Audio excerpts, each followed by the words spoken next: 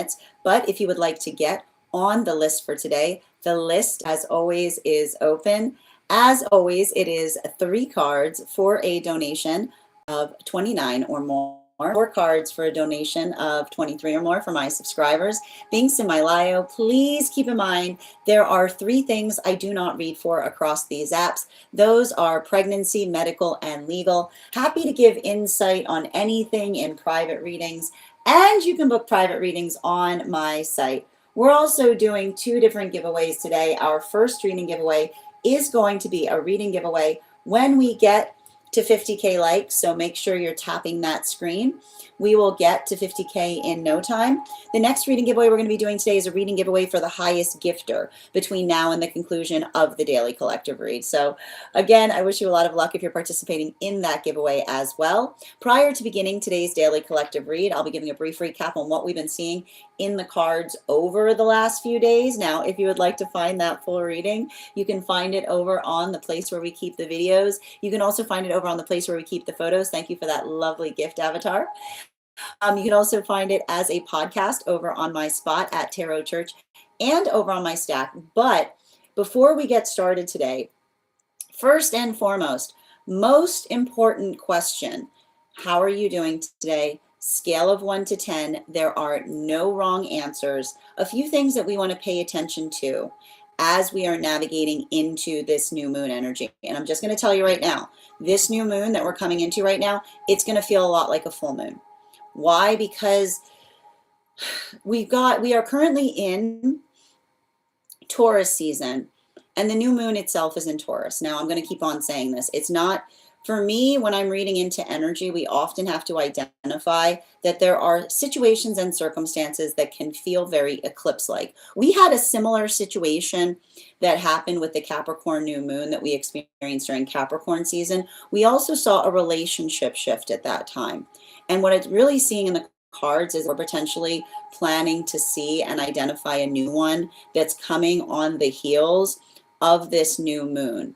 A lot of it is the culmination of the work that we've seen, specifically and particularly for relationship cycles that have been working through the lessons that we identify in the World card of the tarot. And you'll recall that that particular energetic cycle began way back in January when we had that Capricorn new moon that occurred. Now, a lot of the work that I've actually got the card here, I can pull it up. There it is. Oh, sublime. Excellent. So we've got the card here to be able to look at. So one of the things that we like to identify in relationality to working through world card lessons is being able to understand and recognize what consistency and careful expansion brings with it. Okay, this is, I love teaching about the world card. And if you want to find the world class that I taught, you can still find it. It's available for my paid subscribers over on the stack.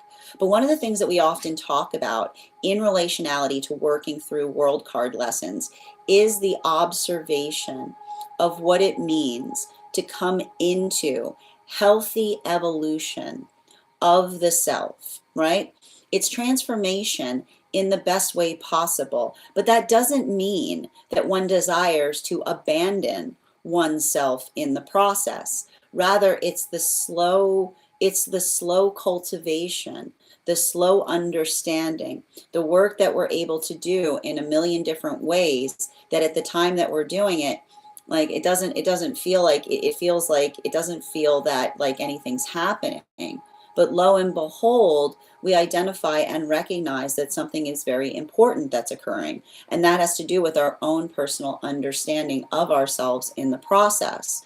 So one of the things that we've been seeing with a lot, I wouldn't be surprised right now, if you're currently either in solitude, working through these lessons, or coming into deeper relationship, in new relationship energy, we're potentially seeing that this is the observation of the recognition and understanding of the adaptability that we're able to bring forth in terms of finding a comfort zone that requires our own ability to step out of one. But that's not, and you have to understand too, that's not one of those giant leaps, right? But often it just feels like the next logical step. So I feel like for a lot of the energy potentially working through this right now, this could be either working through solitude lessons by which one is able to recognize and identify and honor the pathwork that one has come through so far, the ability to recognize and appreciate.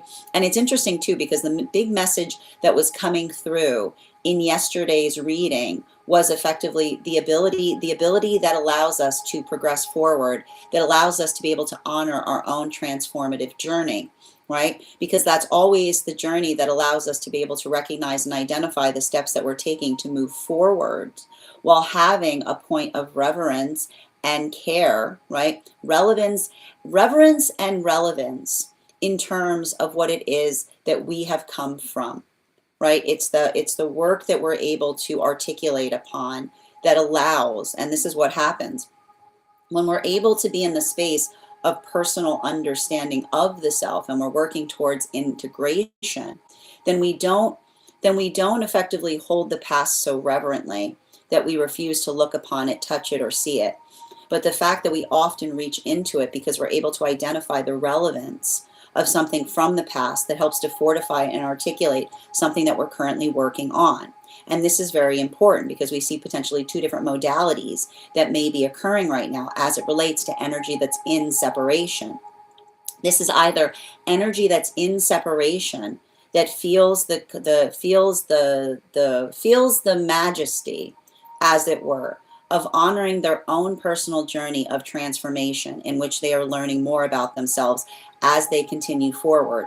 Or we see new relationships. And I want to describe some of these new relationships.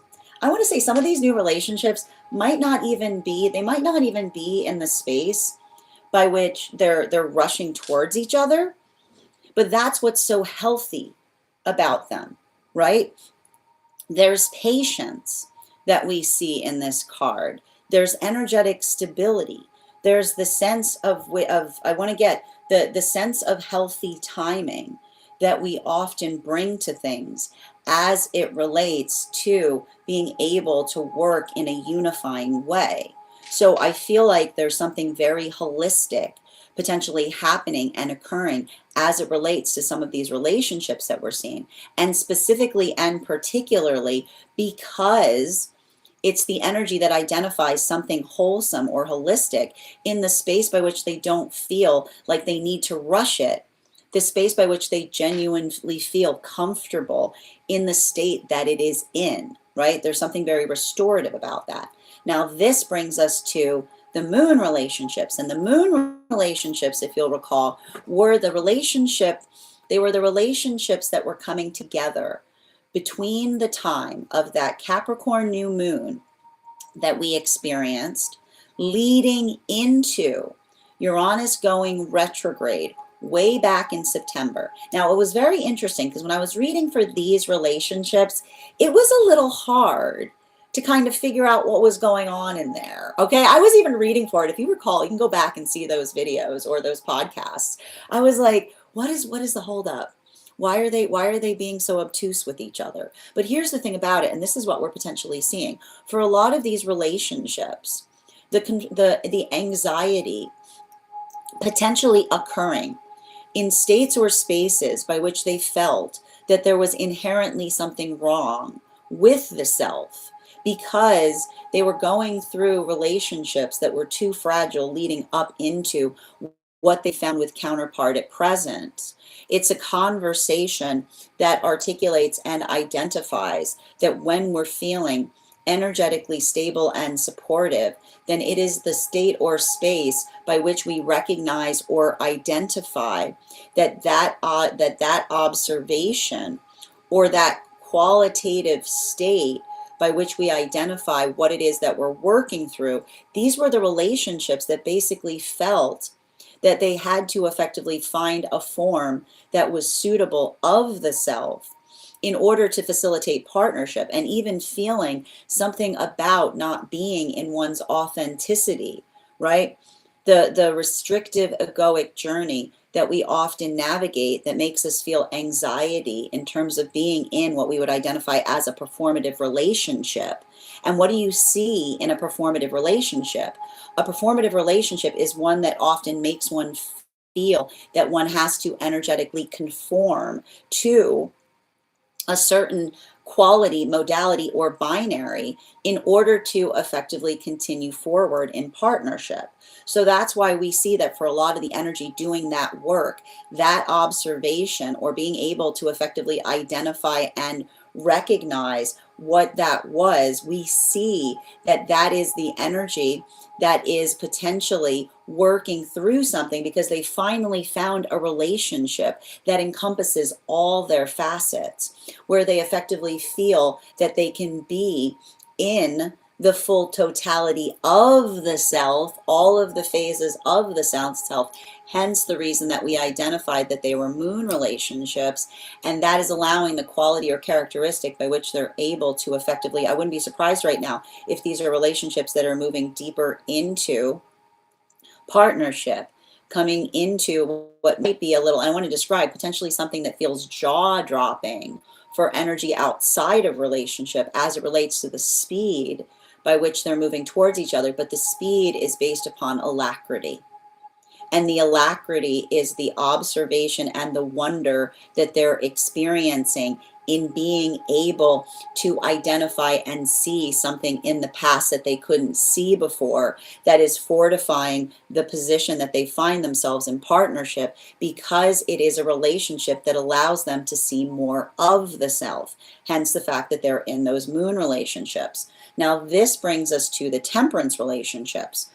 The temperance relationships were coming together between the time of Uranus stationing retrograde that we had way back in September up until the solstice that we experienced this past summer.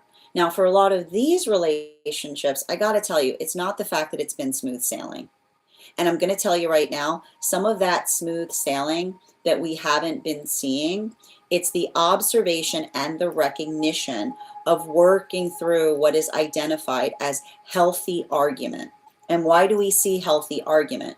Because it's the observation that a healthy relationship is not just a relationship that sticks together when things are good, but understanding that healthy argument is augur.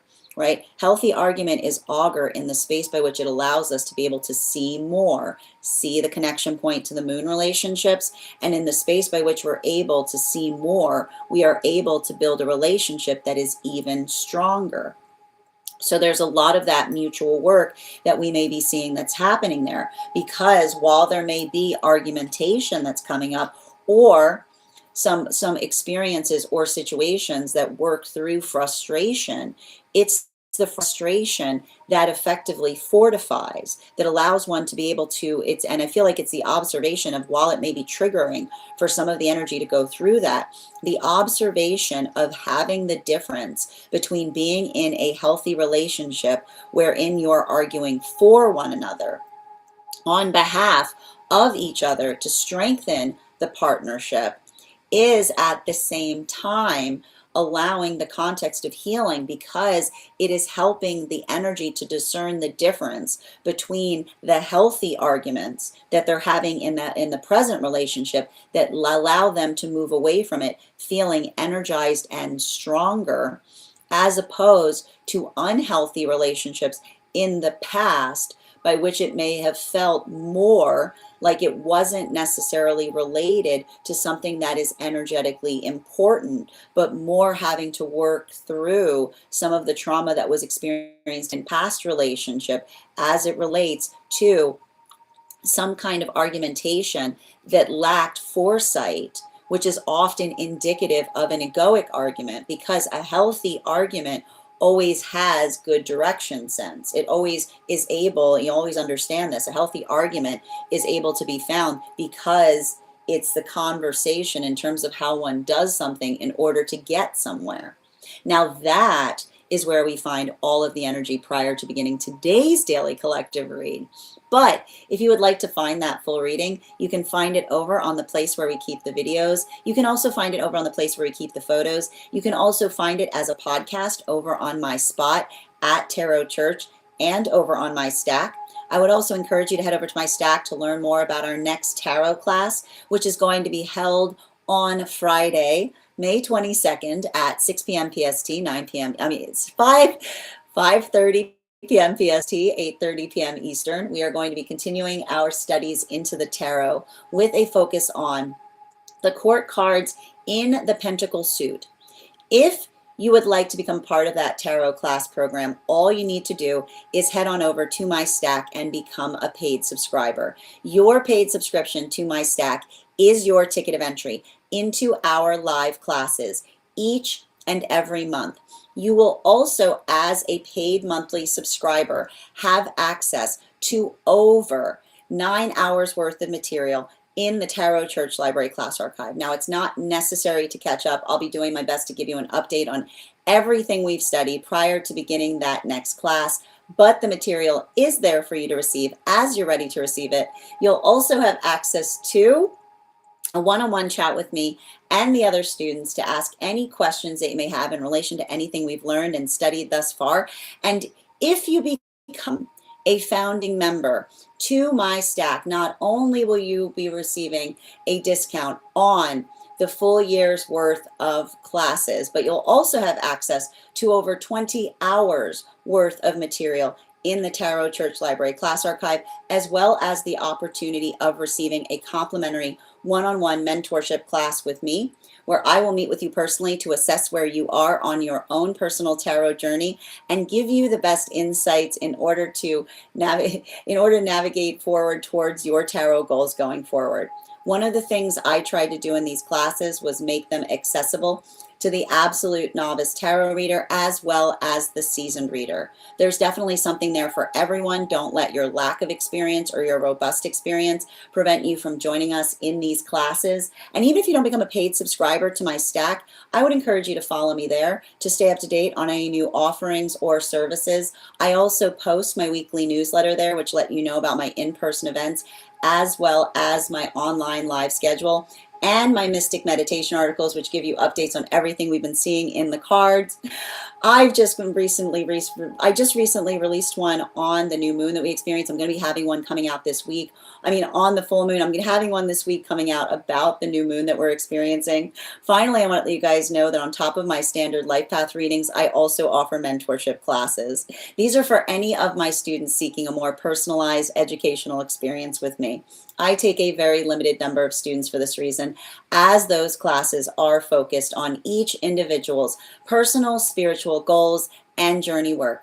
Those classes can be purchased on an individual level or as a monthly class series, weekly or bi-weekly, as your schedule permits. Also, for my students seeking more consistent weekly tarot support, I'm very happy to offer weekly tarot insight packages. That is a package of 4 30-minute readings, again, weekly or bi-weekly, as your schedule permits, so that you can stay more consistent on your personal journey.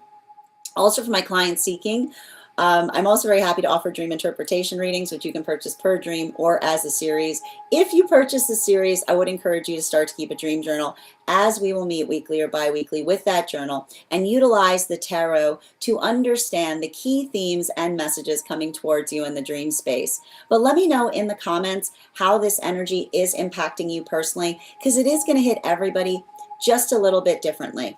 That said, we are going to get started on today's daily collective read in the next few minutes. But if you would like to get on the list for today, the list, as always, is open. As always, it is 3 cards for a donation of 29 or more, 4 cards for a donation of 23 or more for my subscribers.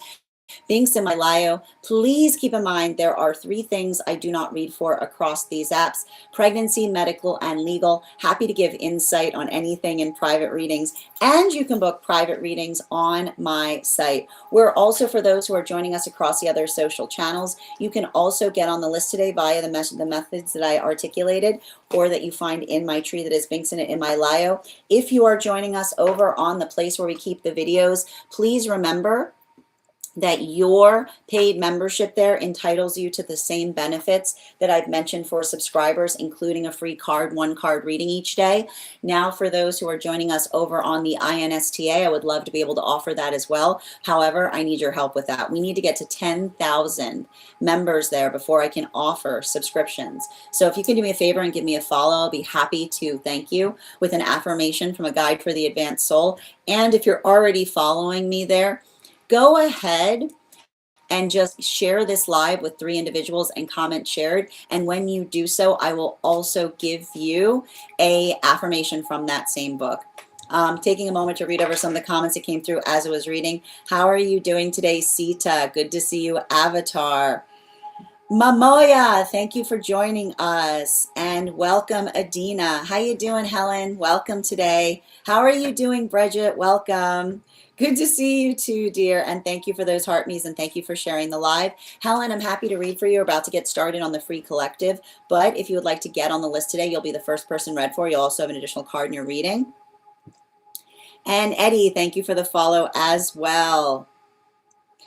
Guys, please remember, this is just your reminder. Don't message people that are promising weird things. We sometimes get spammers in the chat. Thank you, guys. An apology for that person that was able to come in here. No, I don't know what that is, Per. You should post about it in the disco. Absolutely. And thank you as well. I've done everything. Oh, that's amazing, Bridget. Congratulations and grand rising, Adina. Guys, make sure to give Adina some love. Had an absolutely beautiful podcast with Adina about a little over a year ago. You can find it over on their page and over on my stack. I can always, oh, thank you so much, Avatar. I appreciate you. I'm sure that that's not true. I'm sure you have your own sense of style as well. It is very comfy. Thank you so much. As I mentioned, friends, we are going to get started on today's daily collective read in the next few minutes, but if you would like to get on the list for today, the list is open. It is 3 cards for a donation of 29 or more, 4 cards for a donation of 23 or more for my subscribers. Binks in my bio. Please keep in mind there are 3 things I do not read for across these apps: pregnancy, medical, and legal. Happy to get insight on anything in private readings, and you can book private readings on my site.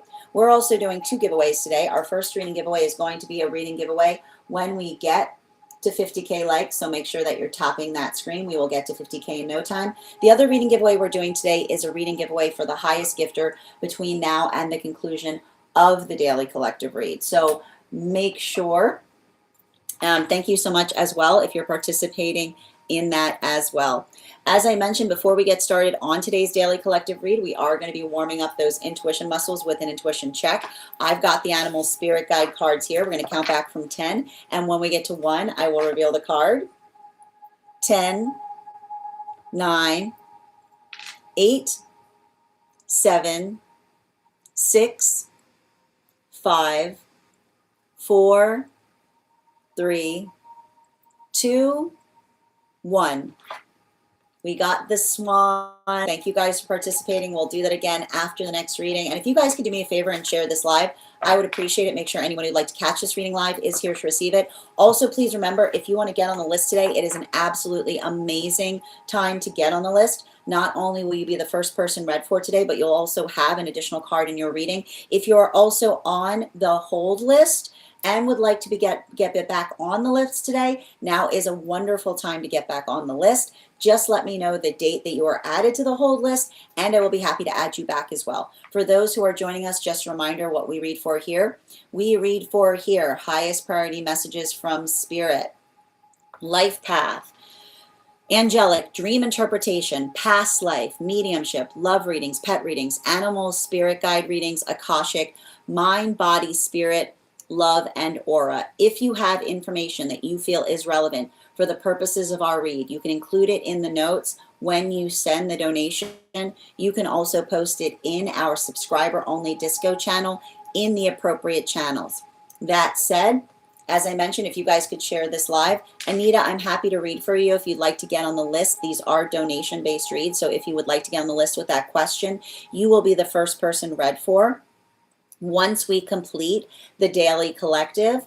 And you'll also have an additional card, because the first person on the list each day, gets and receives an additional card. Good to see you today, Nonbinary. I hope you're having an absolutely beautiful beautiful day. And Anita, thank you so much for the follow. I appreciate you. As I mentioned, friends, we are going to get started. That said, no better time than the present. Why don't we get started? Welcome, everyone. Happy Wednesday. I'm the Grace Strega, and I'm here to give you your daily collective read for today, Wednesday, May 13th, 2026. We are going to be doing a masculine, feminine, non-binary energy update. We are going to be beginning our read today with masculine energy. We're going to be utilizing the Smith-Waite Centennial deck to read into masculine, starting out our masculine, feminine, non-binary energy update. May I please have 3 cards for masculine? 3 cards for masculine, please. What do we have coming through right now? We have the Empress card in its upright, the 9 of Cups in its upright, as well as the Devil card in its reversal. These are some very intriguing cards to see in combination. Let's talk a little bit about what we're seeing here. One of the things that we identify and recognize, and I feel like this is very important in terms of working through, in terms of being able to work through situations and circumstances by which we effectively identify and recognize what it is that we're working to heal through.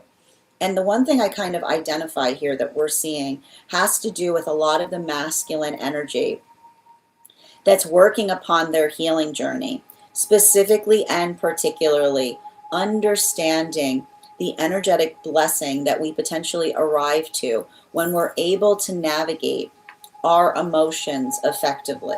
Because when we're in the space by which we are able to, there's something very important to notate as it relates to the silent communication that we create between ourselves as it relates to emotional capacity.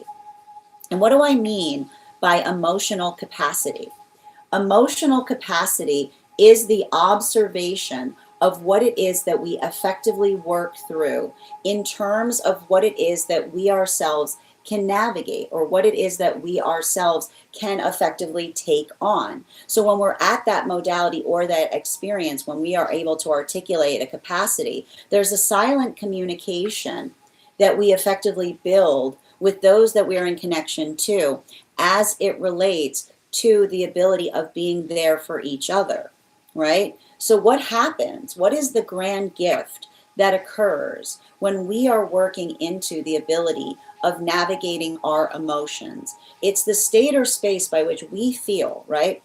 There's the silent meaning beyond the work that we do versus what is communicated to others. So when, for instance, when one is doing the work to understand one's emotions, right? And not in the space by which those emotions feel like they overwhelm, but the space by which they are there. What you're really articulating to another in that moment is the ability to navigate the energetic capacity, right? It's the voluminous gift that you effectively arrive to in the experience of being able to communicate and articulate to another that one has a full comprehension of one's emotions. Because in the same moment that you articulate to another emotional comprehension, the way another person receives that is emotional bandwidth, right? Like that is what's so beautiful about, and this is a lot of the work that we talked about. This is exactly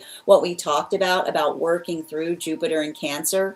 Jupiter and Cancer being the deep understanding of the difference between what something feels like within versus how it's experienced without, right? Like the inside problem and how it's expressed as the outside problem.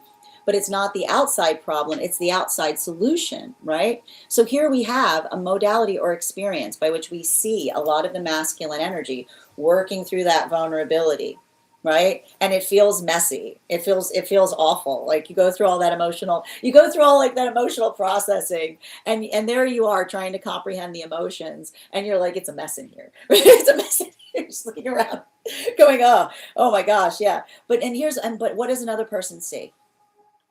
Exquisite. They see exquisite, right? Because why do they see exquisite? Because comprehension of the self, right? It feels like messy work within. It feels like the grossest work within. And what does it feel like? What does it feel like to those who receive it? Exquisiteness, beauty, right? The capacity that one puts to, the sense or space of trying to come into self-understanding, that feels like it's energetically profound, that feels like it is an absolute gift to those around us. So I feel like that's what I see a lot of the masculine working through, that's going through that healing journey, right? Like having one's hands in the muck of the self, that space by which one is trying to identify or articulate how one feels, and you feel like one is struggling as you do so. And what does everyone else see? They see absolute beauty there, because it is the desire to comprehend, which is the ability to understand. And in that understanding is a profound gift to all of those around the self, because it's not the space by which one is overprotective, but the space by which one is energetically working, right? Working to understand and recognize and come into being more. And when we're able to, and that's the most beautiful thing about it, you know, in different languages, we see the word for love is amor, right? Which is more. It says more, give me more. And that's what happens when we work to heal our heart space. That's the beautiful gift that we energetically receive. We look to the universe and we receive, and what do we say back to it? I'd like some more, please, right? I'd like some more love. I'd like some more understanding. I'd like some more to be able to articulate. And in that space, we're able to calibrate our expansion in profound ways, specifically and particularly because we're not demanding, right? We're not demanding that, but we're showing in every moment that we're energetically ready for it.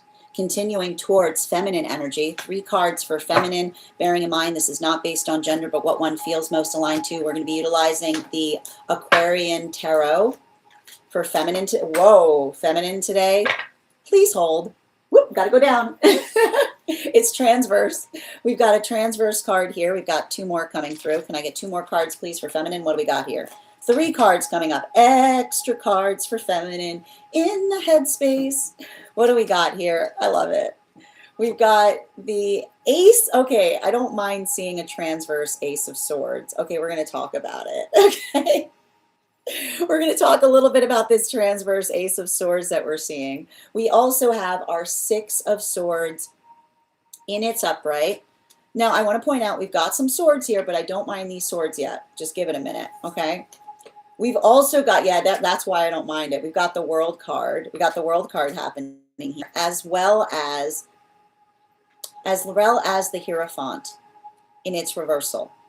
So let's talk a little bit about what we see here, because this is, I want to describe, I know it's going to sound a little weird, but it's this type of energy.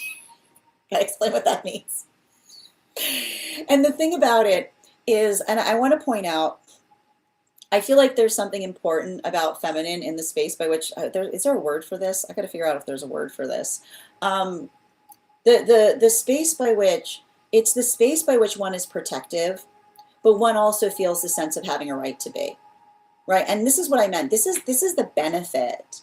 This is the benefit. You see all those planets in Aries. I know everybody, here's the thing about it.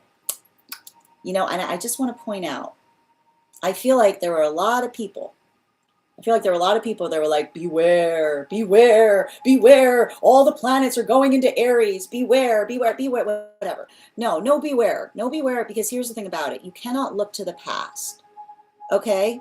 You can't look to past experience to articulate upon what potentially one can expect, because there is something very important that we notice there's something really important that we notice, okay, that's happening right now that's different from other experiences, by which we potentially have had a lot of planets in Aries, and that's Uranus and Gemini.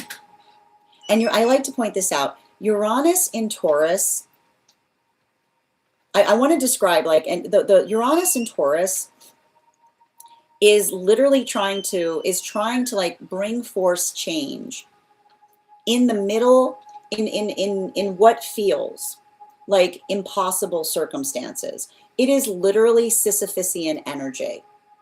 Okay, Uranus in Gemini, like Uranus in Taurus is Sisyphusian energy, which is like you're trying to do something and it's just it's like a lot of that force of effort. And then here you go, you got Uranus in Gemini, which basically is like, what is Uranus in Gemini? Where there's a will, there's a way, right?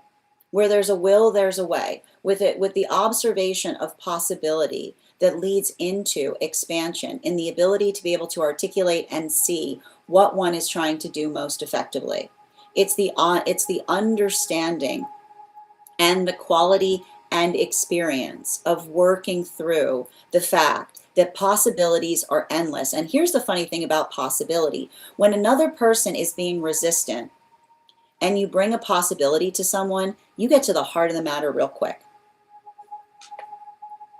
When another person is being, I'm going to say it again for feminine energy that understands the quality and condition of this. When someone is being energetically resistant and you bring the gift of possibility, then you are very quick, right? Very quick to be able to get to the heart of a matter, to the understanding and recognition of what it is that's actually, like, what it is that's actually energetically happening. So I feel like that's something that's very important, because I feel like I feel like a lot of feminine energy that potentially identifies and recognize, and this is why we understand, possibilities are cleansing, right? Because when possibilities cleanse, they show us the difference between someone that articulates a desire to change but does not mean it, right? Someone who articulates a desire to change, but it's just lip service, versus the intention, right? The intention that we bring to things that allow us to be able to see and identify what one is truly, like what one is truly trying to do about something, or what one is truly trying to bring into it. So we see that for a lot of the energy there, that is, like, I keep on seeing and I feel like that's a lot of the energy that's getting better, better at talking about things, because the modality by which they're getting better at talking about things is, right, when your words are blessed, right, and the modality by which you recognize that when you bring possibilities, you bring blessings, then that modality or experience in being able to articulate and identify what one is able to recognize and achieve, I feel like that is a lot of energy that works towards the identification point of, right? I keep on hearing the possibility of the fact that achievements are collective, because it's the modality and the experience by which we effectively work through things. And even in the context by which we effectively work through things, we identify and recognize the state or space of what feels integral towards our own sense of moving towards sanctuary, or the space by which we build into the sense or space of having that same sense of energetic desire towards mutual goals or mutual directions. Now this brings us to non-binary energy, and for non-binary energy right now, we are going to be utilizing, hold on a moment, we're going to be utilizing the Tarot of the Divine right now for non-binary energy. Can I please get 3 cards?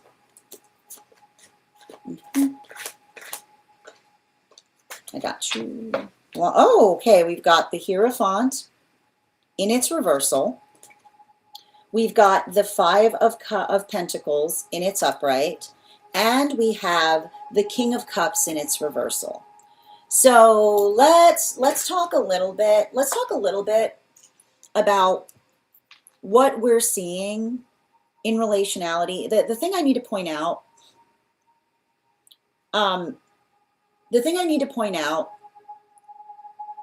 that is often important, particularly for like, I feel like there's something about this type of energy right now for non-binary energy. And the modality by which we often recognize and identify or work through a little bit of this, and I know I have to describe what I mean by that, especially with the cards that I'm seeing here, is the work and observation that we have in terms of recognizing and identifying what it is that we're trying to do. I feel like there's something very important there, because and I want to kind of describe this. There's a hypersensitivity that I'm noticing, and it feels like the best way. And the thing about it is empathy, right? Empathy is a gift. However, empathy can sometimes feel like a debilitating experience, right? Like, let's talk about it. Because, and you have to understand this, the work that we do in terms of being energetically empathetic is the state or space by which we identify, recognize, and define. And it's funny because I was going to say define, but instead I came out with divine. It's the modality by which we understand and it's interesting too, because I feel like it's interesting because masculine energy is thinking about emotional bandwidth, and non-binary energy is building into the miracle of capacity, is what I keep on seeing. And what do we mean by the miracle of capacity? The miracle of capacity is often the space, and this is why we don't assume things, right? We don't assume anything about situations and circumstances, but we effectively, and I like to point this out, we go with the energetic vibration to a certain extent. Because when we identify energetic capacity, it's sometimes the space by which when we are able to understand the full shape of something that we are experiencing, then it calibrates and it refines our own sense of logic, right? That is often the difference between working through, right? Like working through a learning moment versus working through a moment by which we are able to better attune for something that we ourselves are feeling. And so I think that that's really interesting, because the thing about it is there's something about these cards right now that feels closed off, right? And in the same way that I see a little bit of that closed off energy that we see towards feminine, in the feminine space, but I feel like this is the energy that I told you has a complicated relationship to their own trauma, specifically and particularly, because I feel like I see, like, when one does one's shadow work effectively, one can stare one's trauma in the eye, right? And it's not the space by which it effectively bothers you, but it's the space by which you're able to identify what the issue is in a circumstance or experience, right? And so I feel like there's something really important about it, because I feel like there's something about that observe, not absorb, that feels like it's fortifying, but in the same space by which we see a lot of that observe, not absorb, I feel like that's the energy that is often, I keep on seeing, working silently and tenaciously on making things better. and also at the same time identifying the shape or space of those that are mutually invested in that same direction. And that, and I like to point this out because in a way, and I just want to say this to those that are experiencing it, you're allowed to make mistakes on that journey, right? You're allowed to have those moments that often feel confusing because, and you have to understand, and I want you to kind of give yourself this recognition point, right? The space by which we sometimes come into observations, that's wisdom, right? And so I want you to understand, and I feel like in a way, there's something about that energy that articulates and defines upon the preciousness of wisdom, because the preciousness of wisdom is where I'm seeing a lot of that work that's happening, particularly and especially because I feel like that's the state or space by which another person impresses to another, right? Like the observation of working through emotions is such that we work emotions out with each other, because when we work them out with each other, when the work of emotions becomes collaborative, then it effectively helps us see what it is that we need to work on internally versus something that needs to be externally resolved. So I feel like that's a lot of the energy that I feel like that's a long way of saying that there's something I'm seeing there in terms of the energy getting better at utilizing their words to be able to talk about how they're feeling, right? And that's how we heal from the over internalization that often comes from trauma spaces. Continuing to get clarification, moving back to masculine energy. And for masculine energy right now, we're going to be utilizing the Aquarian Tarot for the heart space. 3 cards, please.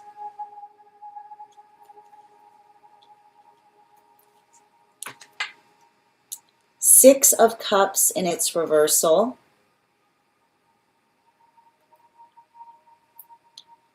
King of Swords in its reversal. Star card in its reversal. Now, I feel like there's something important there in relationality to, I feel like there's something important there that I see in relationality to working through, like masculine energy, working through the capacity of the heart space, right? Because the space by which masculine energy works through the capacity of the heart space is often it's often the observation of identifying and recognizing and bringing empathy to things, right? Because when we bring empathy to things, then when we have somebody, and this is what you'll often notice, and I feel like for a lot of the masculine energy, you get this. When somebody cares about you, they will show you parts of the self that you cannot energetically see, because that is the greatest gift that we give to each other, right? The observation and the understanding of being able to work through the quality and characteristic of being able to become, right? The way we become more fully ourselves is by seeing the parts of ourselves that we can't energetically see, right? It's like, it's like going like this. You know, you can try to crane your neck. You can try to crane your neck, but, and this is what we often talk about in relationality to the observation of the self. And this is why, like, I need to point this out. This is why the ability to move into energetic union, even if that union, like, you don't need to be, right? You don't need to be in union to become in union with yourself, but in some way it can help. Specifically because, right, when we're not in energetic union with others, then we have a harder time not seeing our unobserved tendencies, right? And so that's the beauty, right? That's the beauty of a loving relationship. And you'll notice this. And this is the thing about it. This is often the difference. There's no such thing. I need to point this out. There is no such thing as a loneliness epidemic. But there is such thing as those who do not have the strength to be observed. And if you want to be loved, you have to be ready for observation, because when another person adores you, they're going to observe you. And the modality by which the valuation point of what they bring to you is the gift. It's the sublime gift of partnership. Because imagine a relationship where you become even more of yourself because you have more eyes on the self. It's the modality, it's the beautiful blessing of being in a loving relationship, because it is the divine protection that we find in partnership. But here's the thing you have to understand about about divine protection. Divine protection is not the space, but that is not a silent state, right? Divine protection is not a silent state. It's the space by which we articulate to each other to be able to energetically help one another, right? Like if I saw you about to do something that I knew wasn't in your best interest, then the divine protection is me saying, hey, wait, hey, buddy, hey, buddy, come here. No, no, no, no, no, don't go over there. Like, there you go. Like, there's the divine protection occurring, right? It's the modality by which we're able to effectively shelter each other, but it's not the sheltering by which we obfuscate. It's the sheltering by which we energetically contemplate, right? And this is why, if you want to be the healthiest relationship, you will find will challenge you in ways that are profound and sublime, because it's the modality by which another brings their love to you in the space of energetically protecting you that will allow you to see parts of yourself that you could not see before. And in the modality by which you see parts that you could not see before, there you are getting stronger and stronger every day. There you are getting stronger and stronger every day, because it's the modality. And the only way you get there is if you have the emotional capacity to navigate those experiences, to have the emotional capacity by which one is able to recognize and gestate upon what it is that one receives. Because when one is able to gestate upon what it is one is able to receive, then what happens in the context of it? Sublime growth. Right? That is the pathwork by which strength of the self is found. But you don't get there if you're too deep in your ego. Because what is it? You want to see what it looks like for someone who's too deep in their ego? La la la la la la la. Like that's all you see. There's that person who's deep in their ego and they're like bum bum bum bum, and everybody else is like, it feels great, but what does everybody else see? La la la la la. Like, no, I don't want to hear that. I don't want to hear that. I don't no, I don't, I'm sorry. Like there's somebody deep in their ego going, I'm sorry. I don't listen to anything that isn't indulgent to me. Right? There's that egoic journey that goes, sorry, I abstain, I'm sorry. That's an egoic journey that goes, I'm sorry. No, I'm sorry. I abstain in anything that's not indulgent to me, right? And so this is a lot of the energy of the healed masculine that's learning to tell the difference, right? Continuing to get clarification to feminine. And for feminine, we're going to be utilizing the Tarot of the Divine. 3 cards. We've got here the 3. We got the 3 of Cups in its reversal. The Devil card in its upright. So we've got a little bit of similarity there between the Devil card in its reversal and the Devil card in its upright, and the Hangman in its reverse and in its reversal. What does that say? There's nothing more toxic in feminine's experience than going with the flow. Atrocities happen when feminine energy is more worried about being likable than being able to articulate upon something that's energetically important. And this is feminine energy taking responsibility for it. There's the worst, like this is a lot of the feminine energy that recognizes and identifies that the road to HE double hockey sticks is not paved with good intentions. It's paved with somebody going, well, I didn't want to make a fuss. Oh, that's good. That's good. I'm glad to hear that. Okay, that's nice. You allowed something, you literally allowed something to crash and burn because you didn't want to make a fuss about the fact that you saw that something wasn't going in a positive direction. How great for you. I love that. That's awesome. That must be so great. Right? Like that's not what you like, that is literally, and that's what you see. right? There you see energy, and that's where you understand the toxicity that happens to feminine that goes, you should learn to just be mortified and not say anything. That's how we would like to see you. Because when you see a culture or a space that says to feminine, you should just be more quiet and likable instead of articulating upon something that you see as mortifying, then that is feminine energy. Then that is feminine energy that is literally abandoning the path of wisdom. That's allowing the context or the concept of moving things in the direction of atrocity. Because the direction of atrocity is literally not paved with evil people. It's paved with likable people that are too worried about not being likable to be able to articulate or to speak upon something in the way that is energetically important. And that's what I see a lot of the feminine energy articulating, finding the power of one's words, articulating and defining upon what is energetically important. Because when feminine energy clears their throat, it's the modality of understanding that that is something that is energetically important to notate and recognize. It's the space by which the feminine, and here's the thing about it, if there's something about that articulation, that moves someone further away from you, well, congratulations. There's some protection for you, right? Because that is the work that feminine understands. The superpower of being able to understand that the quality and condition of being feminine is not a tolerance situation. And that those that try to articulate that feminine's expression is tolerance is trying to effectively disempower feminine, because it's not the space by which another person wants to fix something, but tries to say to feminine, you know, you should just get a little stronger by taking it more.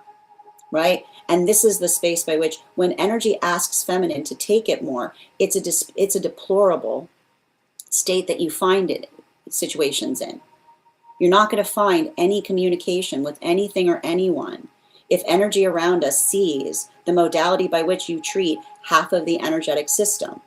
The modality by which one builds into harmony is not through disempowerment.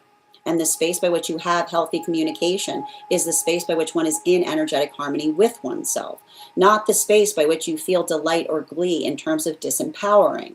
So I keep on seeing that for a lot of the energy doing that work, that observation is a lot of the energy potentially getting their own sense of integrity back. And one gets one's integrity back via the ability to articulate upon the importance and value of things, not describing or discussing the preciousness of one's own personhood, right? And the thing about it that's important about that is when we articulate upon the preciousness of personhood, it's the observation of being able to recognize and identify that the personhood that is energetically precious is the prescience of the collective force, right? Because often the sound of an atrocity occurring is an energetic space of someone being in the egoic state that articulates that they need some kind of special entitlement in relationality to their own state of being. Continuing to get clarification, and I feel like that's really important because I feel like there's a lot of that feminine energy that is articulating upon the valuation of that. And even in the space by which they articulate it, I wouldn't be surprised if there's some of the energy that goes, I don't know what you're talking about, and being like, that's because you have not been well or properly educated upon it. And there's something about that too, which feels very much like feminine that's getting better at having conversations like that. Now, moving back towards non-binary energy, 3 cards for non-binary, and we're going to be utilizing the Smith-Waite Centennial deck for non-binary. What do we have here?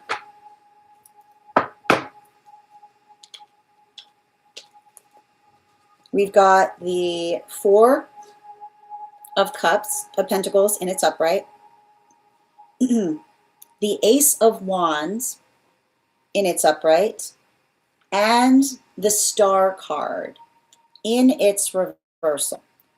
So what are we potentially identifying in relationality to a lot of that? And I want to point out there's something, I want to show you this.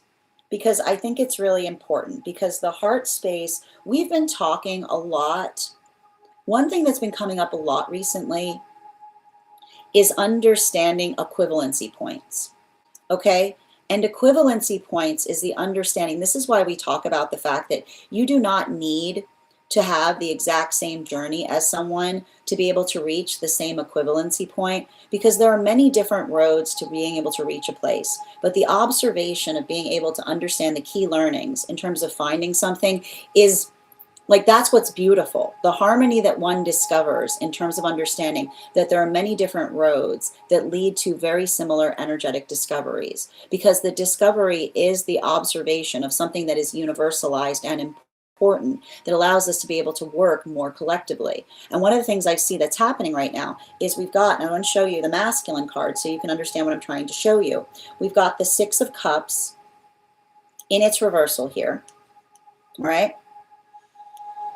We've got the King of Swords in its reversal, and we've got the Star card in its reversal. So these are the cards that we see that were in masculine space. Now let's take a look. Let's take a look at what we're defining and recognizing in non-binary space. The Four of Pentacles in its upright carries some very similar meanings to a Six of Cups in its reversal.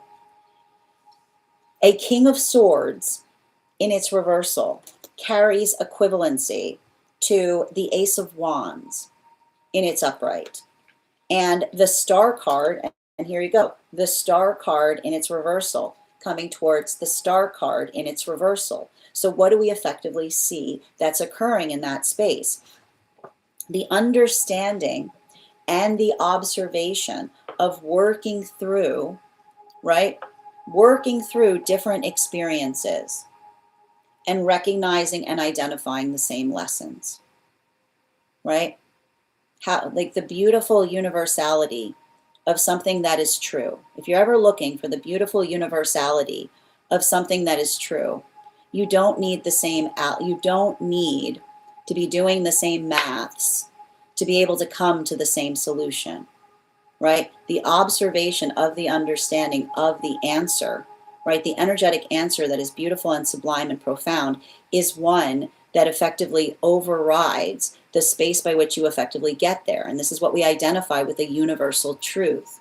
A universal truth becomes miraculous because it defies the logic of identifying and recognizing what it takes that gets you to the same place, right? Many roads, same truth hanging out there. So we see that that's a lot of the energy that potentially, right, that identifies and recognizes the signification point in being able to effectively articulate and identify the valuation and the understanding of being able to, like, I feel like there's something important there about the energy recognizing the beauty of collectivity.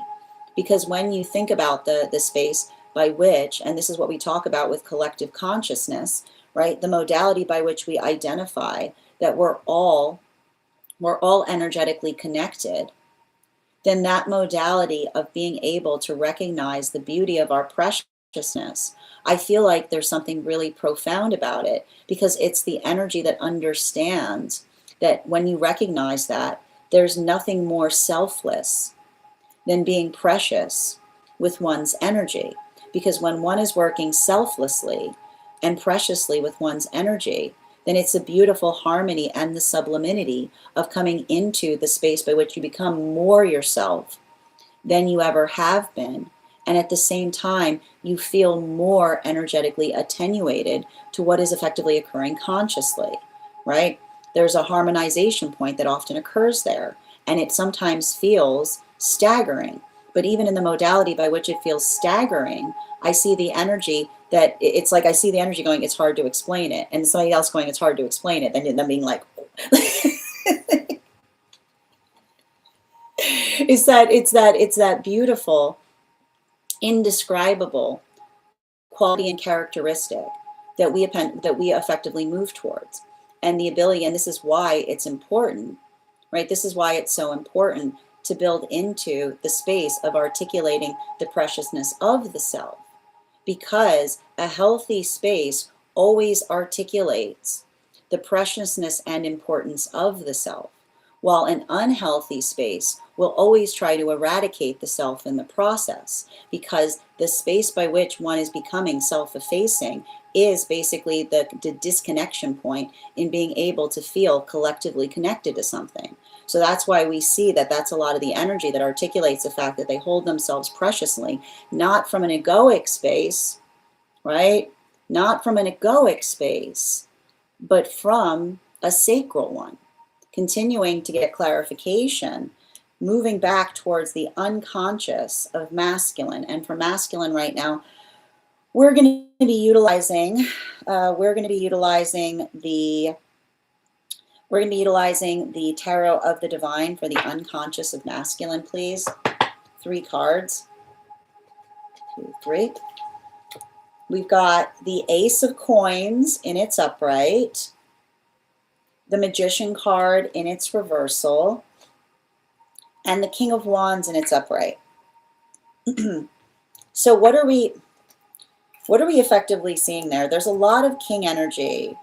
There's a lot of king energy right now in the masculine space. Again, bearing in mind this is not based on gender, but what one feels most aligned to. Because the one thing that we want to identify is having to do with the observation and the understanding of working through, and the best way I can describe this is working through the, this is like, it's really interesting the way I have to explain this. The way that we understand is by asking questions, right? And you'll often notice this, the way you can usually see, the way that you usually see someone that's deep within their egoic journey is that they stop asking questions, right? Have you ever noticed that? That the journey of being deep within one's ego, you stop having a sense of curiosity in relationality to what is surrounding the self or what is before the self. It's the ego is a demanding place, which is the demanding is the space by which another is particularly always trying to feed it, right? It's always you'll always recognize the ego because the ego always wants things. And here's the thing about it. It's not that wanting things is positive or negative, but when we're in a healthy space, we want the best things possible because we can explain why we energetically want them, right? It's the modality and the experience that feels like it's energetically fortified, specifically and particularly because it's the sense or the space by which we're able to identify why something is energetically valuable and important. And this is the thing about it. Those who are deep in their ego are often desensitized. And when one is deep in the ego, it's that inability to identify sensitivity.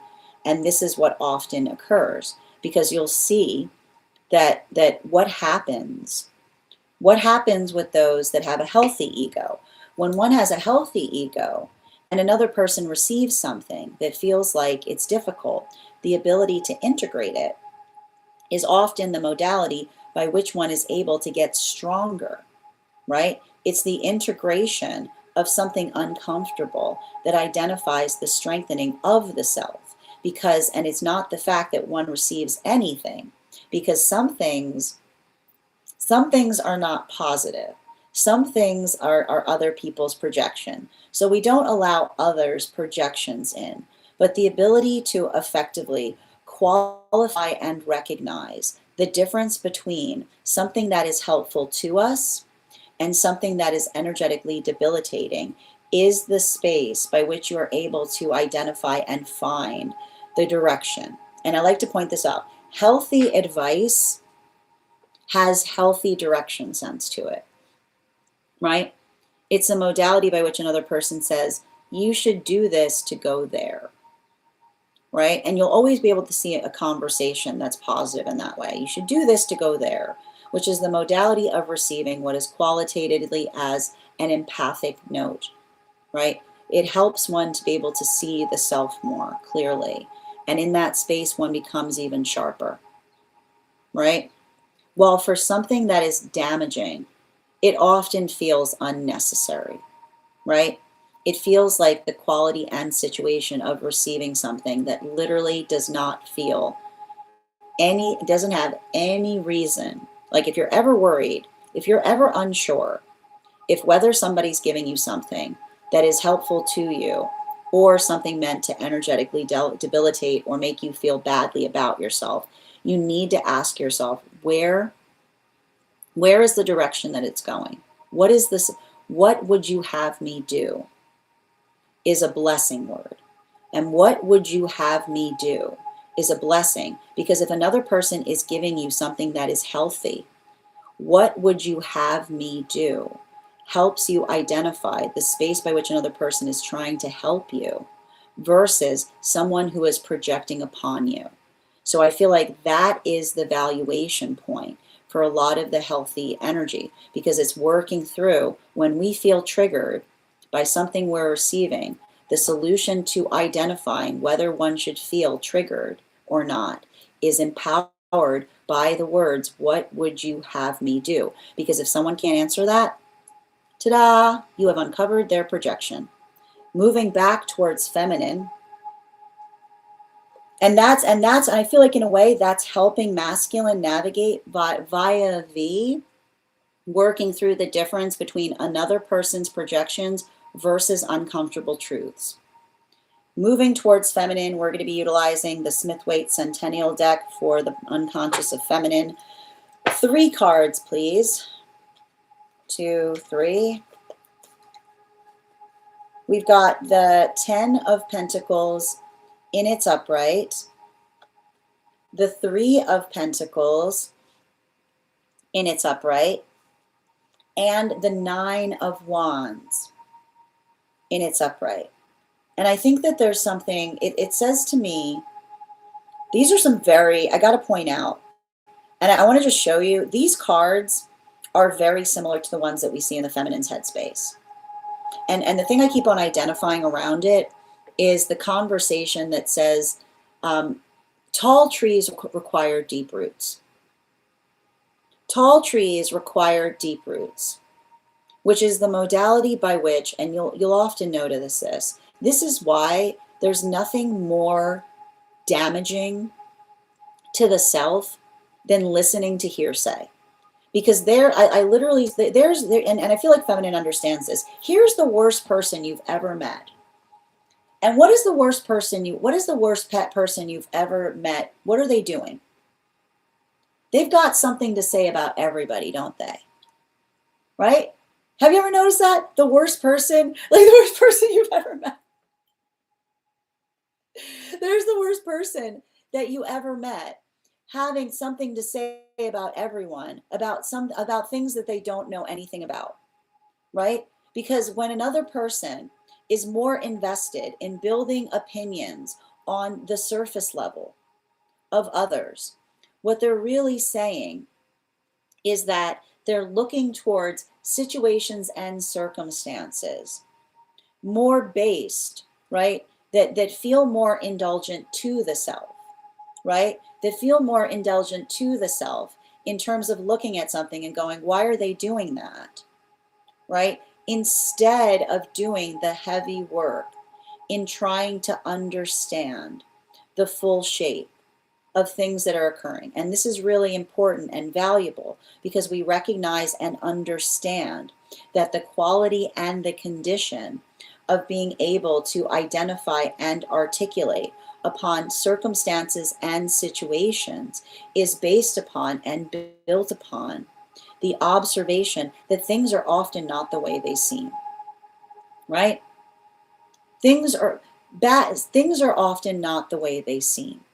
And when we understand that, then when we experience things as a first blush, right, we don't build our opinions on those outside things, right? Because that's where the ego resides. The ego resides in the outside appearances of things, the fabrication, if you will. So when we're working on dismantling, right? Healthy dismantling is how one builds a strong ego. And the space by which you understand that does not require the ego to be shed entirely, but the modality by which one looks at the ego and goes, do I really need this? Do I really need this? Is this valuable and important? Because that's how the ego becomes sublime. The ego becomes sublime when it becomes streamlined. And so I feel like that's a lot of the energy that not only trying to do that, but is articulating more, right? I keep on seeing speaking more about I feel like the modality about working into the context of understanding the quality and nature of a healthy direction is often the ability of trying to understand the full breadth, right? The full breadth of what is energetically happening. And so I feel like there's something about that where feminine is taking full breadth approaches to things, which is, and this is often what happens, because when you recognize, and this is the thing you notice, when you notice a lot of negativity, when you notice a lot of negativity floating around someone, right? The work that we do is to understand that if that negativity is based upon the person, the individual themselves, or the full breadth of what it is that they themselves are having to experience or navigate through as they try to come into their best version of self. And this is why I feel like there's a lot of that energy that works through, like I almost feel like I keep on saying it's the energy that works through something, because it's the observation of understanding that when we work through energetic distaste, then it's not it's the quality and understanding what feels different to us versus what feels significant through us. So I've got a lot of that energy that is potentially, I feel like it's, in a way, it almost feels very much like it's educating, but it's educating in the best way possible, because the education that I potentially identify there has to do with educating in terms of unlearning, right? It's educating in terms of unlearning systems and circumstances that tried to deliver judgment based on appearances, based on surface level appearances, versus doing the important work of understanding what it means when one is truly trying to find a sense of healthy balance, right?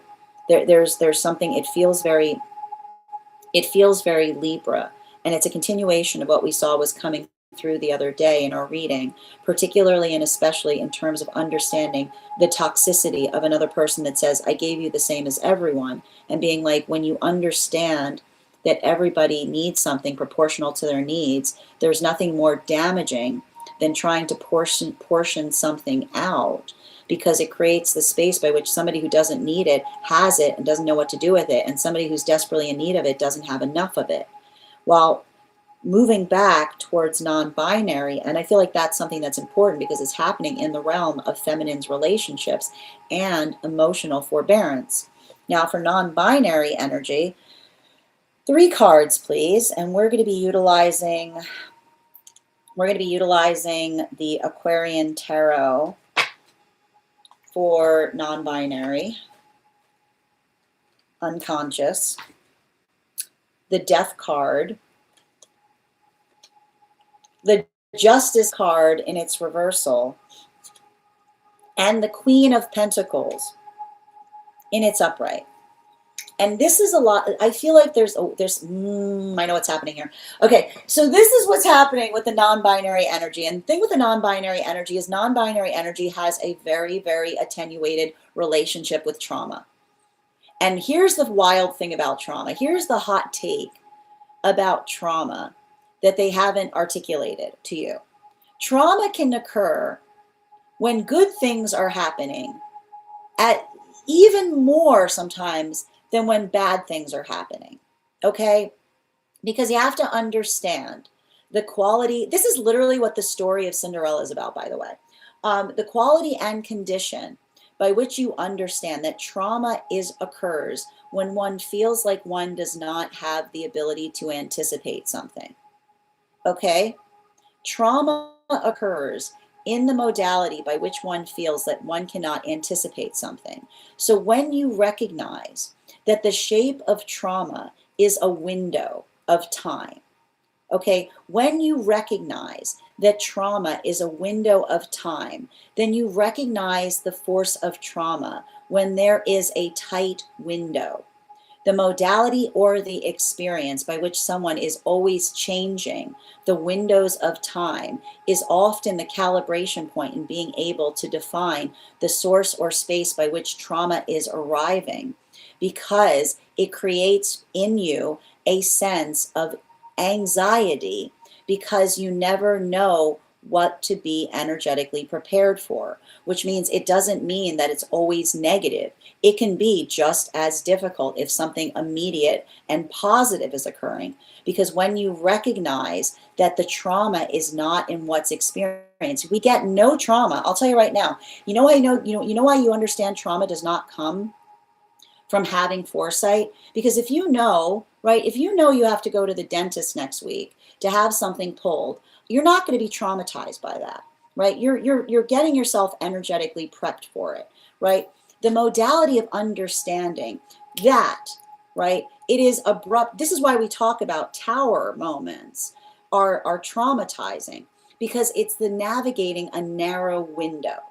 And when you think about the fact that trauma, that whatever's traumatizing you is the energy that only gives you not even a narrow window, but a fluctuating window, then you pay more attention to what the source of trauma is in one's own experience. And so I feel like that's a lot of the energy that potentially articulates and recognizes that what is healthy is the modality and the experience. What is healthy is something that has foresight, right? Health comes in being able to see the horizon point. And trauma is all of those things that come up between, good or negative. And when you understand that, then you allow yourself to understand. You don't get hard on yourself for feeling upset, even if it feels like something positive is occurring, because you're understanding that even in that space, something positive can be happening that is traumatizing, because there isn't enough of an energetic window to be able to energetically prepare. And the modality by which one is able to, again, effectively move through things, right? The ability by which one is able to move through things is the space by which you're not feeling like you constantly have to like recalibrate. So that's a lot of the energy that is very attentive to that modality. And even in the space by which they're doing it, it's the observation of being able to recognize the forces that feel like they're around that are energetically empowering, versus the situations and circumstances that feel like they're inherently created to be destabilizing. Now, moving back towards unconscious bottom of the deck messages for masculine.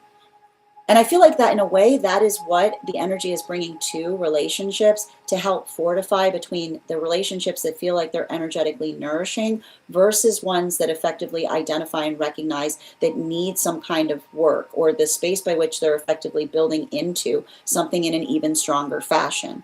Bottom of the deck for masculine right now, we have, we're going to be utilizing the Tarot of the Divine, the Nine of Swords in its reversal. So what are we effectively identifying with the Nine of Swords in its reversal? The Nine of Swords in its reversal, articulate and identify upon. This is a lot of, I feel like this is a lot of the healthy masculine. Again, bearing in mind, this is not based on gender, but what one feels most aligned to. Working through the observation of being able, and this is beautiful, and this is the thing about it, this is the thing, I adore Uranus and Gemini, because Uranus and Gemini helps us be able to discern the difference between something that is actually energetically supportive versus something that's not, right? And so 9 of Swords in its reversal is a continuation of what I articulated upon the space of receiving feedback. And here's the thing about it. Feedback is helpful so long as there is a healthy direction applied to feedback, right? If you do this, this is where it can go, right? This is the modality by which we're able to effectively attenuate. And that's why we have to work through the ego, because sometimes, and this is the thing you'll notice, sometimes when you receive feedback, you don't like it, right? It's hard, right? But then again, if you're in a good space, you sit on it for a minute and you're like, it's fair, right? It's fair. Because it helps you see something. And you have to understand, this is why we don't get visceral. This is why we don't get visceral when we first receive something, right? Because when you get visceral, right, and we've all been there, when you have a visceral reaction to someone helping you, well, guess what? You're basically building a force field around you where energy is too afraid to tell you anything. Right? Because there it is, somebody's trying to help you, and there you are having visceral reactions to energy helping you. Doesn't make someone inclined to want to help you. So that is the energy that I feel like that's the energy that's working through, and this is a hard part about it, working through visceral, right? Becomes ventricle. Visceral becomes ventricle, because the modality by which we're able to immediately feel something is the modality by which we allow ourselves a beat. We allow ourselves a beat before we react. And then there it is. Oh, I see it now too. Right? Like, and sometimes we don't. Sometimes we go like, oh, you know what? I actually, no. And the way we effectively fortify that is, what would you have me do? What would you have me do? Right? And the way we work through visceral is combining the way we feel with what would you have me do, to be able to identify and recognize whether something is difficult but still good for you. While for feminine energy, bottom of the deck, and we're going to be utilizing the Aquarian Tarot for feminine, 4 of Swords in its reversal. And this is the thing about it. Feminine, I feel like I see, here's the thing about it. Feminine is working through the experience of having to navigate, right? When you have feminine in a space by which feminine has recognized that the sound of trauma, the sound of trauma happening to feminine is someone having a visceral reaction to the word no, then you have seen the violence that's inherent in a culture. Okay? When you have recognized the literally, when you have to be able to point to a whole energetic system and say, tell me the greatest trauma that ever occurred to you. And feminine says, well, I had the audacity of saying no, and I've never recovered because someone didn't like that. Then you see how energetically and this is the worst part about it. Some of it coming from feminine energy itself. Some of it coming from feminine energy to feminine energy. Explain it. Because that's what we see in terms of feminine disempowering feminine. Because when feminine is overly likable, when feminine is worried and tries to articulate to all feminine energy that likability is the priority, then feminine becomes the violence inherent towards feminine. Because it's a modality of the feminine that takes other people's no's with a sense of audacity instead of the understanding of capacity. And that's not to say that there aren't modalities and experiences by which Feminine works through things, but no's don't hurt each other. No's don't hurt each other. But the space by which another feminine would have the modality of saying, I hate that person. And you go, really? Can you please explain to me what they said no to me once? What is wrong? Or like, it's like, oh, okay. So again, being, and that means that person going, I'm angry at them because they don't prioritize likability. I am angry at that person because, and basically saying, I'm angry at that person because they're not diluting their feminine energy enough. And feminine energy should not be diluting feminine energy. Feminine energy should hold each other up, not push each other down in the modality by which they're worried about, the likability. Because when you understand your energy is precious, then you don't feel you need to prove yourself to anybody. You just get the joy of being in a state of being a divine being. And I feel like that's a lot of the feminine energy that works through experiences. But this is why it's so hard for feminine, because feminine is literally afraid to say no. Because, and if feminine's afraid to say no, whose fault is that? Whose fault is that? Because this is why we have to move away from passive aggressiveness. Because the modality by which we honor each other is the space by which we understand love is honoring each other's choices, regardless of how they affect us. The modality by which we honor each other is the space by which we can honor a choice and celebrate and continue through in the space by which we're able to do something even better. So I feel like that's a lot of the feminine that is working through that. And even in the space of it, it's almost, I feel like it's feminine energy working into the accountability that is energetically necessary in order to effectively carry the shape of healing. This, and that is something that is articulated in conversations, because you'll often see feminine that is further traumatized after they're traumatized, and somebody saying, well, why didn't you say no? And the feminine saying, I was literally afraid to, right?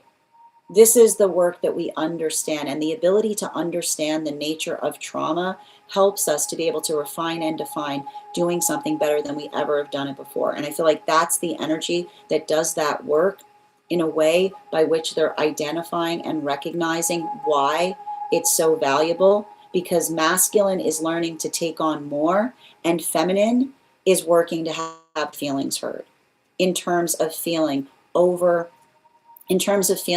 like they have to carry the weight of others entirely on their own shoulders. While for non-binary energy, bottom of the deck, and we're going to be utilizing the Smith-Waite Centennial deck for the bottom of the deck of non-binary. Yeah, Knight of Pentacles, right? It's trauma. Trauma does not happen from good things or bad things. Like, this is what the tarot teaches us. It's about the speed. It's about the speed. It's a sharp curve that another person tries to put in one's own experience. And when you think about the fact that traumas are sharp curves, then you get very attenuated in being able to see the force of trauma in one's experience, because trauma isn't articulated upon good or bad. Good and bad are qualitative. Preparation makes everything navigable. Trauma is the narrow window that we're given in order to try to do something. So the modality by which we recognize and identify that, we see that that is the energy that potentially effectively identifies it. And I keep on seeing it's the energy that effectively recognizes it, because here's the thing about it, right? Trauma becomes less traumatizing when you understand the nature of it, because you're able to identify because what do you effectively do? You ask a question.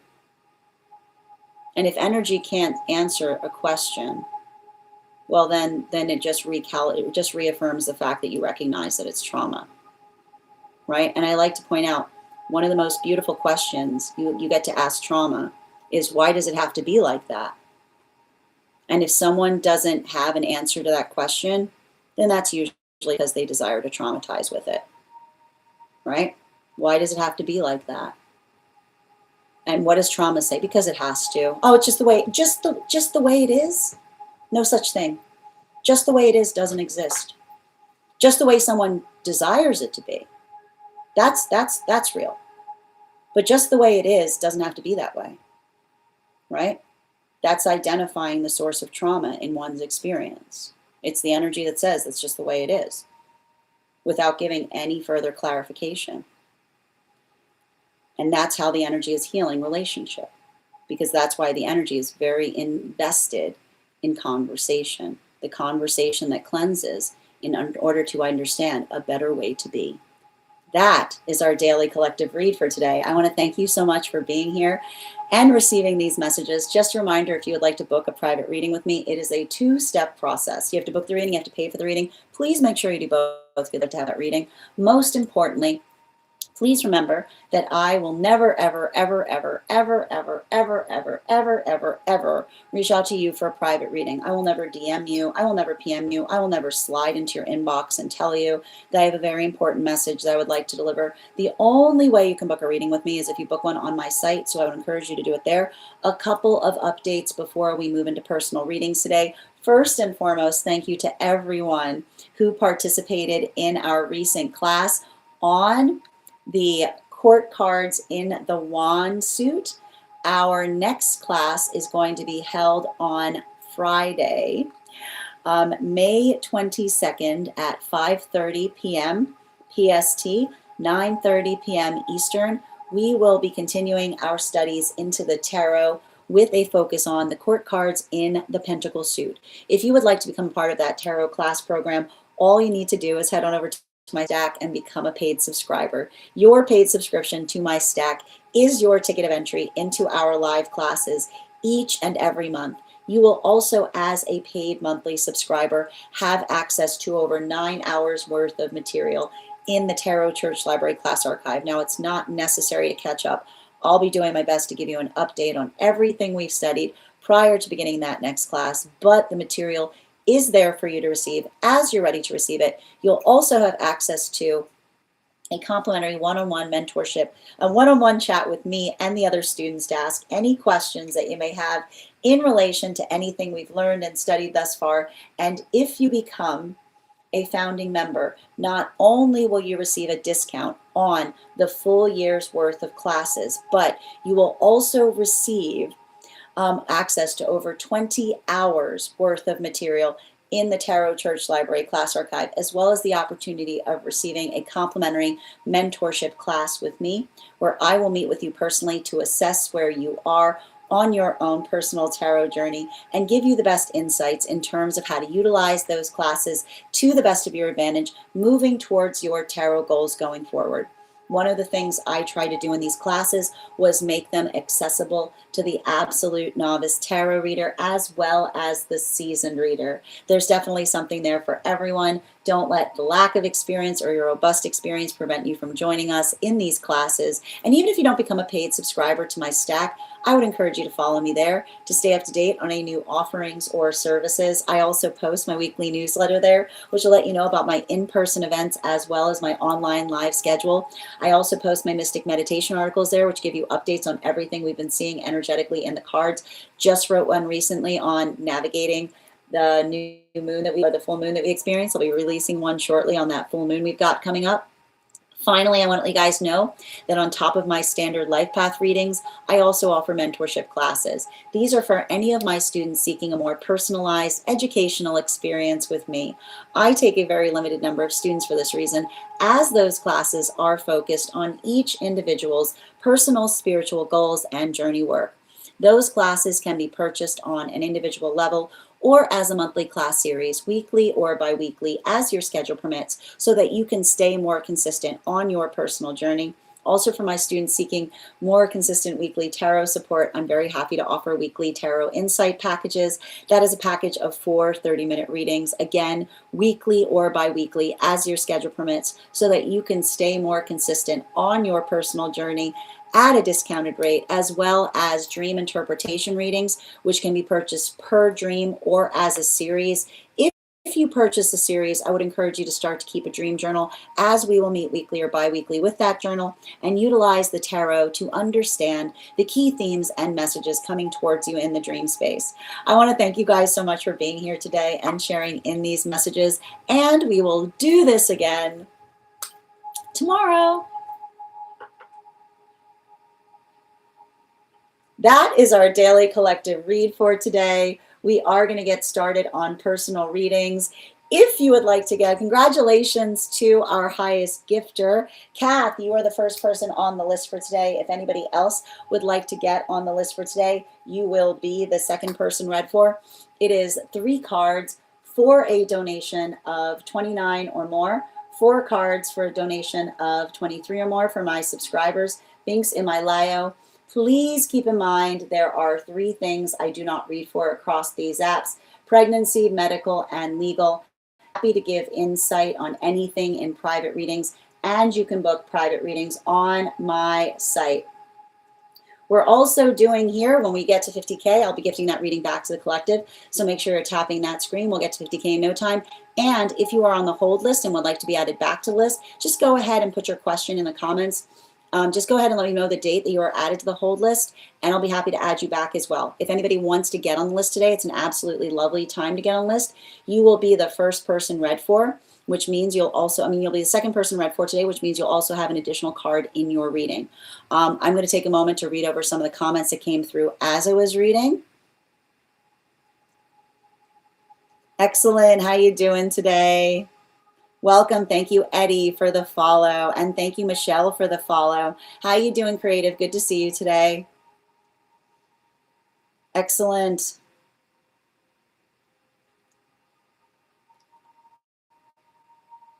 And thank you as well. Thank you for the compliment, Bridget. Grand Rising, Adina.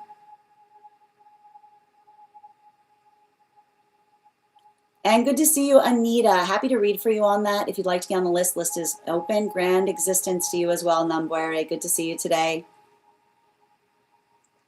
And for those who are joining us across the other apps, you can also get on the list today by my tree that has links in it in my bio. Please remember, if you're joining us over on the place where we keep the videos, your paid membership there entitle you to the same benefits that I've articulated for those who are on the Clock app. I would like to be able to offer that over on the place where we keep the photos. I need your help with that, friends. So if you are joining me there, if you're already following me, go ahead and make sure to share this live with 3 individuals and comment shared in the comments, and I'll be happy to give you an affirmation from a guide for the advanced soul.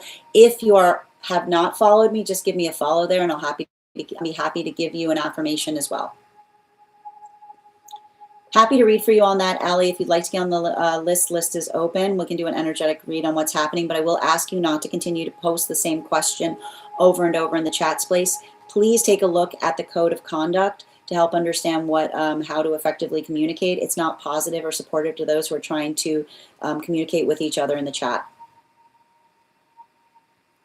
I've never heard anyone claim that I have a Wyoming accent. That's very interesting. It's not. Hi there, Unique. Good to see you. And Nonbinary. Yeah, the Sisyphusian energy. I need a spelling. Yep, Sisyphus. And MC, thank you for the follow. Grand Rising Mini. How you doing today, Kath? Good to see you. Excellent.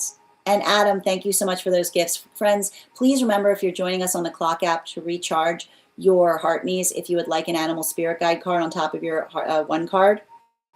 To sign up for a reading, Mendy, all you do is send the donation via my tree that has links in it in my bio. It's 3 cards for a donation of $29 or more for non-subscribers. How you doing today, FDR? Sublime Growth, tap to claim, Adam. And VT, you're so welcome. Maria, thank you for the follow.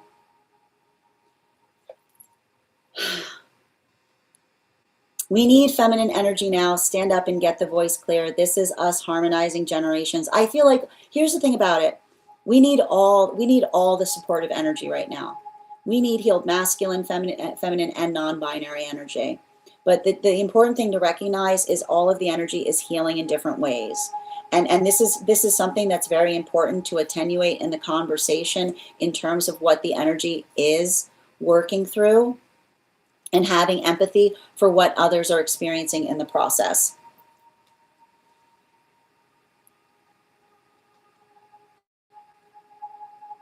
Not everything we get from others always means something useful. Well, I mean, that's the thing that we effectively identify, JC. But this is how, right? This is how we identify whether another person's intentions are best in terms of it, in terms of what it is they're trying to deliver to us. How you doing today, Mia? And thank you for reposting, Nicole. I mean, like I want to point, like I want to be very conscientious, JC. I'm really I want to be, it's very important to notice the difference between bad vibes is subjective, because it's like when you say bad vibes, we have to, like, even in that requires deeper investigation as to what one is experiencing and why one feels that way about it. Thank you as well, Avatar. NC, thank you for the follow. The list is open for readings desire. I will also point out the message today, for those who are joining us over the stack, the message today was apparently so intense that it broke the stack. Okay. I will have that up later today. My apologies to anybody. I apologize to anybody who was trying to join us on the stack to have that message, but rest assured it is up on the other spaces today. If there was something about, if there was some kind of issue or difficulty in terms of being able, in terms of that being able to be worked through over there. Well, and I want to point this out, right? Like the space by which we recognize and identify, there's nothing that we should be, the best way to describe if what you're experiencing is jealousy is in the modality by which you feel anger towards something, but you can't articulate why, right? Like, this is the hard thing about it. We have to be very conscientious to recognize jealousy within the self, because nobody, and this is the important thing to identify, nobody is inured to that, right? We all work through things in different ways. And the way that we effectively work through things is by being able to recognize and identify what it is that we're trying to do more, right?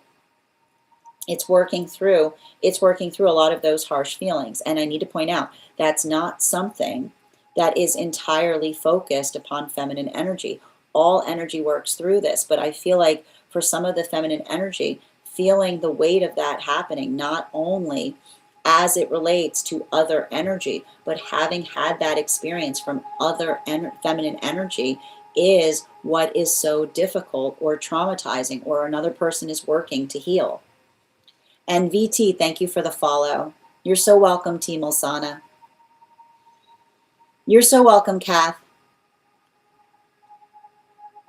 Avatar, I can check that for you right now. Just bear with me 1 second. The date on it, you said, hold on a minute, let me just confirm.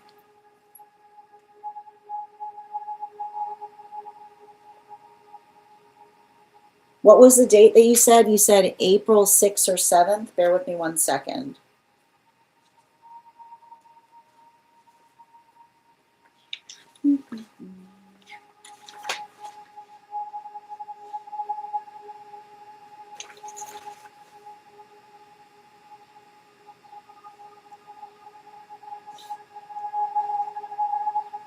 I'm seeing, Avatar, I see that you got the high gifter on the 5th, but I have it marked off. And I'm not seeing it on the 7th. I'm happy if you can isolate or secure the date of it. I'm happy to read for you, but I need to know the, oh, wait, I got you. I've got you winning the 50K on May, not April. You say, why you say April? I got you winning the 50K on May 6th. Oh, it's all right. You're just 30 days. You were just 30 days. It's just 30 days off. It's okay. It's fine. All right. You want that? You're lucky I keep copious notes. Okay. I got you, dear. All right, we've got you on the list as well. You'll be the second person read for today. If anybody else wants to get on the list today, you'll be the third person read for. It's okay. All right, we're going to get to it. The first person that we're reading for right now, and just a reminder, if anybody else wants to get on the list, It's an absolutely lovely time to get on the list. You will be the third person read for. 3 cards for a donation of 29 or more. 4 cards for a donation of 23 or more for my subscribers. Links in my bio. Please keep in mind, there are 3 things I do not read for across these apps: pregnancy, medical, and legal.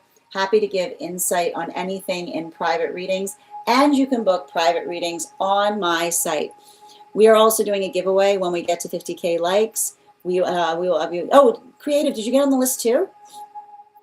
I'll add you right now. Can you just give me the initials on where you sent the donation?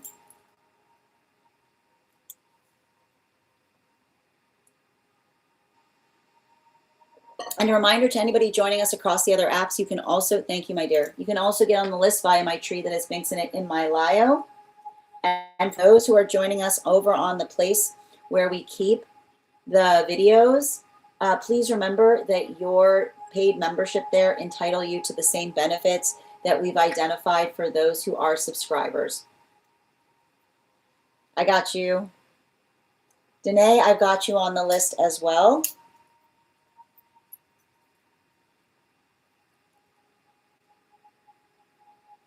All right, and if anybody else wants to get on the list right now, you will be the 4th person read for. If you guys would like to see today's full spread, I will also have it up on the stack later today when we post the reading. In the meantime, the first person we're reading for today is Kath. Kath, thank you so much for those beautiful gifts during the live. Can you let me know if we're doing a general reading or if you have a specific question you would like me to answer? I got you. All right. Before we continue, though, let's warm up those intuition muscles with an intuition check. We're going to be doing an energetic read on a connection from the past for Kath. But before we continue right now, I've got the animal spirit guide card here. We're going to count back from 10. And when we get to 1, I will reveal the card.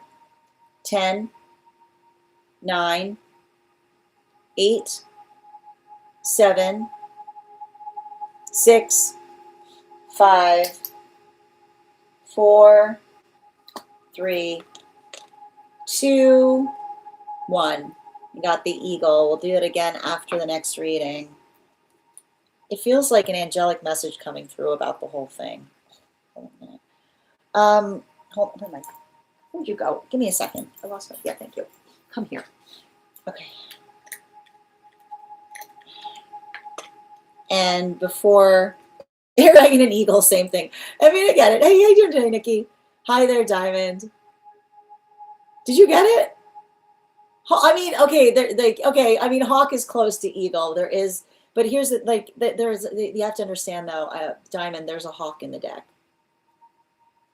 I know, there's a hawk in the deck. It's close.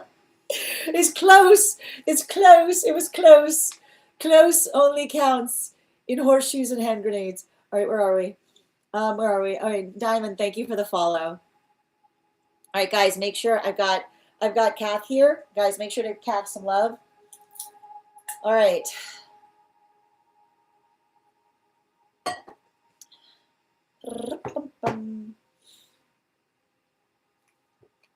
Why, Kath, why am I annoyed at this reading before I've even started? Like, I don't, why,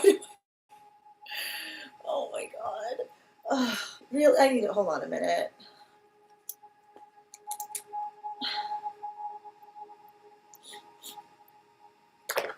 Oh my goodness, all right. No. Speaking of yeah, oh my gosh.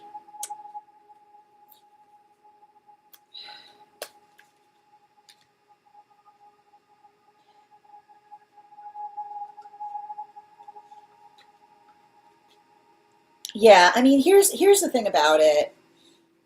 I mean, the thing you have to recognize is you cannot have, you cannot have a stable relationship with someone who is enamored with their own volatility.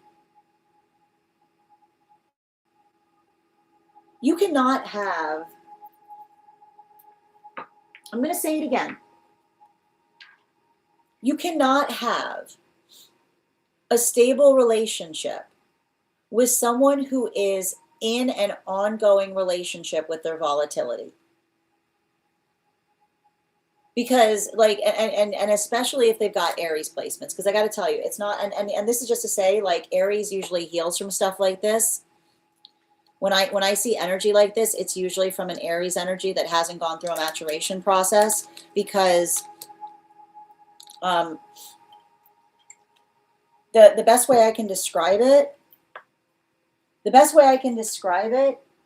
is the space by which another person says, like energy like this will be like, if you can't handle me at my worst, like if you can't handle me at my worst, then you don't deserve me at my best. And healthy energy, and here's the thing about it, healthy energy never has that conversation, because it says, if you can't handle me at my worst, what am I doing at my worst? Why am I showing up to your doorstep at my worst? I deeply apologize. I don't know why I was giving you my worst. That was on me. That was my energetic mistake, right? That was my disharmony. And here's the thing about it. When we are mature, being mature is about taking responsibility for our dysregulation. Being mature is taking personal responsibility for our dysregulation. And I feel like, to a certain extent, I see some kind of situation or circumstance by which another person told you to go away, and you're like, okay, because you are the healthiest person that person ever met. Here you are, and this is the thing, individual who is in love with their dysregulation will be shouting hyperbolic things all over the place. And there's how little they respect themselves, because while they're shouting hyperbole, and the energy that is not respecting them isn't heeding what they say, here comes the most healed, best person they've ever met, and they shout hyperbole, and that person goes away, and they never see them again. And congratulations. It's like, congratulations, because in that moment, they've chosen their anger, right? They chose what they said in a fit of anger to say something that you didn't deserve. And now and I keep on pointing out, I would not be surprised if this energy is potentially trying to articulate to you that they're watching you, but they're not saying anything, because pride builds a pretty big wall, doesn't it? Pride builds a pretty big wall. Pride build walls where others, and the thing about it is, like, the space by which another person is literally, like, the space by which another person will not let go of their pride. Pride will destroy relationships. Pride will destroy. You cannot be in a relationship with someone who chooses their pride over the accountability as it relates to something that they energetically put you through. And the worst part about it is, it feels like somebody who wasn't honest with you about something. I feel like you called someone out on something. This feels like somebody who put themselves in a catch-22 with you. And what do I mean by that? It feels like I feel like you said to somebody, this is what I think is happening. Right? Literally a situation. I literally see a situation by which you said to somebody, just be honest about it. And they said no when they should have said yes. And now what are they going to do? The only way, this is why they're watching you. They're watching you because they're waiting for you to initiate the conversation again, because they recognize that the only way The only way they could possibly come towards you is by admitting the fact that they lied to you. Right? There's the catch-22 that they put themselves in. They would have to, they would basically have to start the conversation with a fist fight. They would literally have to start it with an apology and say, I was not honest with you. And the worst part is they tried to make you feel like you were crazy about it. You know? Like they like, I can see them. They have to take accountability. It's not just, I keep on hearing, it's not just the fact. It's not just the fact that you hit the nail on the head, but they tried to drag you through the coals about it. And that's coming from one of your angelics. Where's your hold on, where's your book? Wow. Wow. I gotta write, hold on. It's not just the fact that you called them out. But what was all the hysterics? They dragged you through the coals about it. It was completely unnecessary. Whatever this was, the guides are saying you were completely right about it. And the way you can tell that you were right was if their volatility and reaction was overwrought,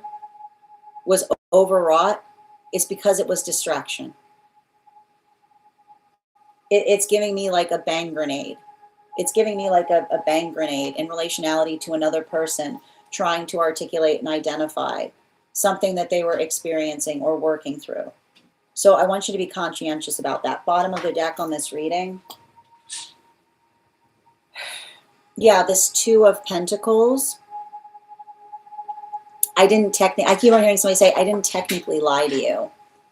But not technically lying to you does not mean that they were being completely true, does it? I didn't technically lie to you does not mean that they were being completely true. Because I think that you noticed the fact that they were answering a question very conveniently and evasively. I keep on hearing one-word answers. One-word answers is somebody who's being very careful with what they say. So, I mean, the one thing I keep on seeing is I would not be surprised with this energy if this is someone who is making it clear to you, right? The uncomfortable position of someone who keeps moving closer to you to let you know that they're still paying attention and they would be very eager for a conversation is what I keep on seeing. You know, not necessarily talking to you about it, but like I just keep on seeing like somebody energetically like standing beside you being like, don't you miss talking to me? Like it's that type of energy. So I want to, you know what I'm going to say about this. Not a chalkboard erase moment. It's a bookmark. If they're trying to come back towards you, you pick up that conversation exactly where you left it off. And if they go away again, that's your confirmation that nothing's changed. They're trying to use time. They're trying to use time to heal something by erasing the need to talk about something that they're not inclined to talk to you about. Thank you so much for having that reading with me, Kath. And if this message connected to you as well, it's very common for those who need these messages to be here to experience them. We are doing personal readings right now. If you would like to get on the list for today, the list is open. It is 3 cards for a donation of $29 or more. 4 cards for a donation of $23 or more for my subscribers, Binks and Mylayo. Please keep in mind there are 3 things I don't read for across these apps: pregnancy, medical, and legal. Happy to give insight on anything in private readings, and you can book private readings on my site. We're also doing a giveaway today. When we get to 50K likes, I'll be gifting a reading back to the collective, so make sure you're tapping that screen. We'll get to 50K in no time. And just taking a moment to read over the comments that came through as I was reading. And Mamo, thank you for sharing the live. Always appreciate when you guys share the live. Chris, thank you for sharing the live. Always appreciate when you guys share the live. Is it lagging for anybody else? Was anybody else experiencing a lag during that read? Can you guys confirm? Hi there, Julie. I've got you on the list as well, dear.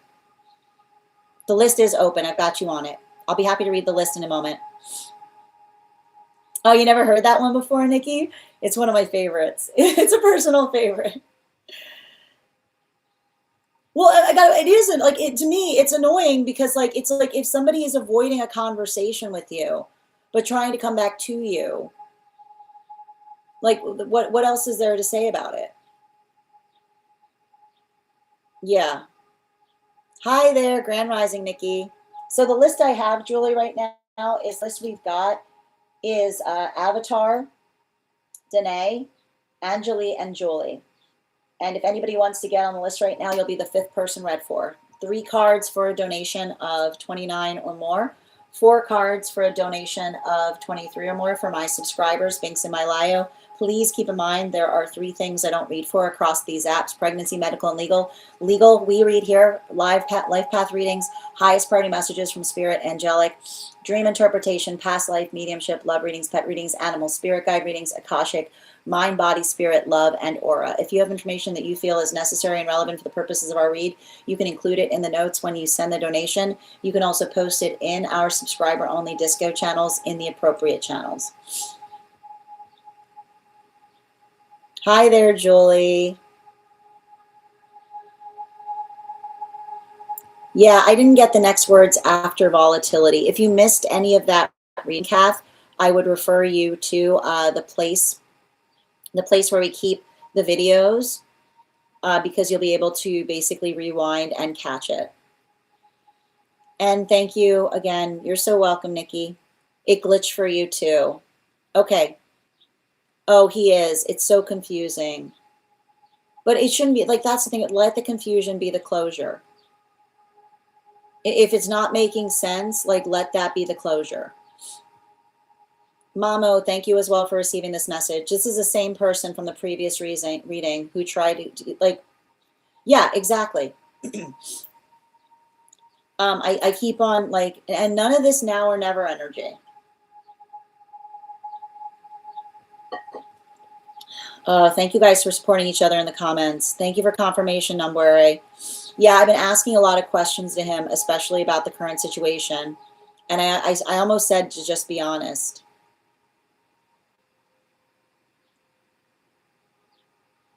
Well, I like to point out, if it feels like something that is hidden, like, then they shouldn't shy away from question. If they're shying, like, if it's all in the open, they won't be shying away from questions. And I like to point out, if it was all out in the open, they'd be inviting others into it. If it was all out in the, I keep on hearing, if it was all out in the open, they'd be inviting others into it. Tanya, thank you for sharing the live. Hi there, Mamo. These are donation-based reads, so if you'd like to get on the list, you can do so. You'll be the 5th person read for. And, well, like, again, let the evasiveness be the closure. You trust your instinct on it, right? If you're noticing a tendency of someone being evasive when they should be being comprehensive, that's your closure. That's your confirmation. Thank you as well, Nonbinary, for receiving this message. You're so welcome, Kath. Absolutely. And thank you, C, for sharing the live. Always appreciate when you guys share the live. I don't feel comfortable is a complete sentence. If you articulate to another person that you don't feel comfortable and they proceed, recognize that as someone that is violating your boundaries.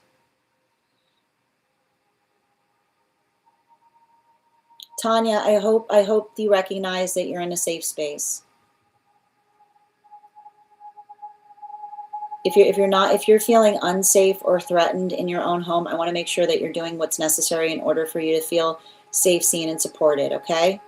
You're welcome to stay here, but I want you to make sure that you're taking care making sure that you're in a space of safety first and foremost, dear. And I hope something that you are experiencing and receiving here is helping you make those empowering choices. Hi there, Avatar. At the very beginning, it froze for a second. Other than that, no lag. Thank you, C. I appreciate that. There was a little bit of a lag. Okay, good to know. Lagging at the start, but that's why I asked. Okay, thank you for letting me know, guys. Is the lag still continuing? Yes, I'll check that. You're welcome, Kath. Oh, no problem. No problem, Julie. Okay. Jade, it's okay. If you can't afford, so if you can't afford a reading, you're absolutely welcome to stay here too, because often what happens is sometimes the messages that come through are for those who are also here in the room. So don't feel the pressure of having to effectively, if you don't have the means, you can still be here to receive the messages. Excellent. I'm glad to hear it's okay, Kath. And just a reminder to those who are joining us across the other apps, you can also get on the list via my tree that is in my bio. For those who are joining us on the place where we keep the videos, hi guys, how you doing today? Should and June, if you become a paid subscriber there, you have the same benefits that are articulated for those who are super fans, which means you get the discounted rate. You also get an additional card in your reading and a free card each day, a free reading. I'd like to offer that over on the place where we keep the photos. I need your help with that, friends. We need to get to 10,000 members there in order for me to offer membership. So make sure to take a moment to stop today over on the INSTA, give me a follow there. And if you follow me in the chat right now there, I will give you an affirmation from the Guide for the Advanced Soul. If you're already following me, just share the live with 3 individuals. I'll be happy to give you that affirmation as well. Next person we are reading for today. Next person we're reading for today is Avatar. What's going on, Avatar? Thank you for confirming that you often get messages from other readings as well.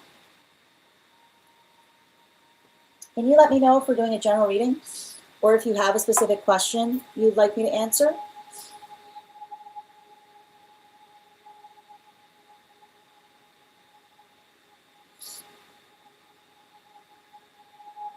And while we wait for Avatar's question, let's warm up those intuition muscles with an intuition check.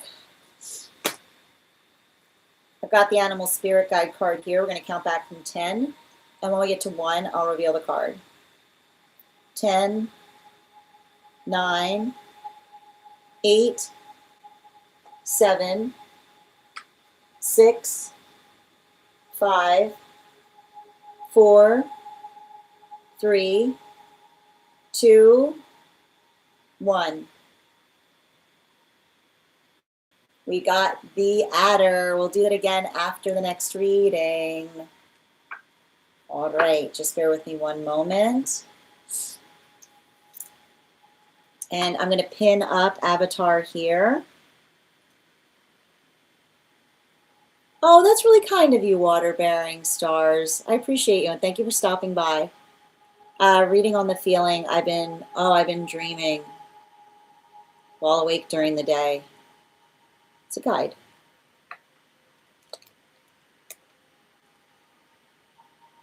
Yeah, just a minute. It's feeling very guidey. All right, and let me pin up, guys. I'm going to pin up Avatar here. Guys, make sure to give Avatar some love.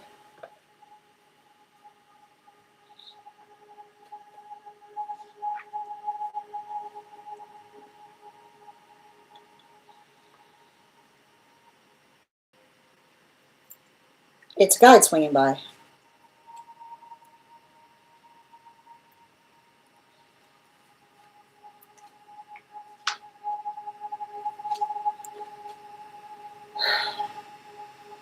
It's a guide swinging by trying to articulate how relieved they are that you're moving away from some kind of toxic situation.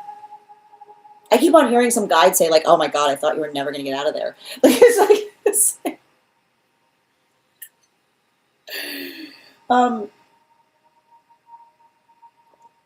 the thing is, how do I describe it? Like, I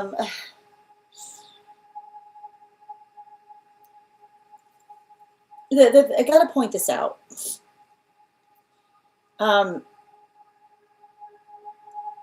Guides, I just need to describe, guides can't be anywhere where someone's being like, could you just be a little less you? Okay? Our guides, and you have to understand this, you need to recognize this. Our guides choose us because they love us. Okay? Like guides, every time when I read for people's guides, they're like, more of this, right? As long as we're going in positive directions, right? Like the guides are like, it's funny because when I'm reading for certain guides, they'll be like, they'll grab me, they'll be like, I need to show you this. Like, you got to meet this person, right? They start, they deck the halls, right? Like, here's the thing about it. Our guides, the halls of their halls are decked with us, which is what I want to point out, which is them being like, yeah, I know, look, this is like, that's what I like, this is what I like when certain guides, like you have to understand, our guides have their halls that are decked with us, okay? Which is the modality by which it's the energy goes, oh yeah, that I know this is when they were, no, yeah, I know, no, this is when they were, like, this is when they were here. Yeah, no, and this is, yep, this is when this happened, right? They absolutely, they live for it, you know? But they can't do that. They can't do that when you're in some kind of like when you're around somebody that absolutely can't stand who you are. But like, I know, make it make sense, because they're describing somebody who, like, if they can't stand who you are, why are they obsessed with you?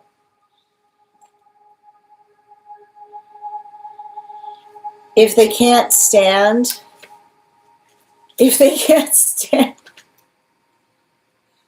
hold on, I got to write down some of these things that are coming through. Yeah.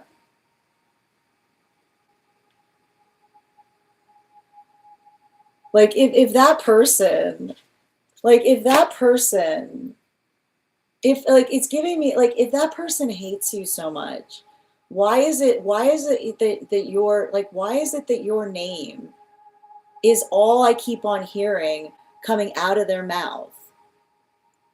You know? And it's giving me, like, it's funny because I've got one of your guides saying, like, they're giving me, like, they doth protest too much. There's something to be noticed about someone who protests too much, right? You hate that person because there's that person. I just keep on seeing this person. I keep on hearing. I hear one of your guides going, they're making this particular noise, which is like the noise. Do you ever see it? You ever hear? It's funny because it's the noise that a cat makes when it's like, when it's trying to, like, bring up, it's the noise that a cat makes when it's trying to bring up a hairball, you know? Like, it's literally, but it's like, are you okay? And that's the thing about it, because I literally see somebody that's doing that about you, and everybody else is looking at them and being like, I don't, what's your deal? Like, he's like, what's your deal? Why are you, like, they're like, it's bad. Yeah, they got it. Like, I can see someone being like, yeah, they've got it bad, don't they? They got it bad, right? Because, like, and I want to point this out, it's childish behavior. You know, we notice this. This is what happens with little children, right? Like, little children that haven't figured out what their feelings are for, which is somebody being like, I don't know, when I'm around that person, I just get all crazy, being like, I know why. Like, I know. I don't know why. Somebody else is going, I know. Like, the guide's going like this, like, ooh, pick me. I know what the reason is. And I think that it's really interesting because I feel like it's an impossible situation. Like,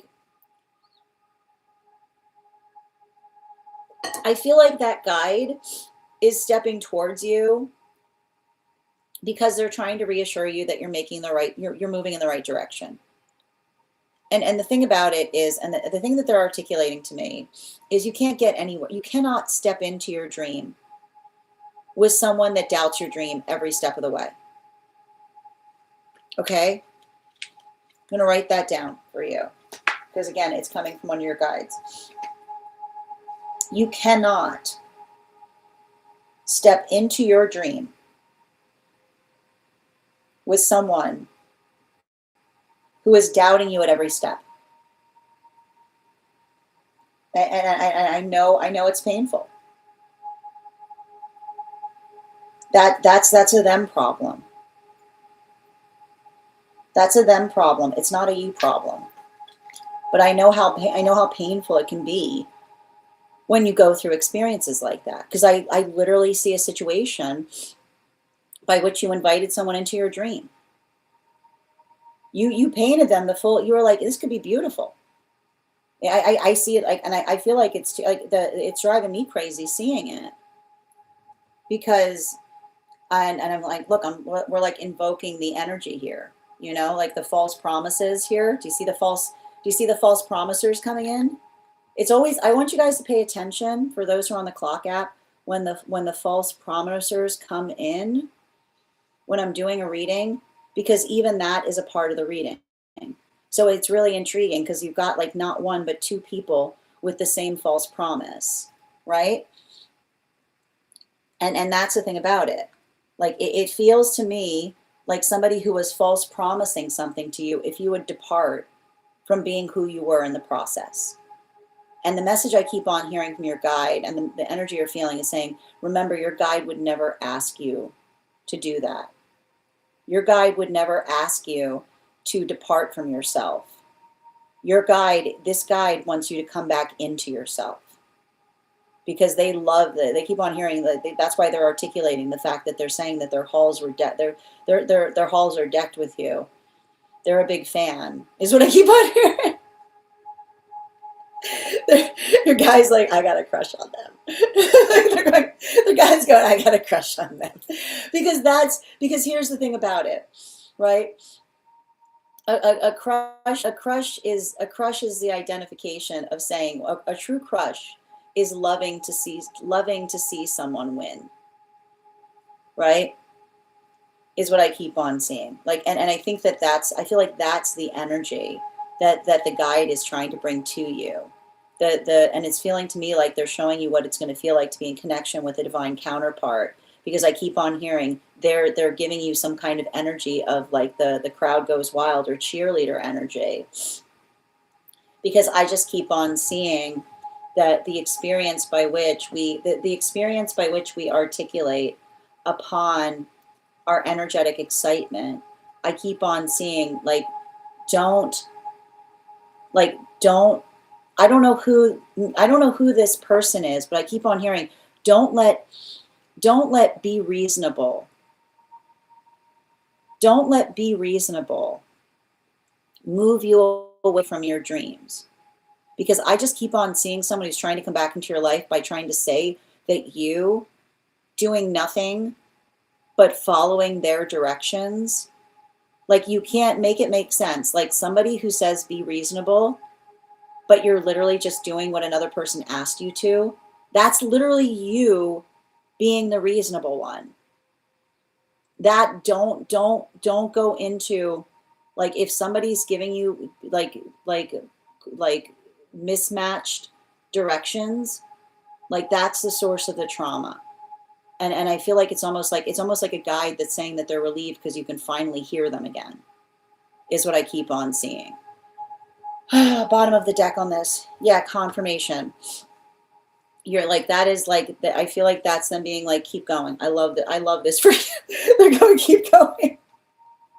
This is, I like to point this out, because sometimes the energy, especially if it feels like a positive energy, right? The crowd goes wild because they're going, this is the right direction to go. Keep on going this way. Don't let whoa, like I keep on hearing whoa, right? Whoa always says you'll be back. Right? And it's funny too, because I keep on hearing woe as WOE, right? Like you'll always notice woe never has anything to say, but you're going to regret walking away from me and being like, right? It's like, oh, okay, like, okay, okay. Like, again, we don't build relationships on ultimatums. We don't build relationships on ultimatums. Thank you so much for having this reading with me, dear. And if this message connected to you as well, It's very common for those who need these messages to be here to experience them. We are doing personal readings right now. If you would like to get on the list is open. You will be the 5th person read for 3 cards for a donation of 29 or more, 4 cards for a donation of 23 or more for my subscribers. Links in my bio. Please keep in mind there are 3 things I don't read for across these apps: pregnancy, medical, and legal. Happy to give insight on anything in private readings, and you can book private readings on my site. I like that, Bridget. Next person. We built this city on ultimatum. Oh my God, I can't. I got you, Anjali. It's not your, I'm going to read the list for anybody. So the list we have right now, is Danae, Anjali, and Julie. So if you get on the list right now, you'll be the 4th person read for. Hold on.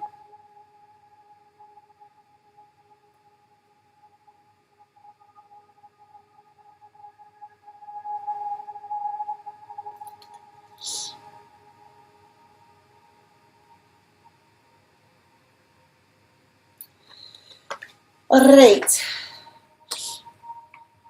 You're so welcome. All right, and the next person, oh my gosh, here we go with false promises. Guys, don't message people with false promises. There we go. Okay. Hi there. I got you, dear. Thank you. I'll look it up there. And thank you, Care Giving, for the follow. One moment. Hi there, Tiff. Thank you for confirming.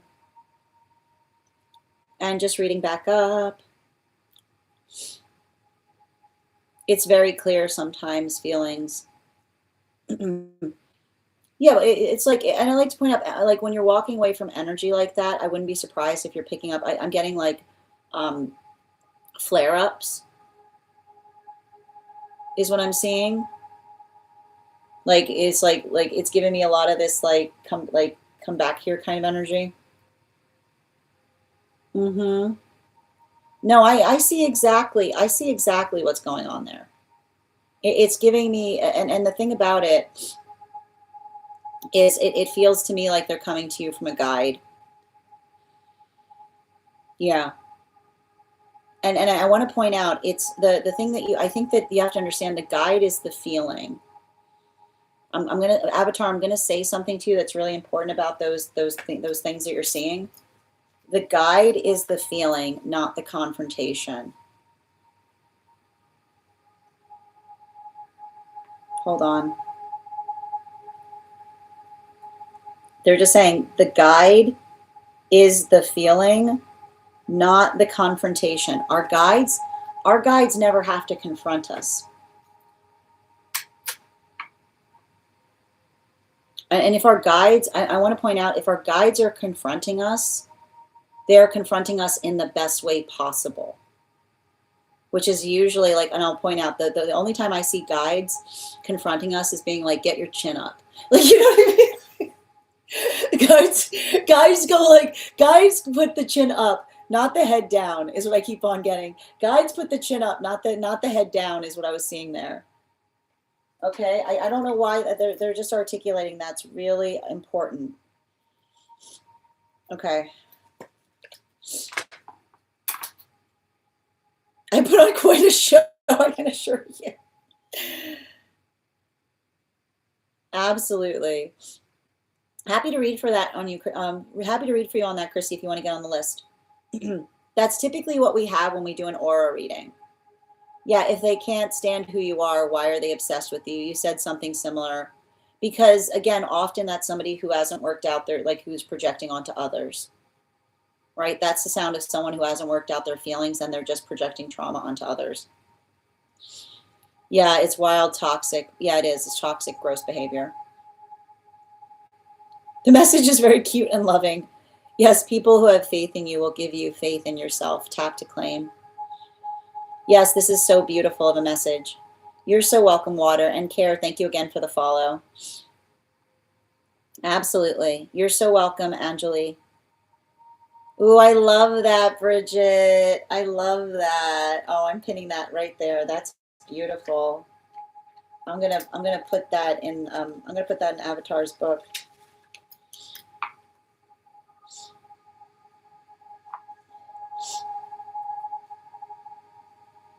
Got it. Okay, cool. All right, next person. I just need a minute to read over the message that was sent in this reading.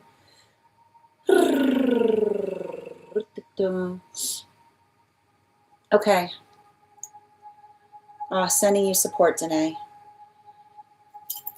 All right, can I please get... And before we continue with this read, let's do an intuition check.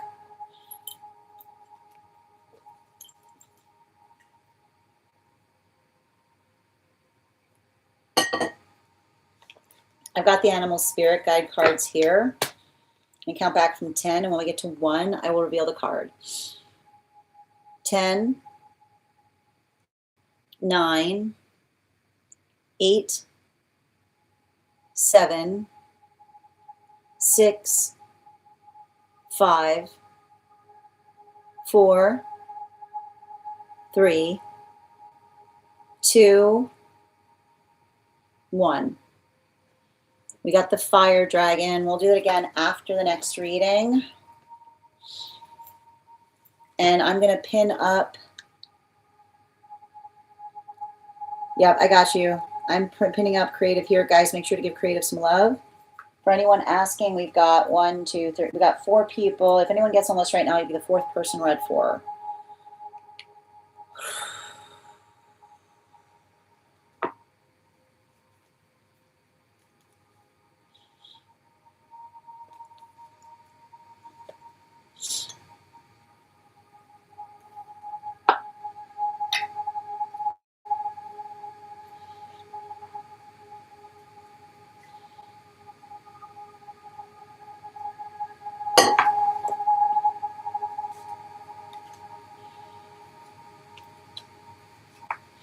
You know, the thing about it is I keep on seeing you can't, it's not the fact that you can't have a relationship that values personal space, but it's not an enmeshed partnership. We need to write this down. Hold on, I need a book for you. I don't have a book for you yet. Where'd my books go? Books, please. Where'd they go? Give me a sec. I need to get, this is important, so I need to grab it. Hold on. Where'd they go? Oh, there they are. That was great. I got all, and that's the thing. I got all the way up there right beside me. But it's important. But that's what I mean, right? Because what I just did is what I see somebody doing, which is finding any reason to leave, right? They got to get comfortable. They got an intimacy wound. You know, they've got to navigate their own cringe more effectively. And the thing about it, let's see here. Yeah, I feel like this one's yours. Come on.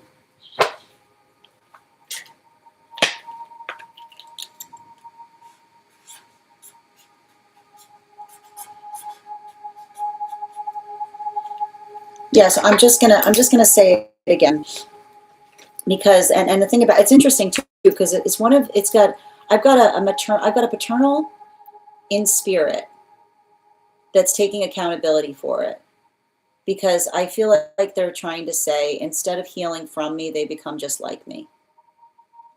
Like it's hard because there's something associated. There's somebody in spirit that's speaking up on their behalf, and they're speaking up on their behalf as a form of apology to you, is what I keep on seeing.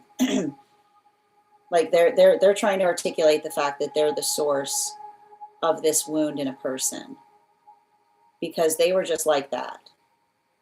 So there's something here that's ancestral.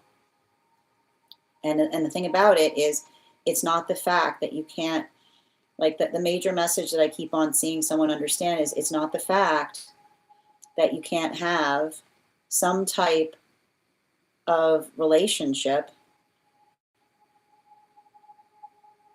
that values, that prioritizes personal space,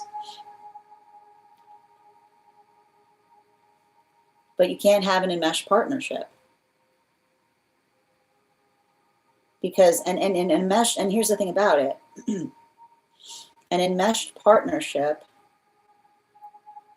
it's not to say that it's not, and you understand this, it's not to say that you don't it's not the fact that you don't find space. You have to understand the space does not become personal in an enmeshed partnership. It becomes sacral.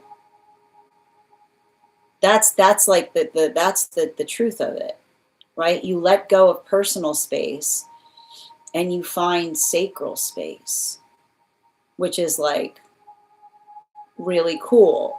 But it can only be cool if another person heals their intimacy wound, is what I keep on seeing, right? The personal becomes sacral. And what's hard about this, like, is like the fact that I have a lot of this being communicated is the fact that I see somebody in spirit that's trying to help them through it. And the worst part is they're agonizing because I feel like they keep on trying to articulate. They're like, don't do what I did. Like I've got somebody in spirit going, don't do what I did. And instead they're literally worshiping them. You know? Like they're saying, like I've got somebody in spirit on their behalf saying, don't do what I did. I don't know why I keep on feeling it led to them, like it led to them having a less than positive ending on something. And there they are. And this is why I see somebody who's like this is when I see somebody in spirit agonizing, because they're saying instead of looking at their life as a cautionary tale, it seems like they're trying to replicate it. You know, like they're going, it's a call, like they're pointing to themselves and they're saying, I'm a cautionary tale. Why are they idolizing me? You know, like they're literally, like they're really upset about it. Right? Like that's the thing I'm identifying here. And so I feel like that's the hardest thing, because it says to me, it's like somebody who keeps on trying to prove to themselves that they're just as tough as someone in spirit who wouldn't be in spirit if they had been less, who would not be in spirit if they had been a little bit less tough, is what I keep on seeing. I wouldn't be surprised if this person's been having dreams about them. Or if you've been having dreams about them, because often when I see somebody in spirit like this, they're like, I need to talk to somebody. I need to talk to somebody. But, and this is the hard part about it. Like, they see how patient you've been around a situation. But spirit also says, like, you know the difference. Like the guys like to point this out. You know the difference between the leniency you give someone to allow the context of the change that they're trying to bring into their experience versus someone falling back into bad habits, right? Versus somebody falling into bad habits. And the thing about it is they need that intimacy wound is theirs. It's not yours. You might be the most caring person that they've ever met, but your compassion does not predicate them taking advantage of it, is what I keep on seeing. Right? And that's not coming from me. That's coming from one of their guides. Like, your compassion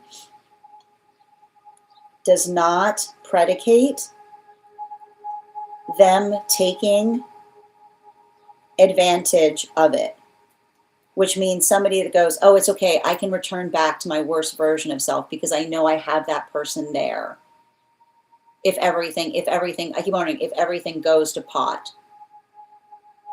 right? You are not a fallback plan. You deserve to be an energetic priority.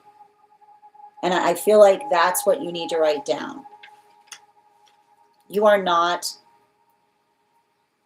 a fallback plan.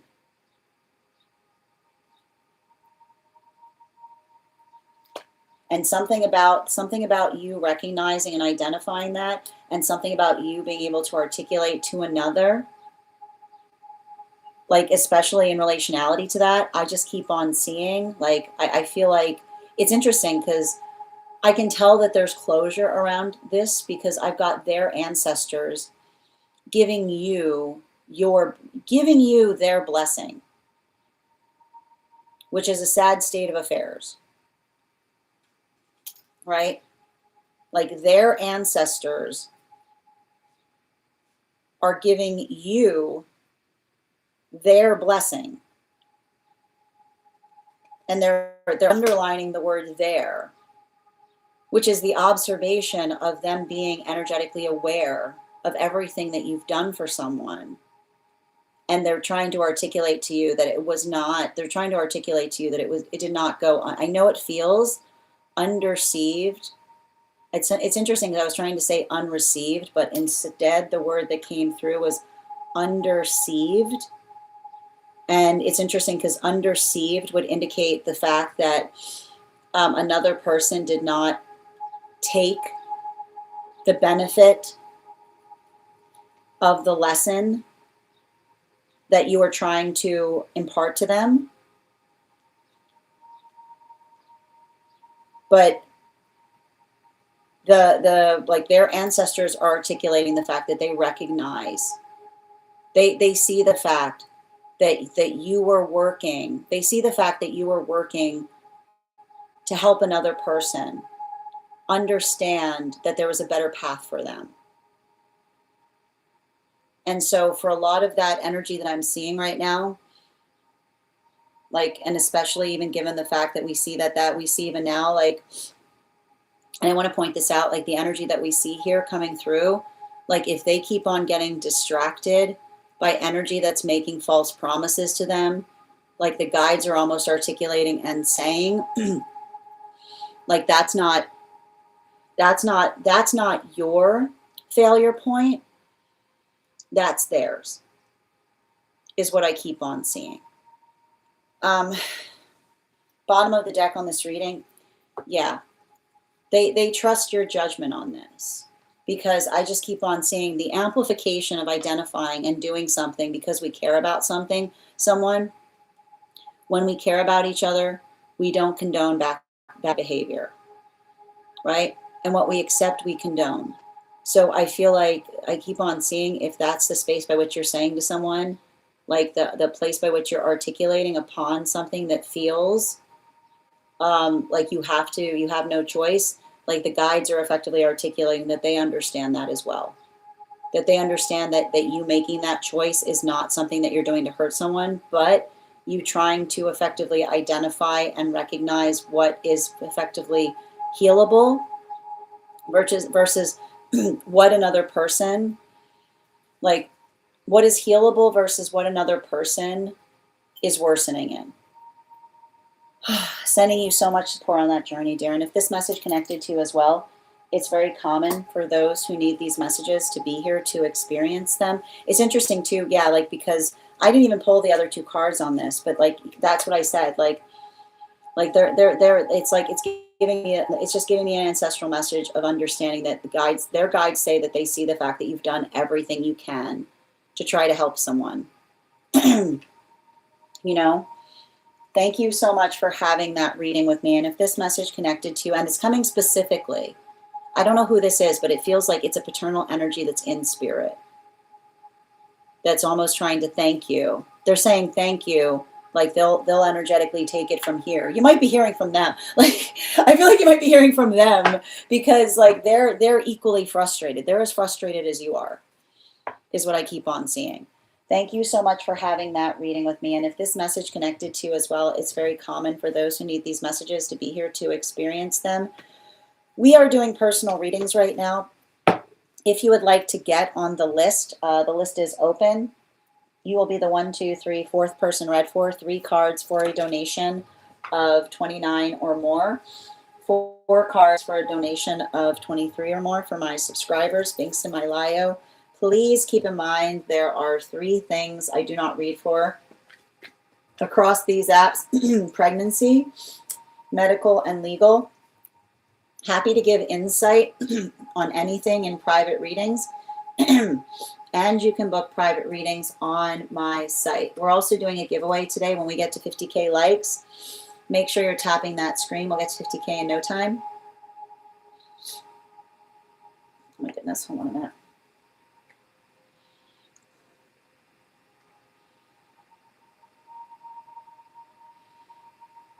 Got you.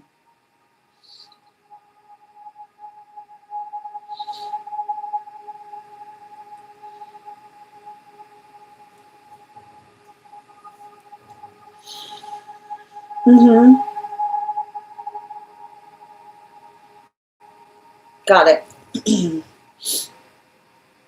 All right, where are we? And I'm just reading over the other messages from creative here. I thought my spirit time would be excited for me. Yeah, no, like it's interesting. Like the thing about it is like the excitement I see is coming from their, like it's a dire state of affairs when their spirit team, like their spirit team's rooting, like is affirming your decisions. It's like that. Well, here's the thing, like the thing about it, and it's giving me the space by which I see, like I keep on hearing, if someone was so against someone, why are they like, this is what the person in spirit saying. If they really, like, if their feelings are so complicated, why does it feel like they're replicating their life? Like that's what the person in spirit was saying. They're saying they were literally saying, if they've got such a problem with me, why are they replicating my life? Like that's what they were saying. Like I gotta point out, it was a hard energy I was reading for. Okay. Like they had some sharp things to say about something. And that's why they were pointing at themselves angrily and going, I'm like a cautionary tale. You know? They're going, it's a cautionary, they're going, it's a cautionary tale, you know? Yeah, I didn't expect, but I feel emotional about this. Sending you support on that journey, creative. All right. Let's continue right now. The next person on the list for today. You're so welcome, dear.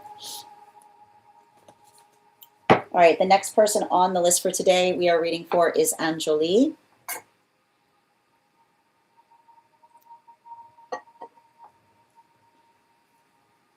Okay, we're doing an energetic read on a connection. Sending you so much support on that journey, dear. All right, and hold on a minute. Before we begin with Angelic's reading, let's warm up those intuition muscles with an intuition check. I've got the animal spirit guide card here. We're going to count back from 10. And when we get to 1, I will reveal the card. 10, 9, 8, 7, 6, 5, 4, 3, 2, 1. We got the water dragon. We'll do it again after the next reading. 4 cards, please, on this connection. And before we continue, I'm going to pin up. Hold on a minute. I don't have a favorite. I feel I've got all of my tats have a unique meaning. They're all equally special to me. Excellent. And let me just post up here, ANGELIC. All right. Regards to, yep.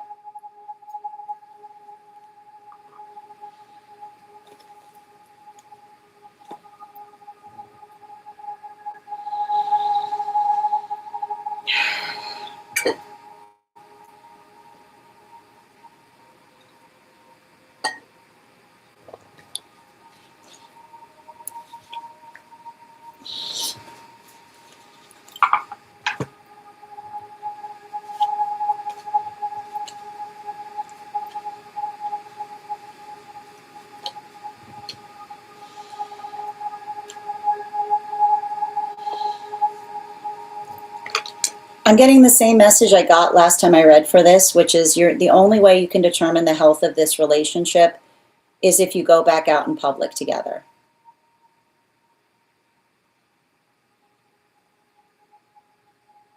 The thing you have to understand is this relationship has a comfort zone. Okay?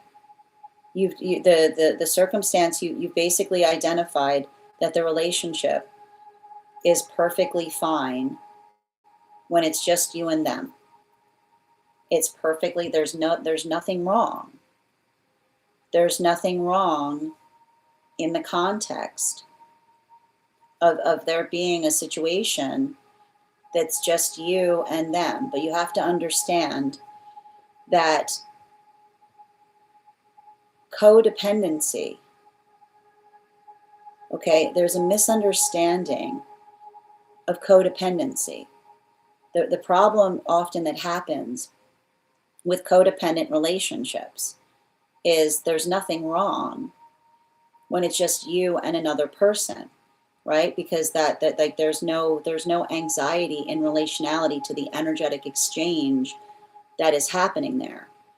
But those that have codependency issues, the problem with codependency issues is often they only rise to the surface when there's something that happens in the context of public. The modality by which what happens when you're with them and there's other energy around them.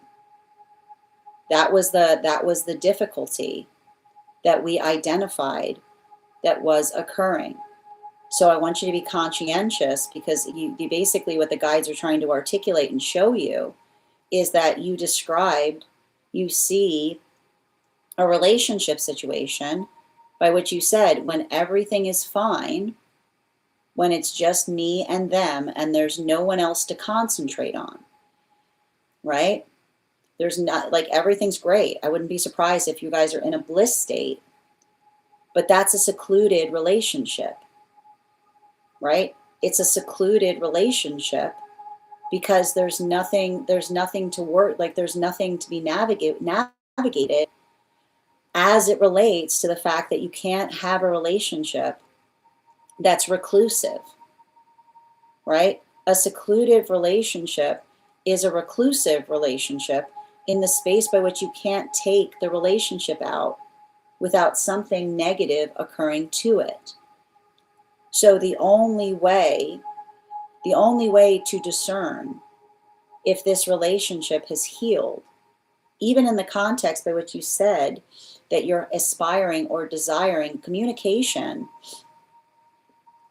isn't the issue here. The issue is navigating clarity as it relates to what the manifestation goals are, right? So make sure that you're having, the way that you articulate that work is by blessing your words, by asking questions. So the two things you can do, right? There are two things that you can do right now to diagnose the health of this relationship. Okay, the two things that you can do right now to diagnose the health of the relationship is, one, make sure you're not just asking someone, do you want a relationship? And they're saying yes, because there's relationship. Relationship is not the question, the type. Describe to me the nature of the relationship that you are seeking. And if another person gets uptight, right? If another person gets uptight with that question, if another person, when you ask them, can you please describe the nature of the ideal relationship that you're seeking? If they get uptight, not healthy. There's your answer, right? Because something that's healthy is something that another person speaks openly upon. And the other thing you need to do is entering a space by which it's not just you and them. It's not just you and them.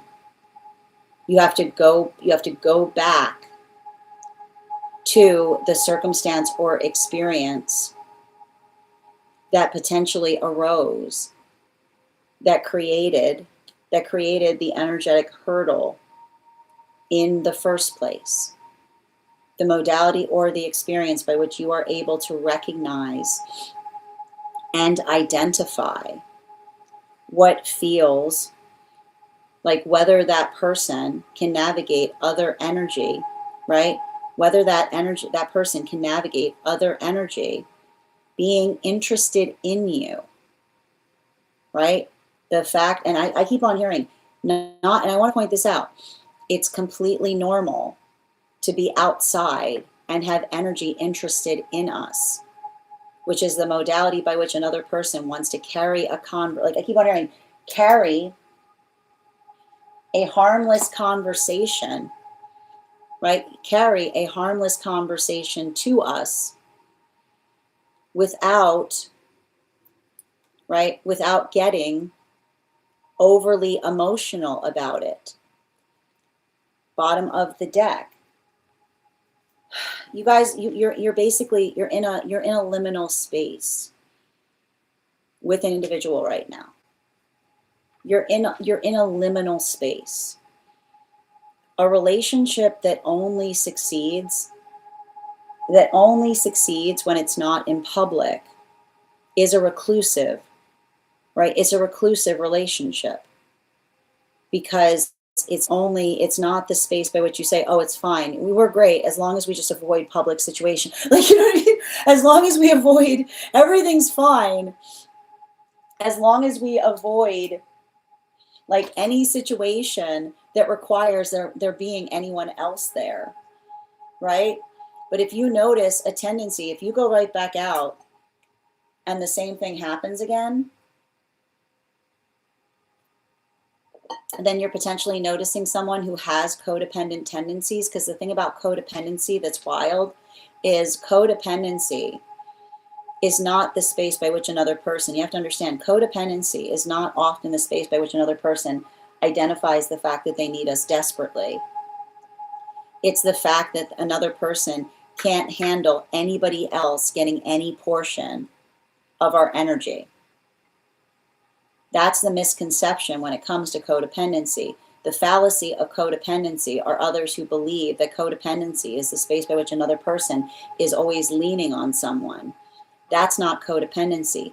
Codependency is defined by someone that cannot handle, that literally cannot handle anybody getting any marginality of our energy beyond themselves.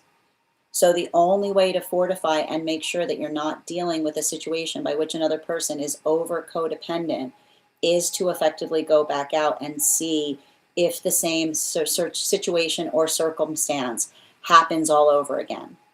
And if it happens all over again, that's your confirmation. That's your confirmation that they're codependent. Thank you so much for having that reading with me, dear. And if this message connected to you as well, it's very common for those to need these messages to be here to experience them. We are doing personal readings right now. If you would like to get on the list, I've got 4 more spots today before the list will be closed. It's 3 cards for a donation of $29 or more. 4 cards for a donation of $23 or more for my subscribers. Links in my bio. Please keep in mind there are 3 things I don't read for across these apps: pregnancy, medical, and legal. Happy to give insight on anything in private readings, and you can book private readings on my site. We're also doing a giveaway when we get to 50K likes. I will be gifting a reading back to the collective, so make sure you're tapping that screen and we'll get to 50K in no time.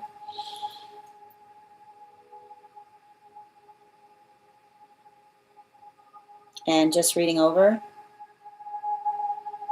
Oh, and you got it. You got the water dragon. Amazing. I always like to point out, it's always a good sign when the person who's having the reading is able to identify the card that I drew upon. Okay, and that's saying, again, trust your instinct. Trust your intuition. I do recall you saying that. I'll definitely work on that. I can bring up a conversation about getting clarity on what type of relationship they want to build with you or is looking for. I can keep that in mind moving forward. Definitely resonates. I got you on the list, B.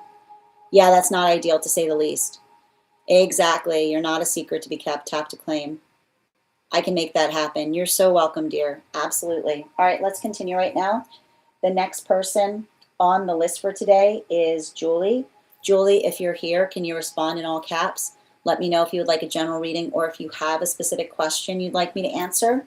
And if anybody else would like to get on the list today, as I mentioned, we've got 4 spots available before the list is closed. We read 4 here: life path, highest priority messages from spirit, angelic, dream interpretation, past life, mediumship, love readings, pet readings, animal spirit guide readings, akashic, mind, body, spirit, love, and aura. If you have information that you feel is necessary or relevant for the purposes of our read, you can include it in the notes when you send the donation. You can also post it in our subscriber only disco channels in the appropriate channels. Hi there, Julie. How are you doing today? Can you, before we continue, let's warm up those intuition muscles with an intuition check. I've got the animal spirit guide card here. We're going to count back from 10. And when we get to 1, I will reveal the card. 10, 9, 8, 7, 6, 5, 4, 3, 2, 1. We got the seal. We'll do that again after the next reading. And I'm going to pin up Julie here. All right. Can I get 4 cards to help identify the energy I see around this individual, please?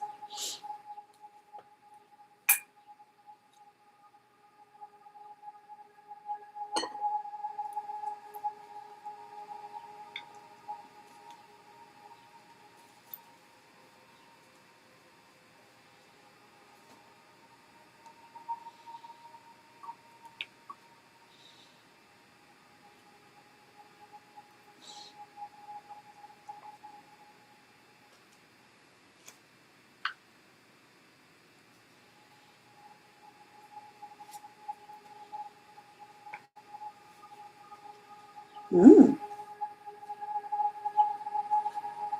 Oh, wow. These cards feel very positive. Um, you know, I feel like I see, I don't know if it's like you and another person are both the oldest, is what I'm getting. I feel like there's a situation by which you and another person are always the oldest in the room. And I don't want to, and even if that doesn't, I mean, I want to point out that might not necessarily mean birth order. That could be effectively an Akashic designation. You know, like the oldest, like sometimes when I keep on hearing like the oldest person in the room, it's the identification in being able to understand what it means, what it takes to actually be able to nurture someone, is what I'm seeing. And I feel like I feel like there's something about that that's really important, because I see you having done a lot of work in being empathic, but also holding really firm boundaries, is what I'm getting. You know, like I feel like that is a little bit of your superpower. Like you are, like the ability to be very empathic, but also to have like a little bit of that, wait a minute, like being like, I can empathize with you. And sometimes empathy worsens what isn't okay.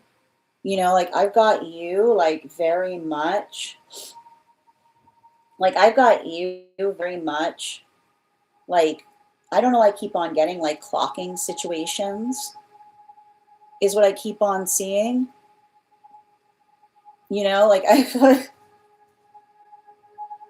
like I just see you looking at me like, don't mind me, I'm just watching. You know what I mean? Like, right?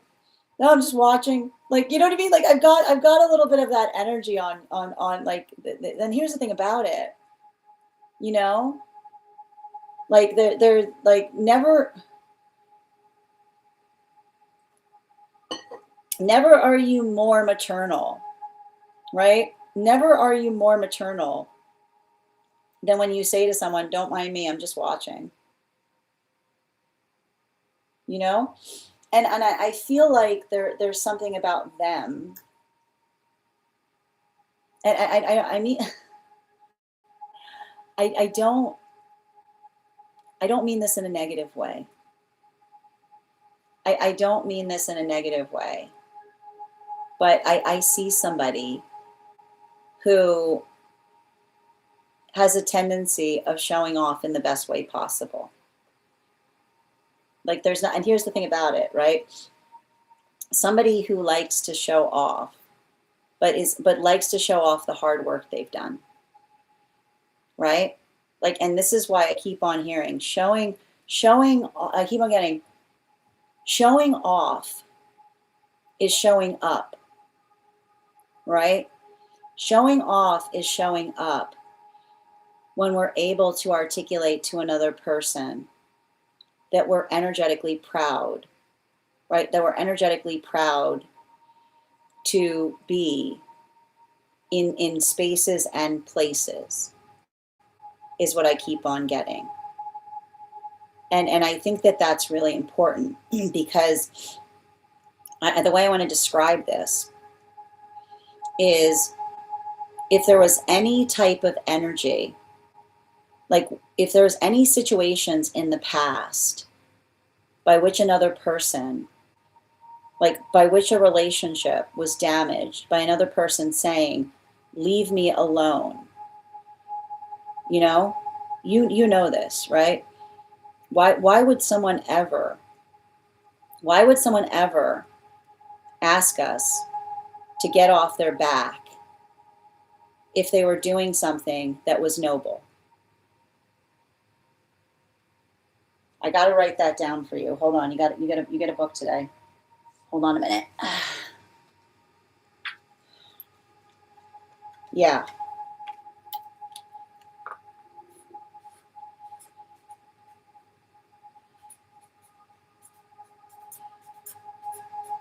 Mm-hmm. Yeah. I just keep on hearing, if anybody ever told you to get off their back, right? If that was the ending of a relationship, then I just hear one of your guides saying, you know, why would we ask anyone to leave us alone if we were doing something noble? And so I feel like what I'm basically seeing is I feel like you found some noble energy here.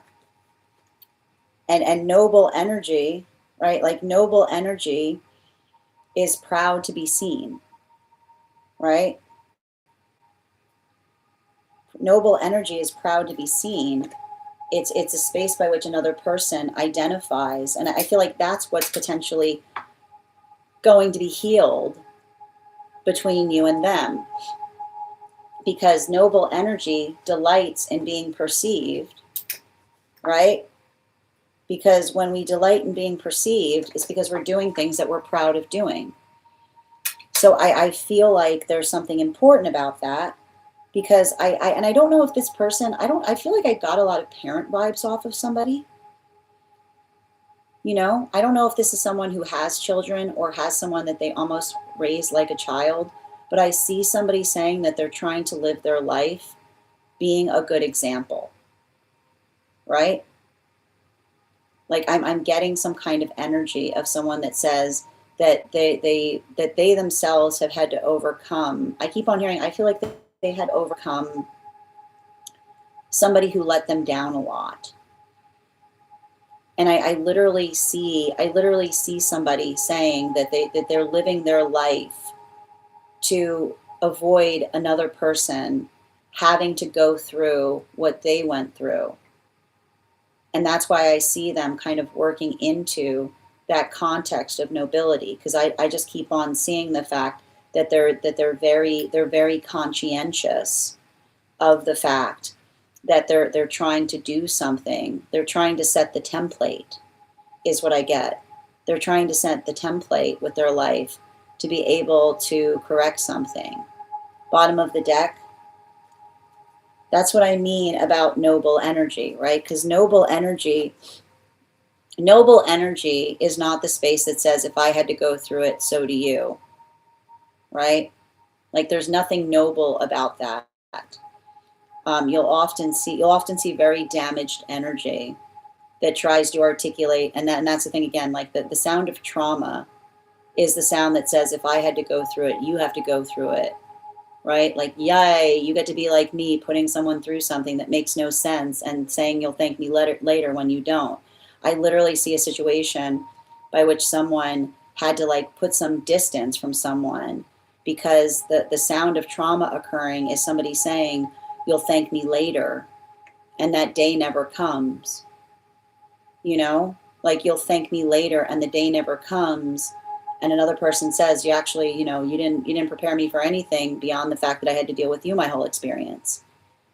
So I feel like that, like, I see somebody that often does things that often feel like they fly in the face of some of the energy around them. But I keep on hearing their guides say that they themselves, they're breaking, they're healing their ancestral line, because it's the space by which they're saying to another person, just because it's what you like, just because that's what you endured doesn't mean we have to continue to endure it, because I see somebody that's trying to bring a lot of fundamental changes to things, and it almost feels like, I feel like I see them walking through a strong wind, and I feel like they're looking for someone that's going to help them feel reassured that that's the right, like, I see, and I like to point this out, this is almost like a message for them. When we're doing something right, we always worry we're doing the right thing. That's why we know it's the right thing to do. Because if it was easy, it wouldn't be right. And I feel like you know that too. Thank you so much for having that reading with me. And if this message connected to you as well, it's very common. I'll just show you these cards too. I think you'll appreciate them. Because this is you. And this is them.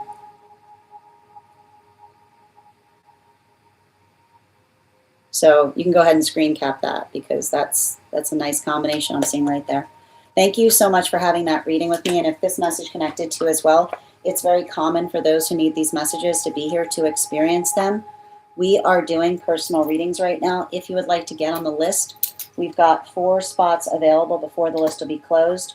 3 cards for a donation of $29 or more. 4 cards for a donation of $23 or more for my subscribers.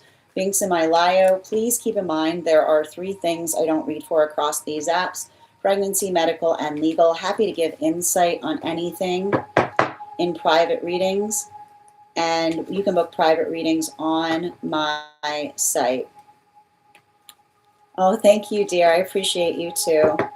And also, friends, we're at 51.5K likes on the clock app. When we get to 100K, I will be gifting a reading back to the collective, so make sure you're tapping that screen. We'll get to 50K in no time.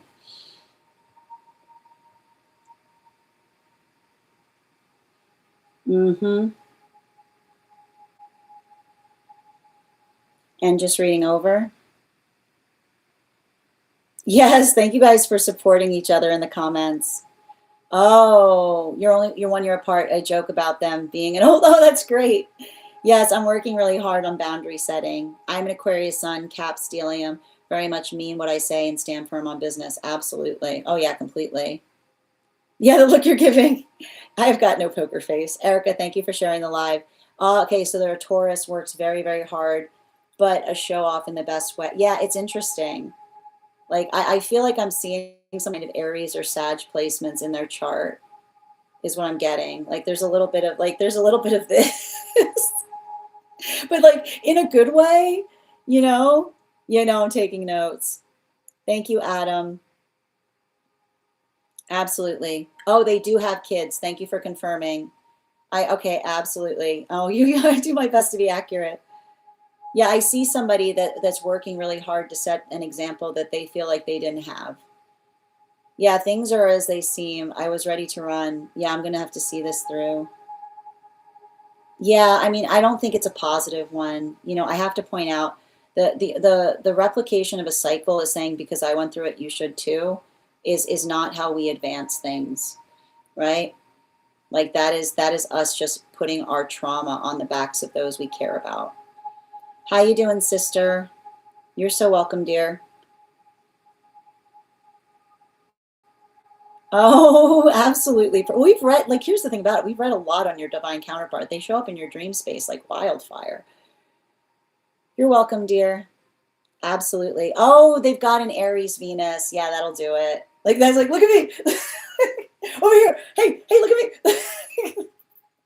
Aries Venus. I love an Aries Venus, though. They're like, I went on a quest. I went on a quest. I got you this. Right? Like, Aries Venuses are always going on quests for people. Like, look what I found. No, you have, and then they'll go, but here's the thing, it won't be about what they got you, right? You can always tell an Aries Venus because they're like, do you know what I had to go through to get this? Right? Like, get ready for the story. Get ready for the story. No. Let me tell you. Let me tell you what I had to do. Let me tell you what I had to do to get this, right? The difference, a Leo Venus, a Leo Venus will literally bend over backwards and be like, here you go. No, it's fine. Right? Like literally, like they'll just pull it out. Like with and be like, and you'll literally go to a Leo Venus and be like, where'd you get that? And you'll be like, I'll never tell and you'll never know. Right? But an Aries Venus will be like, do you know what I had to go through?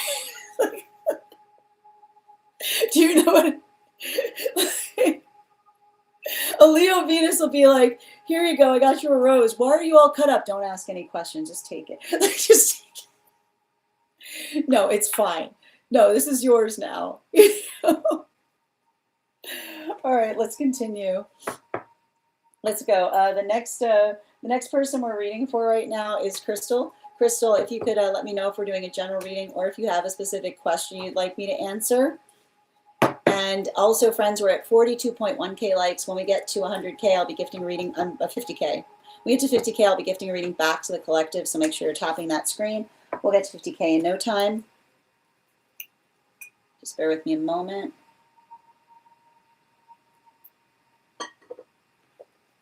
Okay. A Virgo Venus will tell you exactly what it costs, but nothing. They'll be like, do you know the value of this? Oh, no. Here's the thing about it. A Virgo Venus will tell you, how much it cost, but not how much they paid for it. I said what I said. They'll tell you the value. They'll tell you the value. They'll tell you the value. They'll tell you what it's worth. A Virgo Venus will tell you what it's worth. They won't tell you what they paid for it. I've done that. You see, I called you out. Excellent. All right, let's continue right now. And we're at 42.7K likes. When we get to 50K, I'll be gifting that reading back to the collective. Please remember, we've also got 4 spots available before the list will be closed.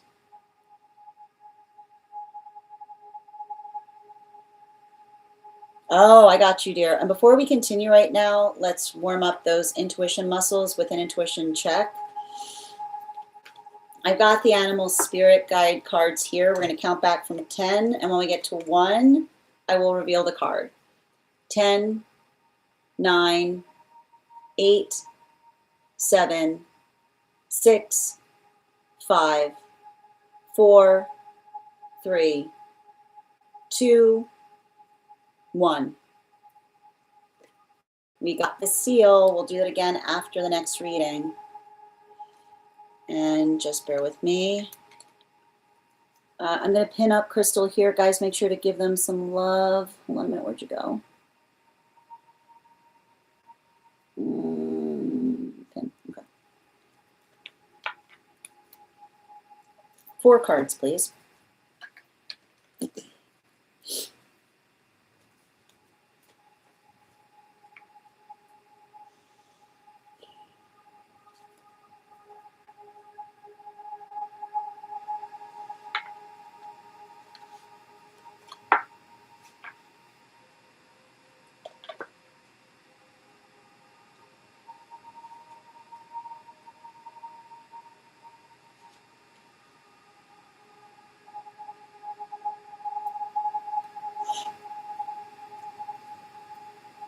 So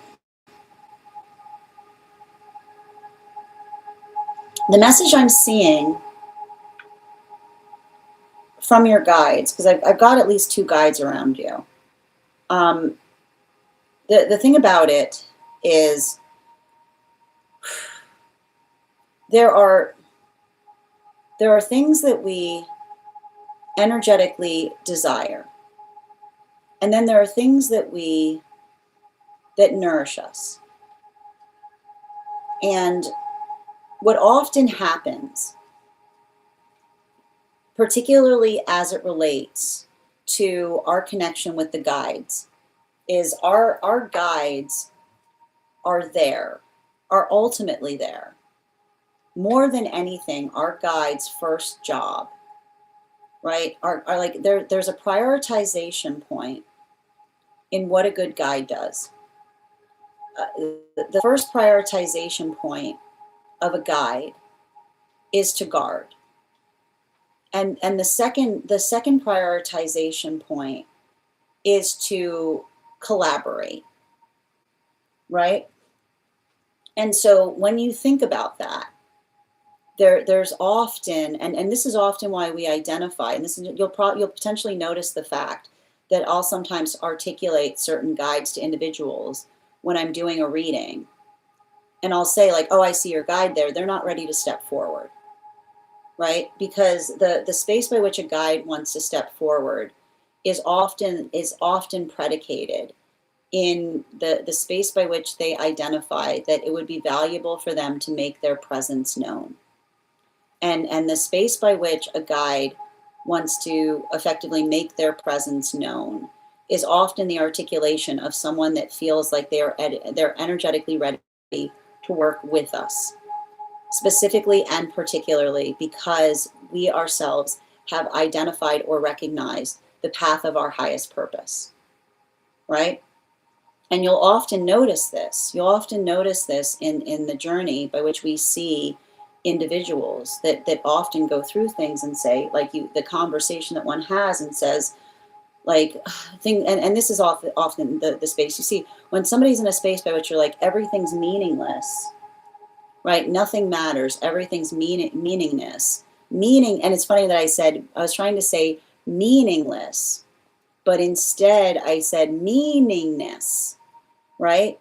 Which is the identification point that often the space by which we try to put meaning, and this is what's interesting, when we try to put meaning on things, we don't see meaning anywhere, right? Because it's often the space by which we effectively navigate through situations and we feel the energetic anger in relationality to what we aspire or desire to occur versus the understanding that the healthy, the space by which we're moving, right? The space by which we're moving towards our mutual path work, or what is identified as our highest path to a certain extent, is often the space by which the guides celebrate, right? The guides celebrate when they see us moving towards our highest path, because it's the space by which they feel that we arrive to them, right? That we arrive to them and they don't have to feel like they're constantly chasing after us, right? And that is the difference between someone that feels like they're guarding another person versus guiding a person, right? Which is and you often see this in the connection towards child energy, moving towards maturation, right? Like, what does a healthy parent do? Get over here. Stop it. No, you can't be over there. Don't touch that. Right? Like, no, hot. Don't do that. Right? And even in the space by which I'm having this reading, and what do you see that's happening? You're seeing somebody arriving. You're seeing the reading that is further confirmed via the false promises, right? So, like, again, on cue, when I start talking about moving away from things, right? Like, what do we see there? A false promise situation where another person tries to articulate something, right? But it isn't, like, it's an energetic distraction. So we see, like, what we effectively identify here is the work by which our guides hope to unify with us, right? Our guides' greatest aspiration, and this is what's beautiful about it, our guides' greatest aspiration is for us to find our highest path. Because when we find our highest path, they don't feel like they need to chase after us. I was going to say chase after us, but chafe after us is what came out, which, again, they don't have to chafe after us, which means, like, we're not worrying them sick, but they're like, oh, good. Like, we're going this way. Okay, good. I can help make this easier. So it's the modality by which we understand and we feel like it becomes more of a collaborative process, rather than the feeling of the guide that effectively feels the need to perpetually and potentially have to protect us. Now, that's not to say that there aren't still qualities and conditions by which our guides protect us, because especially given the fact that you identified the fact that the word guard came through, this often happens if somebody's in fraught territory. Sometimes that's not even something that's qualified by something we're doing, so much as the experience by which the guide finds us. But I want to point this out. The fact that you hear, the fact that you feel like you connected to that word is already an energetic blessing, because it means that you're hearing, right? You're hearing the quality and condition by which you understand how much something that cannot see you cares about you and desires to protect you, right? Bottom of the deck.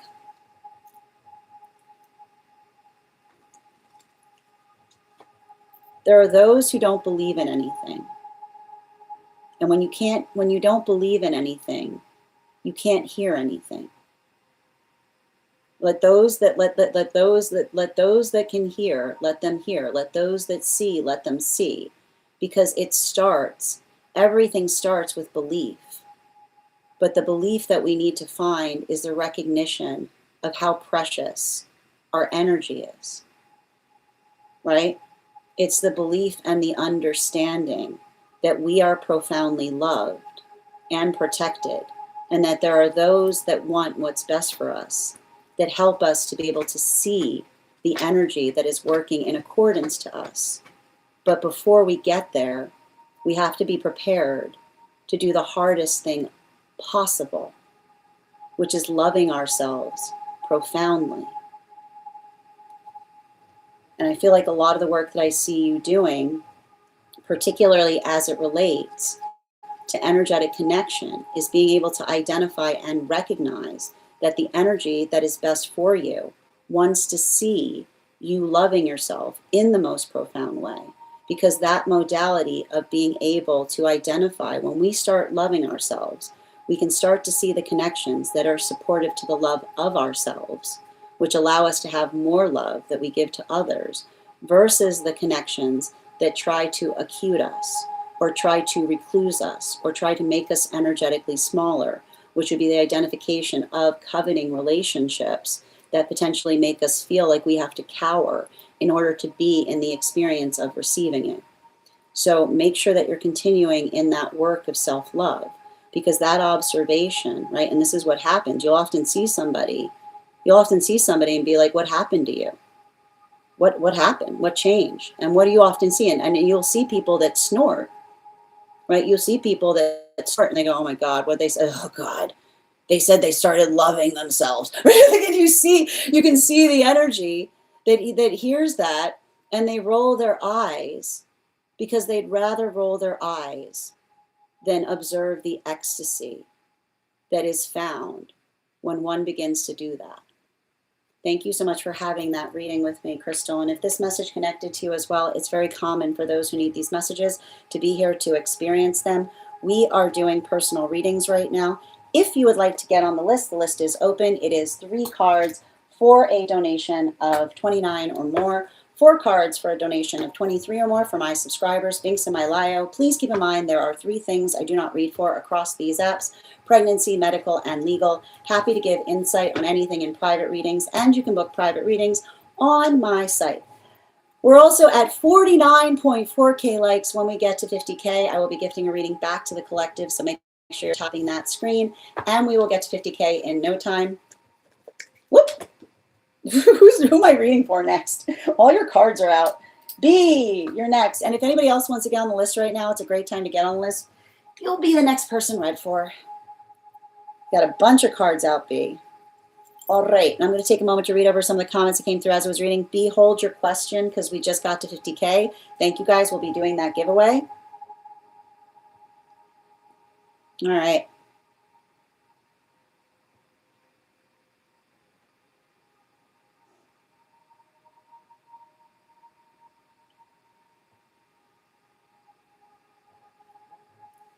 I have no idea what that means, Gojo. I would encourage you to take a look at the code of conduct.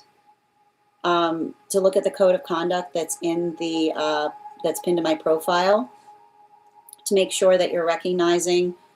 We try not to post non sequiturs in the chat space. We create full thought forms so that others can be able to communicate and respond to what we're posting. Thank you for respecting the chat space. Nicole, my problem is I don't know who the reading is for, and I try to guess anyway. That's okay. We're getting close. Yep, absolutely, dear.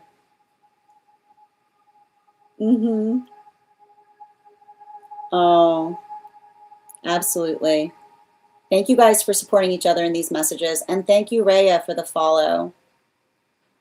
I know chafe is a funny word, but it felt very appropriate to be coming out in that situation. No chafing necessary. I mean, listen, I sometimes read for someone and the guide's like, yeah, having a strong protection teams means it's, and I need to point this out. I need to clarify this, okay? Having a strong protection team in spirit does not necessarily qualify the fact that spirit sees you as child. Spirit always sees us as child. When we are in the eyes of spirit, we are all children. But the thing you have to understand is it's children that move towards what is best for them versus the child that's moving in the direction that isn't best for, that's the quality. And sometimes that is not sometimes that's not necessarily qualified in another person doing the wrong thing. Sometimes that has to be with the environment that they find themselves in a certain period. Right? So I need to stress this. Just because you hear the word guard does not mean what I'm articulating is the qualifier that you are not in a space by which you are working with your guides. It's something that changes depending on the nature of the situation and the attenuation of the fact, like even in the space by which another person hears those words coming from the guides, is the identification by which they're building a deeper connection to them, if that makes sense, right? It would be more concerning if I was the one hearing that and they weren't, if that makes sense. Okay. I snorted, absolutely. It's a powerful message. It's a powerful message because that's effectively like the main message that every guide I read for is the observation of letting another person recognize and realize how much we are loved. Absolutely. It doesn't, there's no qualifier in terms of how many guides we have, and it changes. But often there's often some guides that are identified as, and everybody's map is different. There are some guides, like some have few, some have many, some have, it's like, this is why we identify, like this is why you often hear those who work in the space that identify, we call it a spirit team, because it's not the quality, it's not the quality and condition or the amount that demarcate the importance. It's the understanding and recognition in terms of what is energetically needed in different situations and circumstances, if that makes sense. I started in a funny way, just FYI. No, I appreciate that, Avatar. Absolutely. And thank you for having that reading with me, Crystal. And wishing you so much support on your journey.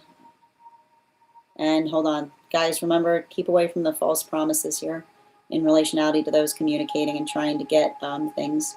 Be safe out there. Okay, where are we? The perfect and thank you, Alex, for the follow. And thank you, Abba, for the follow. It's nice to know my guys are funny. Shaken, not stirred still gets me going. You've definitely got a guide. It's interesting too, because I've got, like, whenever I read for you, you've got a guide that like understands that you appreciate chagrin, is the best way I can describe it. The one thing I will often articulate is a lot of the work we do to help mapping guides is what I do more in a mentorship environment. Because you have to understand, I think you've probably noticed this here, your relationship to your guides is a personal experience. It's not my responsibility to put your guides on blast, which is why I feel like often when we're reading or when I do mentorships, we get more into the personalized approach in terms of talking about what energy I see around you. Because the best way I can describe it is in the context by which I attenuate into being able to read upon guides around you in this environment. I'm going to tell you the shape of the energy I'm seeing, but I'm not going to get into the energetic specifics, because that it's like, I want to say it's Akashic is what I want to say, which is to say, like, that's your business. It's not my space to be able to articulate that. In the comfortability of understanding what I feel inclined or comfortable reading for in a public environment versus a private one. That's the best way I can describe it. Absolutely.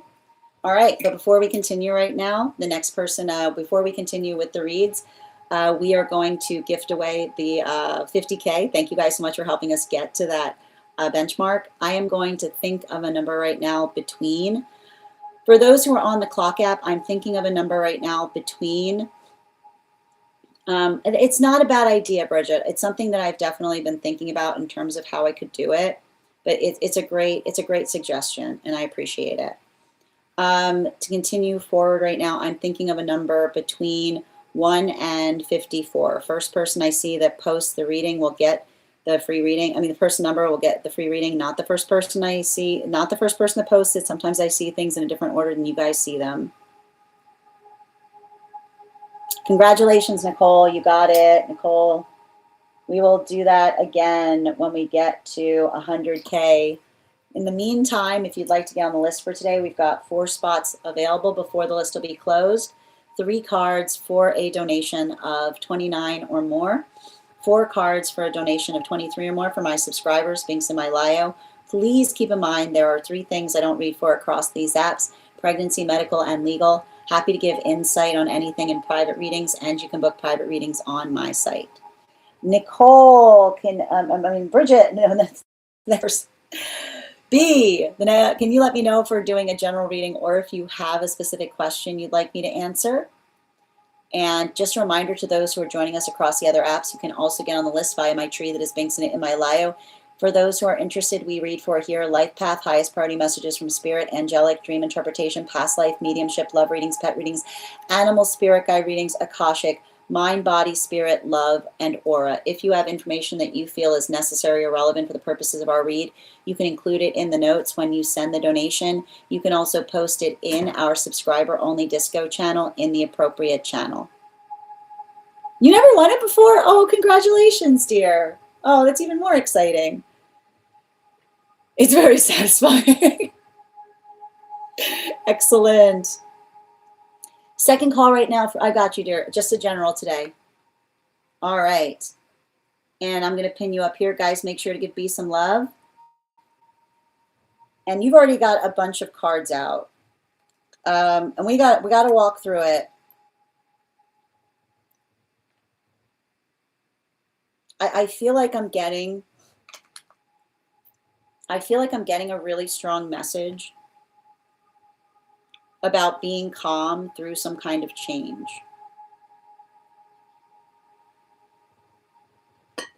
Like the one thing I keep on seeing, like I need to stress, you had a bunch of cards that flew out, but the first one that flew out was the Tower card in its reversal. And the thing about it, the thing I like to describe with the Tower card in its reversal, I don't want to say no sudden movements, but I don't want you to be reactive. I don't want you to be reactive from an emotional space on something right now, even if you feel that you have the reason or right to. And the reason I say that is pay attention to someone trying to rattle you. And the one thing I like to point out is the energy that wants to rattle us. When someone wants to rattle us, they'll come towards us with something absurd. Right? When someone wants to rattle us, they will come towards us with the most absurd thing imaginable. Right? Which is the space, like, again, like, oh, if I want to rattle you, what if I try being completely unreasonable? Right? What if I just try being completely unreasonable? And so if someone's being unreasonable, recognize that they're probably just trying to get a rise out of you. Do I have a book for you? Everybody's getting books today. It's a big book day. Hold on a minute. Oh, big book day. I'm glad I got those extra books. Hold on a minute. Okay. One moment. One sec. Yeah. And I think that's, and it's interesting too, because they're basically saying, like, the message I'm getting, and it feels like it's like when someone, like, they're showing me like a connect the dots, which is saying that when someone is trying to rattle you, they're going to ask for something completely absurd or unreasonable. And in the modality by which, right, and the modality by which you have a logical response to it, right, then you're effectively, you're basically playing right into their hands, right? Like, pay attention if somebody's trying to get a rise out of you.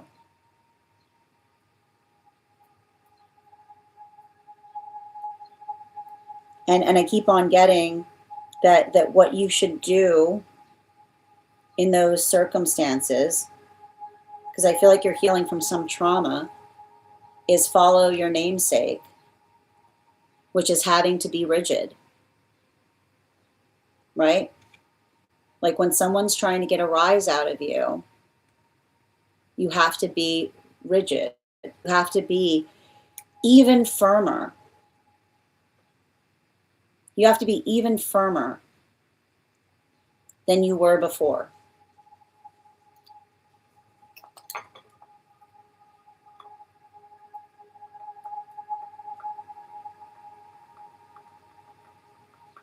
And then I keep on seeing, when you get firm instead of reactive, then you can utilize their unreasonableness as example.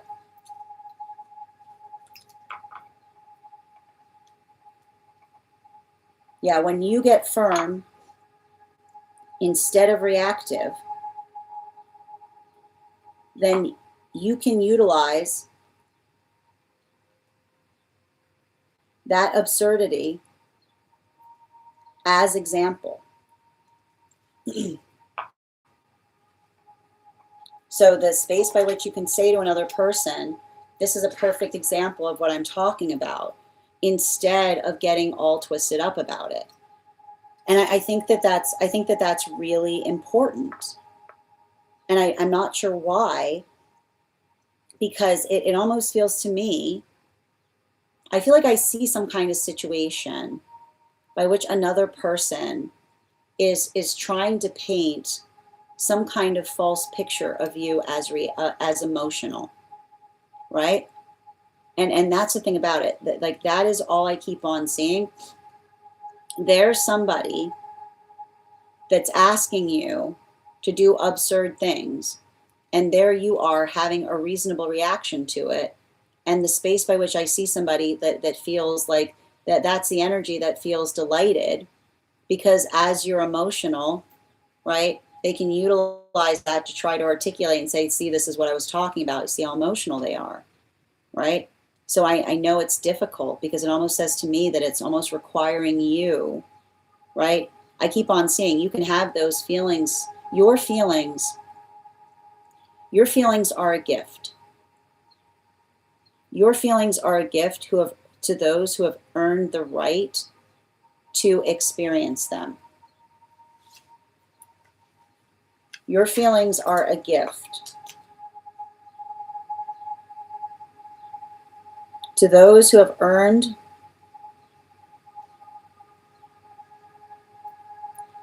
the right to experience them. And I think you need to write that down.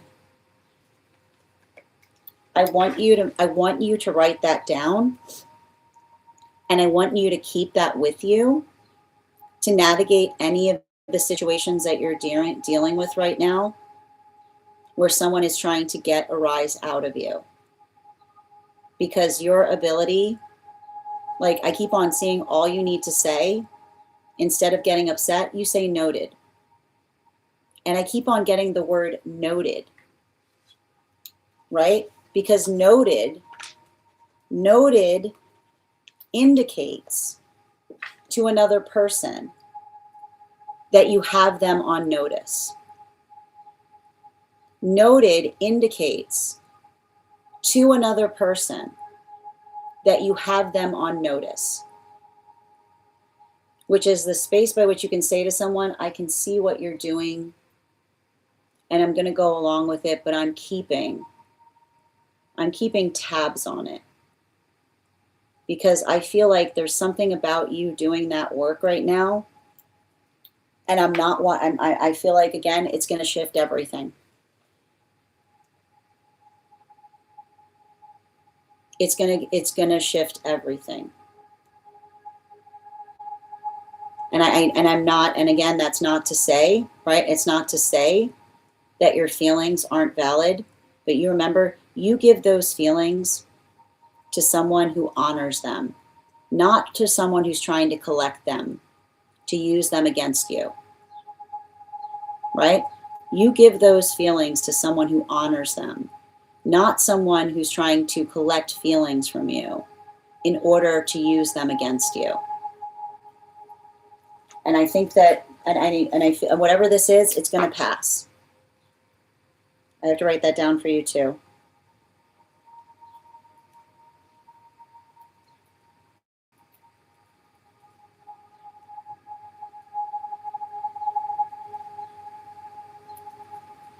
Mm-hmm.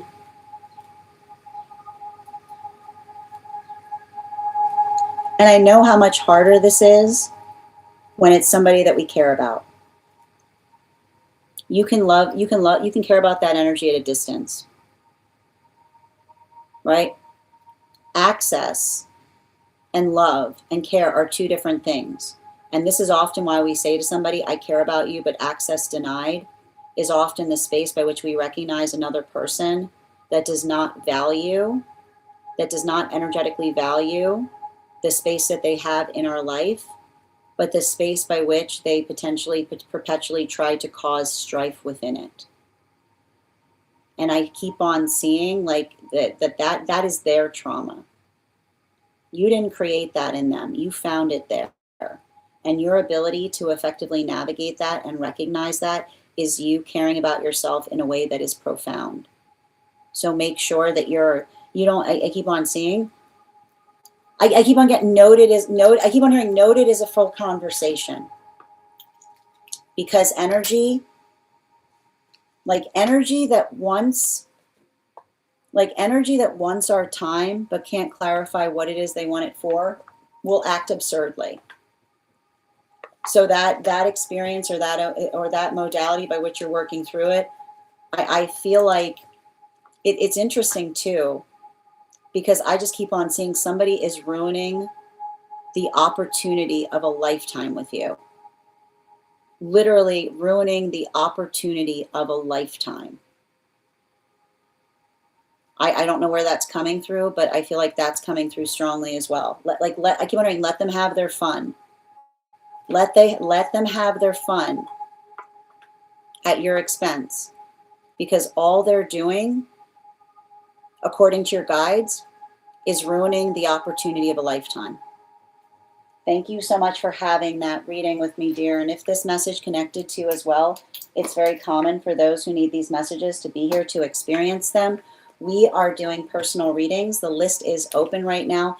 If you would like to get on the list, it is 3 cards for a donation of $29 or more, 4 cards for a donation of $23 or more for my subscribers, Binks in my Lio. Please keep in mind there are 3 things I don't read for across these apps: pregnancy, medical, and legal. Happy to give insight on anything in private readings, and you can book private readings on my site. We're also doing a giveaway when we get to 100K over on the Clock app. We're already at 54.1K likes, so make sure you're tapping that screen. We'll get to 100K in no time. I am going to take a moment to read over some of the comments that came through as I was reading. LL, thank you for the follow.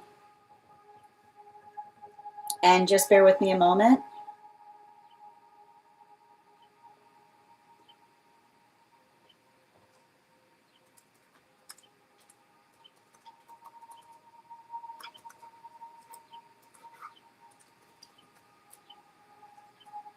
Okay, where were we?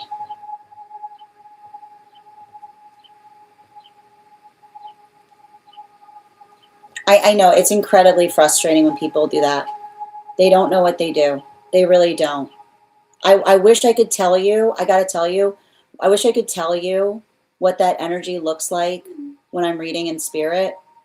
But if they only knew the detrimental state that they were putting themselves into, if they could only see, like, I can't even describe it. I know. Thank you as well for the follow, LL. It's frustrating to us. It's devastating when you're reading into spirit. Like, when I can't even describe it. And thank you guys for supporting each other in the comments. Hi there, Atomic. Alexandra, thank you for getting on the list. You'll be the next person read for. We've got 3 more spots today before the list will be closed. Yeah. Oh, dear. Thank you for also receiving this message now. That makes a lot of sense. It seems like certain people, but that's the thing about it, right? If you notice that energy is trying to get a reaction from you, they get nothing. Right? Like, it says to me, like, don't react. Show them who you are. Remember who you are. And hi there, Tamara. Thank you for the follow. All right, we're going to continue right now. The next person on the list for today is Alexandra. Alexandra, if you're here, you're here clearly. I see. Thank you for posting your question. Just a reminder, if you have information that is necessary or relevant for the purposes of our read, if you have a dream that you would like interpreted or a past life you would like more information on, you can include it in the notes when you send the donation. You can also post it in our subscriber-only Disco channel in the appropriate channels. Okay, inside tea for Alexandra, please. And before we continue, let's warm up those intuition muscles with an intuition check. I've got the animal spirit guide cards here. We're going to count back from 10. And when we get to 1, I will reveal the card. 10, 9, 8, 7, 6, 5, 4, 3, 2, 1. We got the Raven. We'll do it again after the next reading. All right. And just bear with me a moment.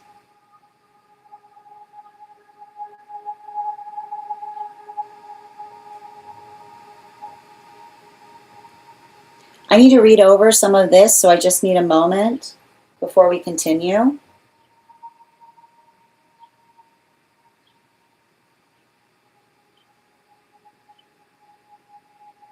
Yeah. I got you, dear. Let's see.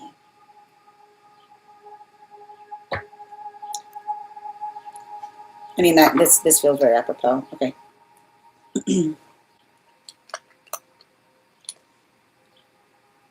And guys, I'm going to pin up Alexandra here. Guys, make sure to give Alexandra some love.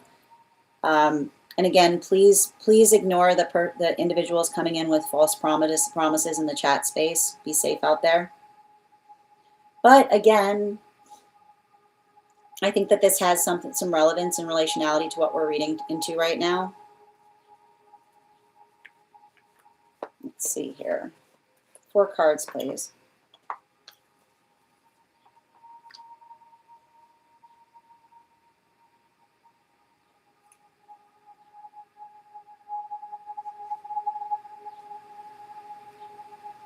Yeah, you noted that too, didn't you? Thank you for confirming. Thank you. All right.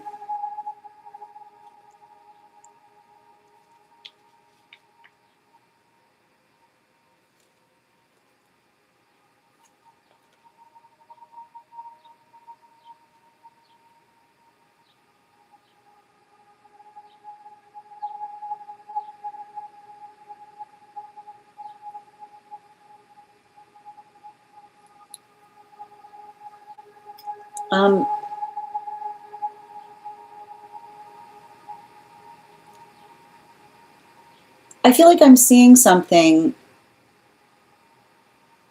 The thing that it's interesting too, because like when I'm basically being, you're like the point, like you're an old soul.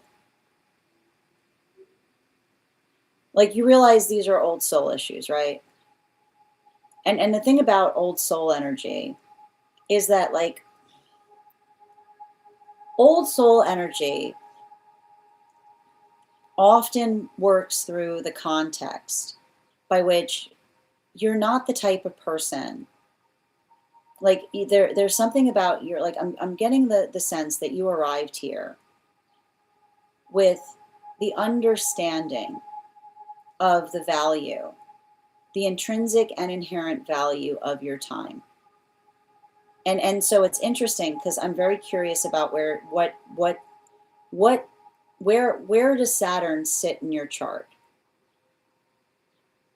Because the one thing I want to, and before we continue, we are about to end over on the place where we keep the photos. So if anybody is invested in this reading and wants to continue listening to it, you can find it over on the place where we keep the the videos, and also on the clock app. I would also encourage you as well, if you missed the Daily Collective, you can find it over on the Stack. Thank you guys so much for being a part of today's reading, and I wish you a beautiful day. But getting back to what I was saying, the thing about having, and the funny thing about it is that often, this is going to sound wild, but this is what I'm hearing from one of your guides. When our Saturn placement is exalted,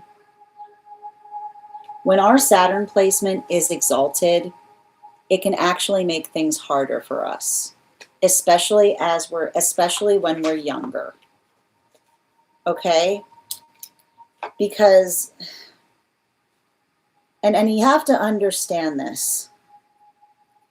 Like the reason that it can make things harder for us, particularly in the span of relationship, is It's the space by which you were never in a context, by which you were looking for a relationship to do something with time that you are trying to get rid of. Okay?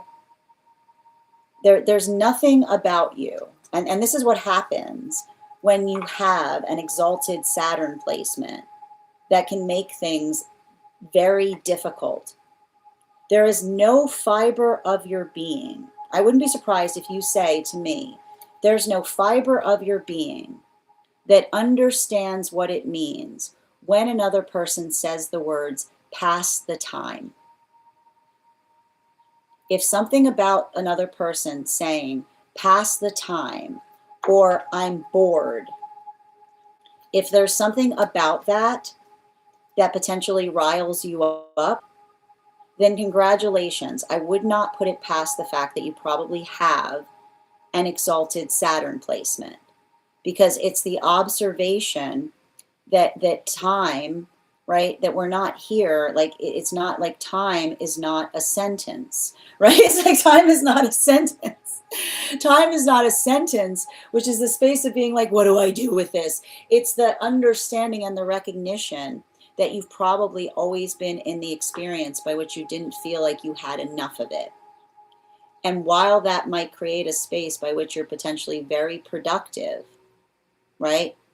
It can sometimes take a toll on relationship, because specifically I can see the work that you're potentially doing to navigate, like the things that you're potentially hoping to energetically achieve as it relates to relationship, is the type of person that I wouldn't be surprised if you say intense or not at all, right? Like the modality by which we identify and recognize the energetic, I keep on seeing like the space by which, right? I keep on hearing like the relationship as a gestational space, right? The space by which something feels like it is growing, rather, right? Rather than some kind of feeling of energetic stagnancy.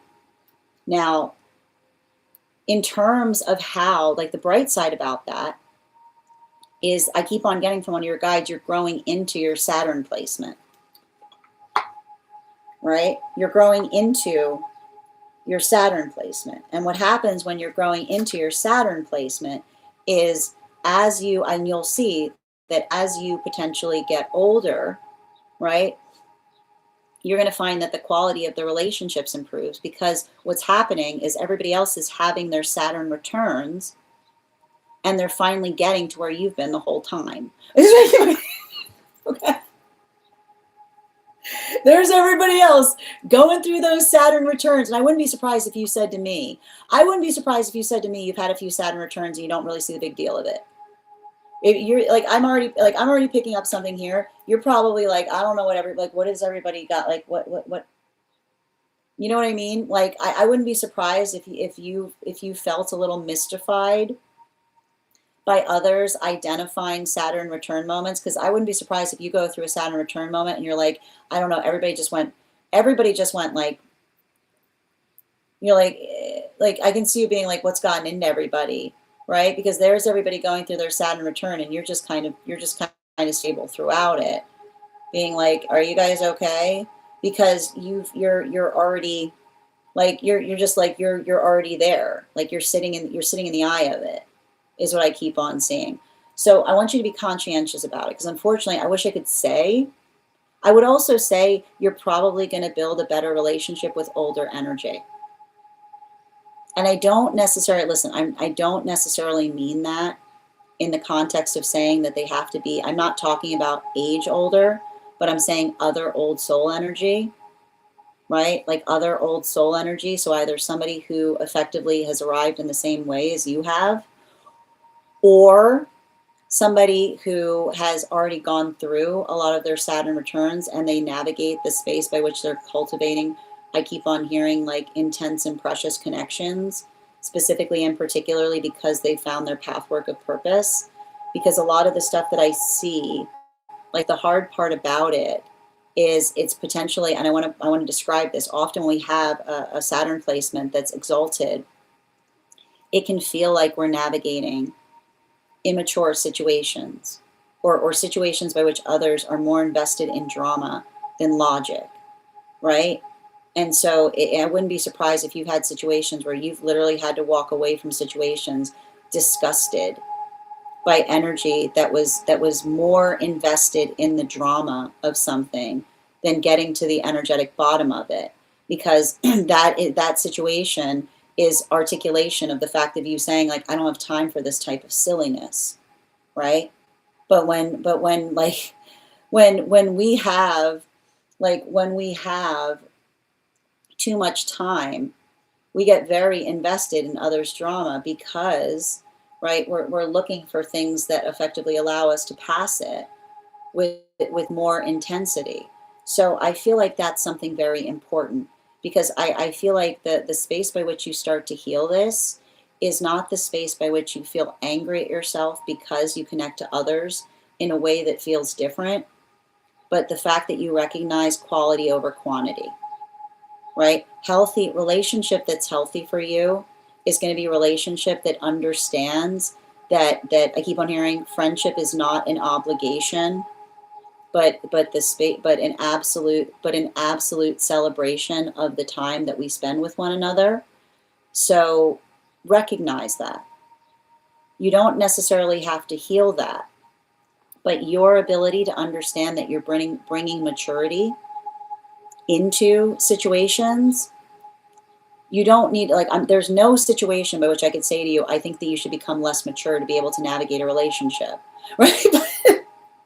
But the space by which you understand that that's the quality and condition that you're navigating is you allowing your trusting your own judgment as to whether another person is ready to navigate the maturity that you bring into relationship, right? It's not the space by which you have to heal, but it's a space by which you have to observe and absorb as to whether the energy that wants to be in a place of friendship with you is ready to navigate it with the same maturity that you yourself are bringing to it.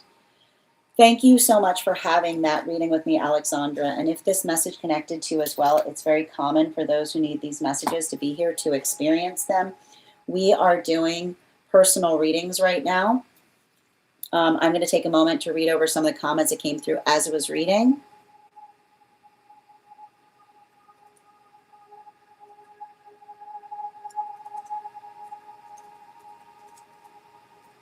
Okay.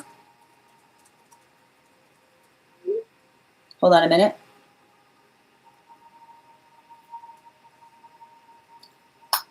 And I'm actually going to be closing the list right now.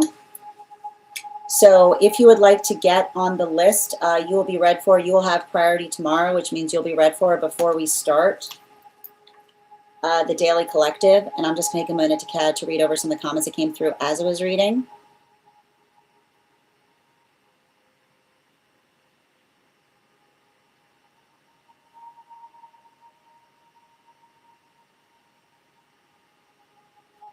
Hi there. Thank you for the follow, Tamara.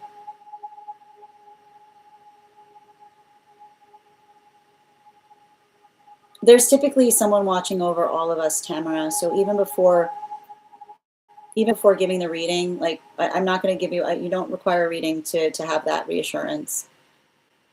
I have to point out, I've never read for someone that hasn't had someone watching over them.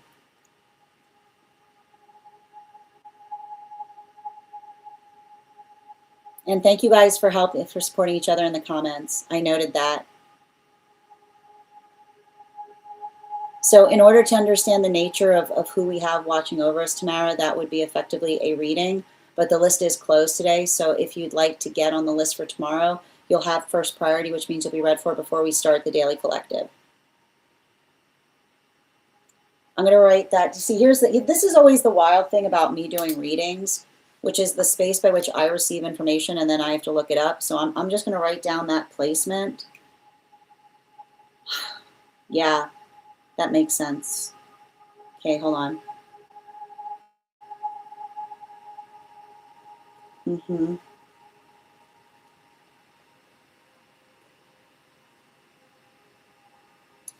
Yeah, 6 and 7. Because that's again, these are harmonic spaces for that energy to exist within. And thank you, Saeed, for the follow. Oh, yours is an Aries too. Interesting. Got it.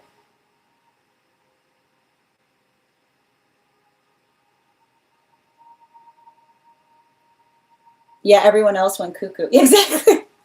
That's probably what it felt like. You're like, what is happening? You're like, what is happening? Yeah.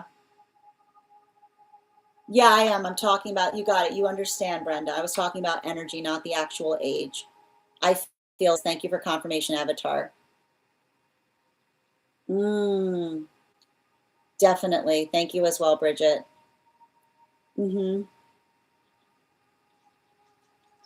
Yeah, well, that's the Leo in you, Nikki. That's the Leo in you. Yep, absolutely. You're so welcome. Oh, who was asking? The list is closed, so we're actually going to be moving into one card readings for super fans and for paid members. Yeah, thank you. I felt like I was doing something. It's not. I don't. It's not the fact that you're doing something wrong. It says to me, like, the hard part when I read for an energy like that is it's taking energy to catch up where you've been the whole time, right? It's taking a while for energy to catch up to the space that you've been residing the whole time. And thank you guys for supporting each other in the comments. I will be on tomorrow at 7:15 a.m. PST, 10:15 a.m. Eastern. Oh, that's interesting, Ava. Absolutely. Yeah, Nikki, give me all the secrets and I'll help you balance it with my Libra rising. And then you're like, you don't tell anyone I helped you. You're probably like the type of person, you're like, shh. You're welcome. And then you run away. All right. Let's continue right now. All right, we're going to get into one card readings for super fans and for paid members. If you are a super fan and would like, yeah, no, I know you're probably like, again, but that's the thing. That's the thing about it, right? You probably see the difference between energy that understands what it means when you care about someone versus someone like that. It's fraught territory there, and I can see why. All right, one moment.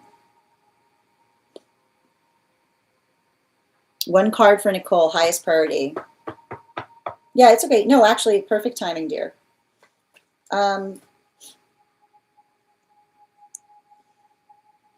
Don't let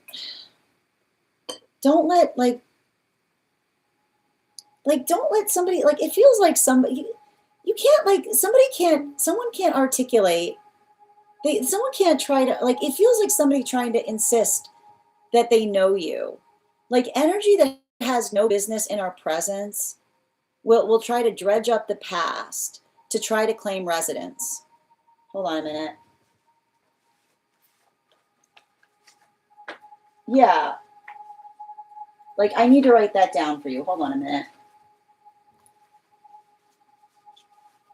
I gotta get a better system with this. Now I've got so many books. All right. Yeah, I'm gonna write that down for you. Energy has no claim to our presence will try to drag up the past to claim residence.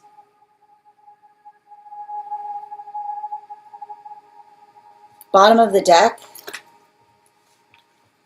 Yeah. Like, all you have to say to somebody is, that was a long time ago. I see you saying to somebody,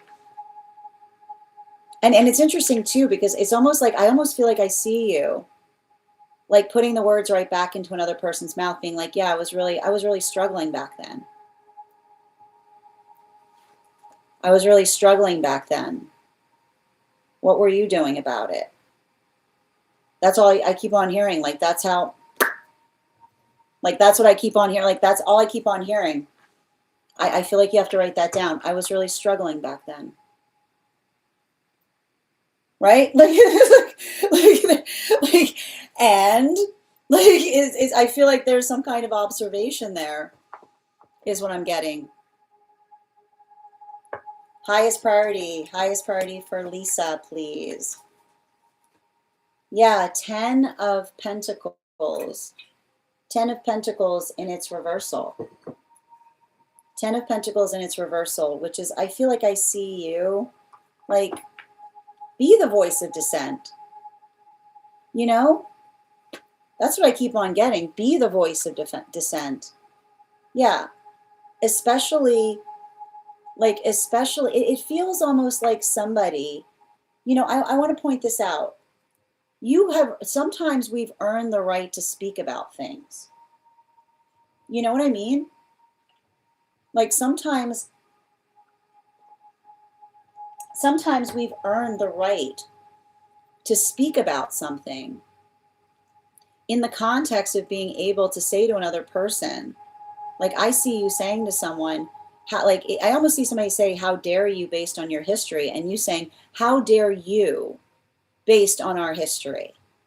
You know what I mean? Like, it almost feels like you reclaiming something by articulating upon the fact, I keep on hearing, our history doesn't make us exceptional. It makes us compassionate in the best way possible, is what I keep on seeing.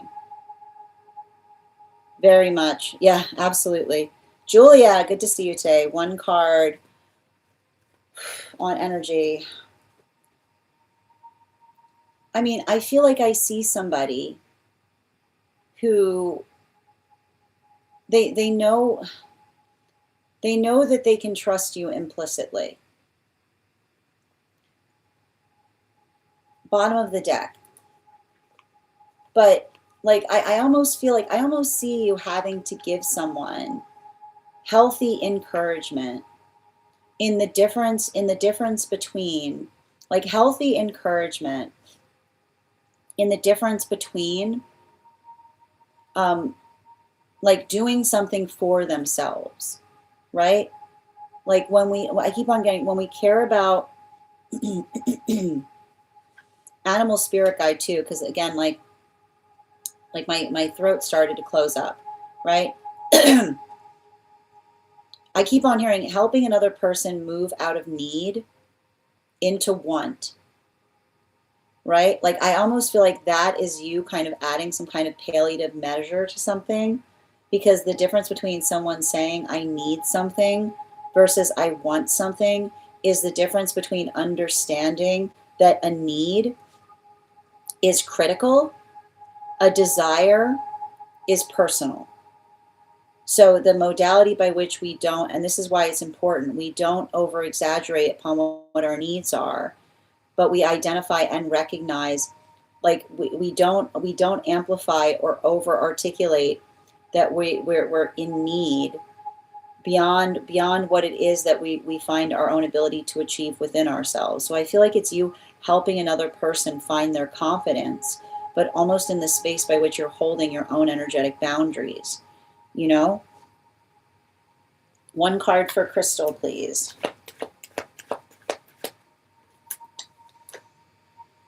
We've got the Eight of Cups in its reversal. So I feel like this is a continuation of what we said, like what we saw in the reading that we did, which is the observation of understanding and recognizing, identifying and recognizing the space by which we don't hold on to the past in the space by which we're waiting for something to change, but in the modality by which we recognize that the present is where all change is possible, right? Like the bottom of the deck, the past, yeah, especially the combination of the Eight of Cups with the Five of Swords in its reversal, it talks about, it's a conversation that understands that we don't long for a past. Like often the space by which we long for a past, like what you'll often see with those who haven't healed an intimacy wound is that they long for a past that never existed, because the over sentimentality that they put in the past is a safe space for them to exist, right? Because when we perpetually are longing for a past that never existed, then we found a safe space in our nostalgia, because we're not confronting the intimacy wound that occurs in terms of allowing ourselves to feel the moment entirely. So I see somebody, like I either see you articulating that to another or somebody else working through that. Alexandra, one card on divine counterpart, please. It's transverse. I feel like I can't stress, it feels like somebody who I keep on getting, I feel like I've got this, like, I've got some kind of wallflower energy around you. You know, it feels like somebody who's energetically aware of you and is building up, I keep on hearing, building up the courage to talk to you. But the thing about it is I literally see somebody that's moving away from some kind of volatile relationship and they've learned their lesson, right? Like I keep on seeing somebody that says the way to end an unhealthy relationship is to end it, not to jump into another one. So I almost feel like it's interesting because it's like I feel like somebody's navigating, and I keep on getting this, it's like they're navigating the way that they feel about you in a healthy way, because I keep on seeing it's the energy that says regardless of whether you come together with them, like you're already helping them, because you're helping them see what it is that they're working to release as it relates to their own energetic feelings, is what I keep on getting. Like it's almost like somebody who feels like it's like their desire to come towards you is giving them encouragement to be able to, regardless of what happens, is giving them encouragement to be able to change the things that they're working to change in their experience. One card for Avatar. Because of the dream. I'm going to tell you guys, it's very hard to do one card related to a dream. I feel like somebody feels stuck. You know, I got to point this out. Yeah, here's the thing about it. I feel like they lock themselves out of your life. You know, the thing, and this is why we say what we mean and we mean what we say, and we don't say things to get our way. Because when someone says something that they don't mean and another person takes us seriously, like that's the energy that recognizes that that's the space by which we, like another person says, I didn't expect to ever see, like I didn't realize that was going to be my last conversation. But that's why we hold every conversation preciously, right? Like that's why I keep wondering, that's why we don't conduct ourselves meanly in conversation, because the modality by which we try to, the modality by which we, like the modality by which we are effectively mean, right, does not require the space of another person having to embrace us in our meanness. Like it's the space by which we can do better. And I almost feel like I see somebody who's recognizing and identifying, right, like the volatility that potentially led to, like the volatility that potentially led to something fracturing. But it almost feels like them taking responsibility for it. But again, it's hard when I'm not reading the dream. You're so welcome, Crystal. You're so welcome, Julia. Yeah, you did, Bookcase. Good to see you. Hold on a minute.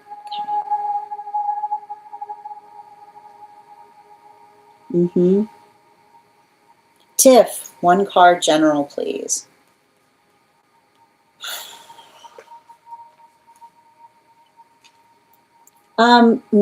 Nine of Pentacles.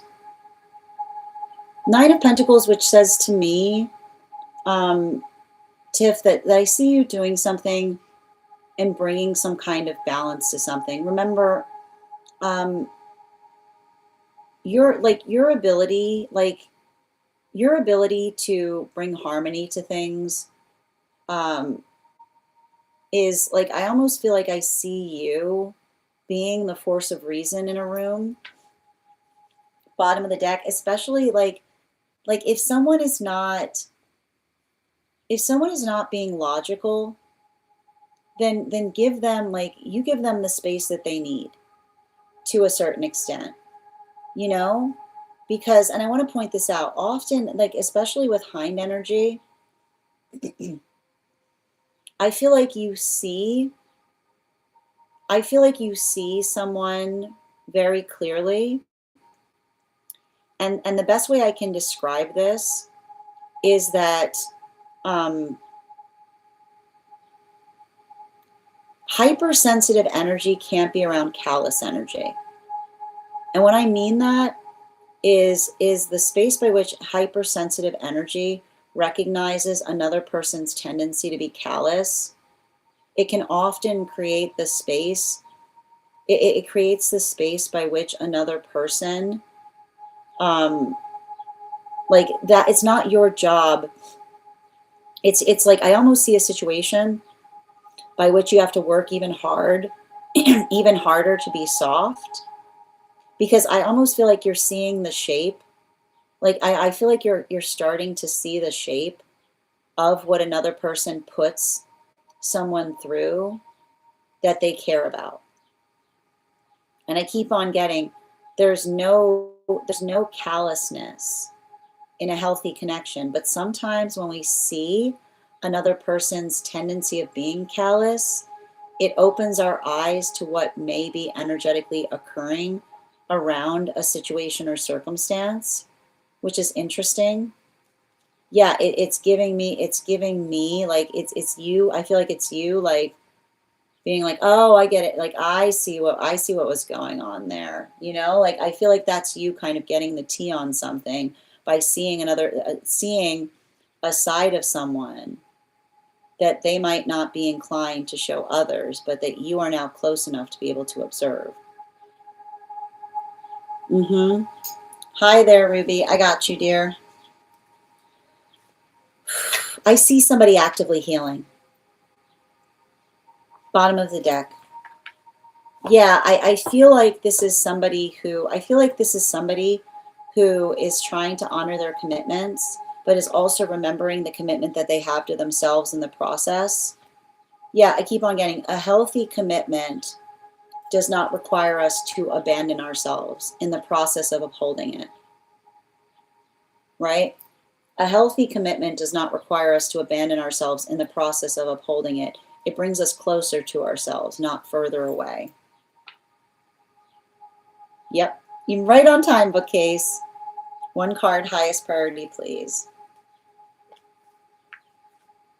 You don't have to tell anybody anything. The none of your business is a powerful prayer. None of your business is, especially Queen of Pentacles. What, like, you can say to somebody, well, how is that? What does that have to do with anything?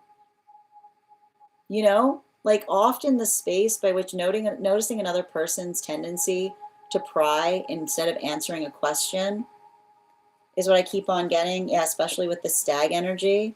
Like, I almost see a situation of you saying to someone, I couldn't help noticing that you never answered the question. Right? Like, it's giving me, like, I keep on seeing you say, like, it's like returning back to the subject, which is the space by which you say to somebody, like, let's focus on what we were talking about, right? Not the space by which we ask a question and then suddenly someone's pulling out something. Like, you ever notice the tendency of someone who wants to avoid talking about something, where we'll ask a question and suddenly they're talking about something that happened 20 years ago? I mean, like, that we have strayed very far from what I asked you. So you can say to somebody, like, returning back to what we were, that's a very interesting point, returning back to what we were saying, what we were talking about. like helping another person stay focused. You're so welcome, dear. You're so welcome, Julia. And thank you, Ruby, for those heart me's. Melissa, one card, highest priority, please. Got the star card, which says, I feel like you have to get better. Like, I feel like you have a hard time talking about yourself. You know, I keep on hearing it's not self-aggrandizing if it's true. It's not self-aggrandizing if it's true. Yeah, you've got a guide saying, tell others about your virtues, right? It's not self-aggrandizing if it's true. Tell others about your virtues. You're so welcome, Crystal. Erica, one card for the rest of the week.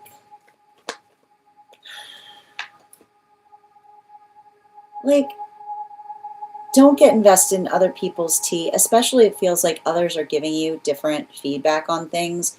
It's saying to me, observe, don't absorb.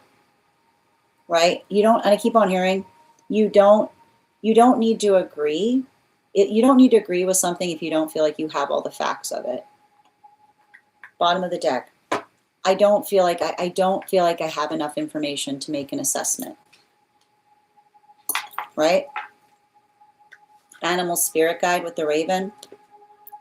I don't feel like I have enough information to make an accurate assessment, which is the space by which you say, like, I'm sorry, like the space by which you say to another person, right? Like that, like, and I keep on seeing this, like the modality by which, the difference between someone complaining is, and the space by which the difference between someone complaining versus taking empowering action is the space by which we say to another, have you thought about doing this?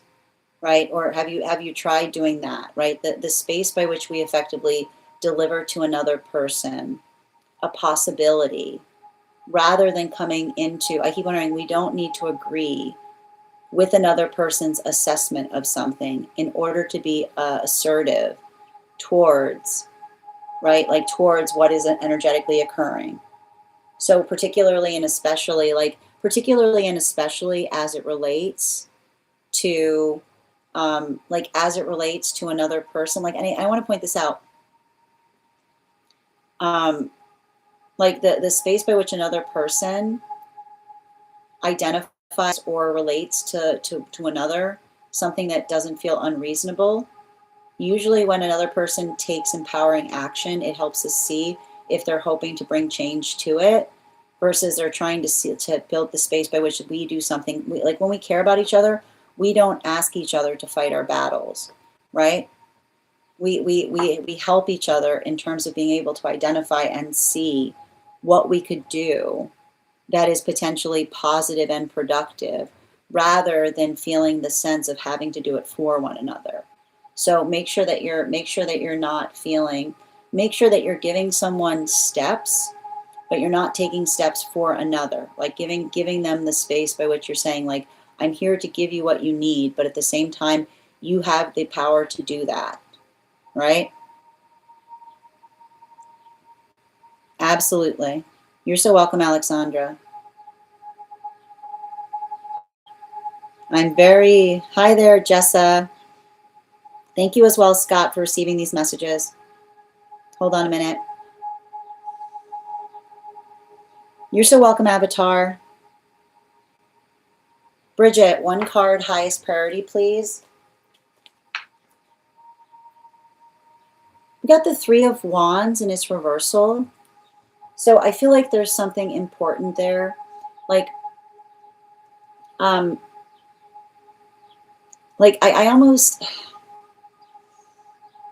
feel like there's something that you're identifying in relationality to divine counterpart feeling somewhat closed off or working through some kind of modality by which they're taking some time for themselves, because again, bottom of the deck, I feel like I just keep on seeing that they're going through this very vulnerable experience by which, like, and I think it's interesting because I see you in love with hermit mode.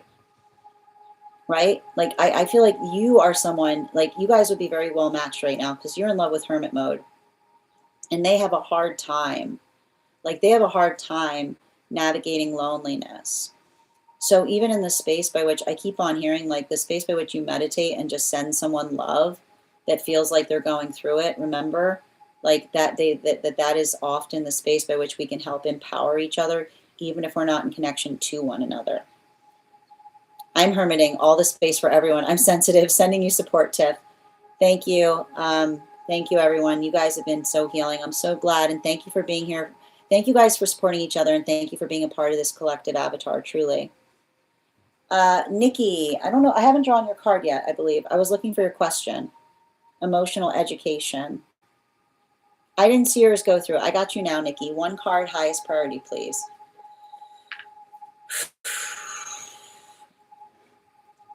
Remind somebody that it's okay to take some time for themselves. You know, there's something to be said about being able to recharge, like being able to give time to recharge the self, right? Especially, and I feel like I see you doing that, but also helping someone who has a hard time doing that for somebody, like for themselves. Yeah, like reminding someone, being like, have you taken care of yourself today? Right? Like almost like going through the checklist. Particularly, I keep wondering, like particularly if, like, I feel like you're very good at attenuating and noticing when someone, your gift is noticing when somebody has a lack of something, right? So being like, have you eaten today? Have you hydrated? Right? Like you've got some kind of gift in terms of feeling into somebody's energy to understand where the deficit is. So make sure that you're utilizing that in a positive way. Mm-hmm. Yep. You're welcome, bookcase. Very aware that Yeshua loves us. Mm-hmm. You're so welcome, Tiff. Oh, I love that. Peace be your rhythm. That's beautiful. I love that. I envision 10 of cups, but poured out, pulled together. Oh, that's beautiful. No, I thank you for sharing that. That's a beautiful, beautiful vision. I do love hermit mode. You're so welcome, Bridget. Per highest priority, please. We got the high priestess here. So I feel like there's something about this period that I feel like you're bringing balance to situations by being able to recognize and identify. I keep on seeing, like, I almost feel like I see you understanding that the way forward is not harder, but softer to a certain extent. Yeah, particularly, I feel like this is you healing some kind of inner child of someone being like someone trying to do something and being like, I'm trying as hard as I can, being like, have you tried? Like, this is often what the higher self says, like, I'm trying as hard as I can. And the higher self goes, have you tried being softer? Have you tried being softer? Because it's often the space by which I feel like this is you finding a flow state to a certain extent. You're so welcome, Nikki. All right, my friends, we've reached the conclusion of our reads today. Oh, sorry, Ava, I've got two cards coming through.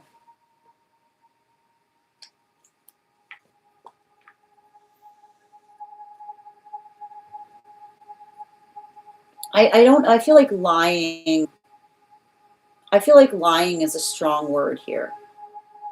But I do feel like I see some kind of situation or circumstance by which another person is being protective about something. You know? Like I keep on, like, this is like, remember when I said, like, this is confirmation, and I like to point out, like, I've actually talked about this, like, these individuals are cut from the same thread. So, like, and this is also interesting too, because you'll notate that and even when I teach upon this, these individuals are not counterparts, they're siblings, right? So the modality by which, especially, and the Knight of Swords, right? And I keep on seeing, but I think that there's something important to be identified in you trying to say to another person, you don't need to be protected from things. You don't need to be protected from things. And I almost feel like somebody who feels in some way that they're protecting you from something, and you trying to articulate them and being like, I don't need protecting. Because when another person feels that we need protecting, what they're really doing is they're being patronizing to us, right? So I literally see you almost saying to someone, like, don't patronize me, which is the modality by which you say to another person, like, be articulate in terms of what's occurring, but don't feel like you're doing something in a protective way for your benefit. Absolutely. Thank you so much, dear. All right, my friends, I want to thank you guys so much for being here today and sharing in these messages. We will be back on tomorrow at our standard time, 7:15 a.m. PST, 10:15 a.m. Eastern. If you would like to be notified as to when I've gone live, you can head over to my profile, turn on the bell there, and that'll activate notifications. You can also get on the list for today if you want prioritization tomorrow, which means you'll be read for before we start the Daily Collective. If you joined and became a super fan today, welcome.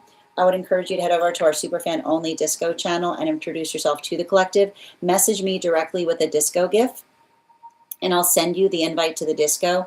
If when you're there, you can introduce yourself in the like in the welcome area, and also in the perk section, you'll find a special coupon code to our next tarot class, which is going to be held on Friday, May 22nd at 6 p.m. 5:30 p.m. PST, 8:30 p.m. Eastern. We're going to be continuing our studies into the tarot with a focus on the court cards in the Pentacle suit.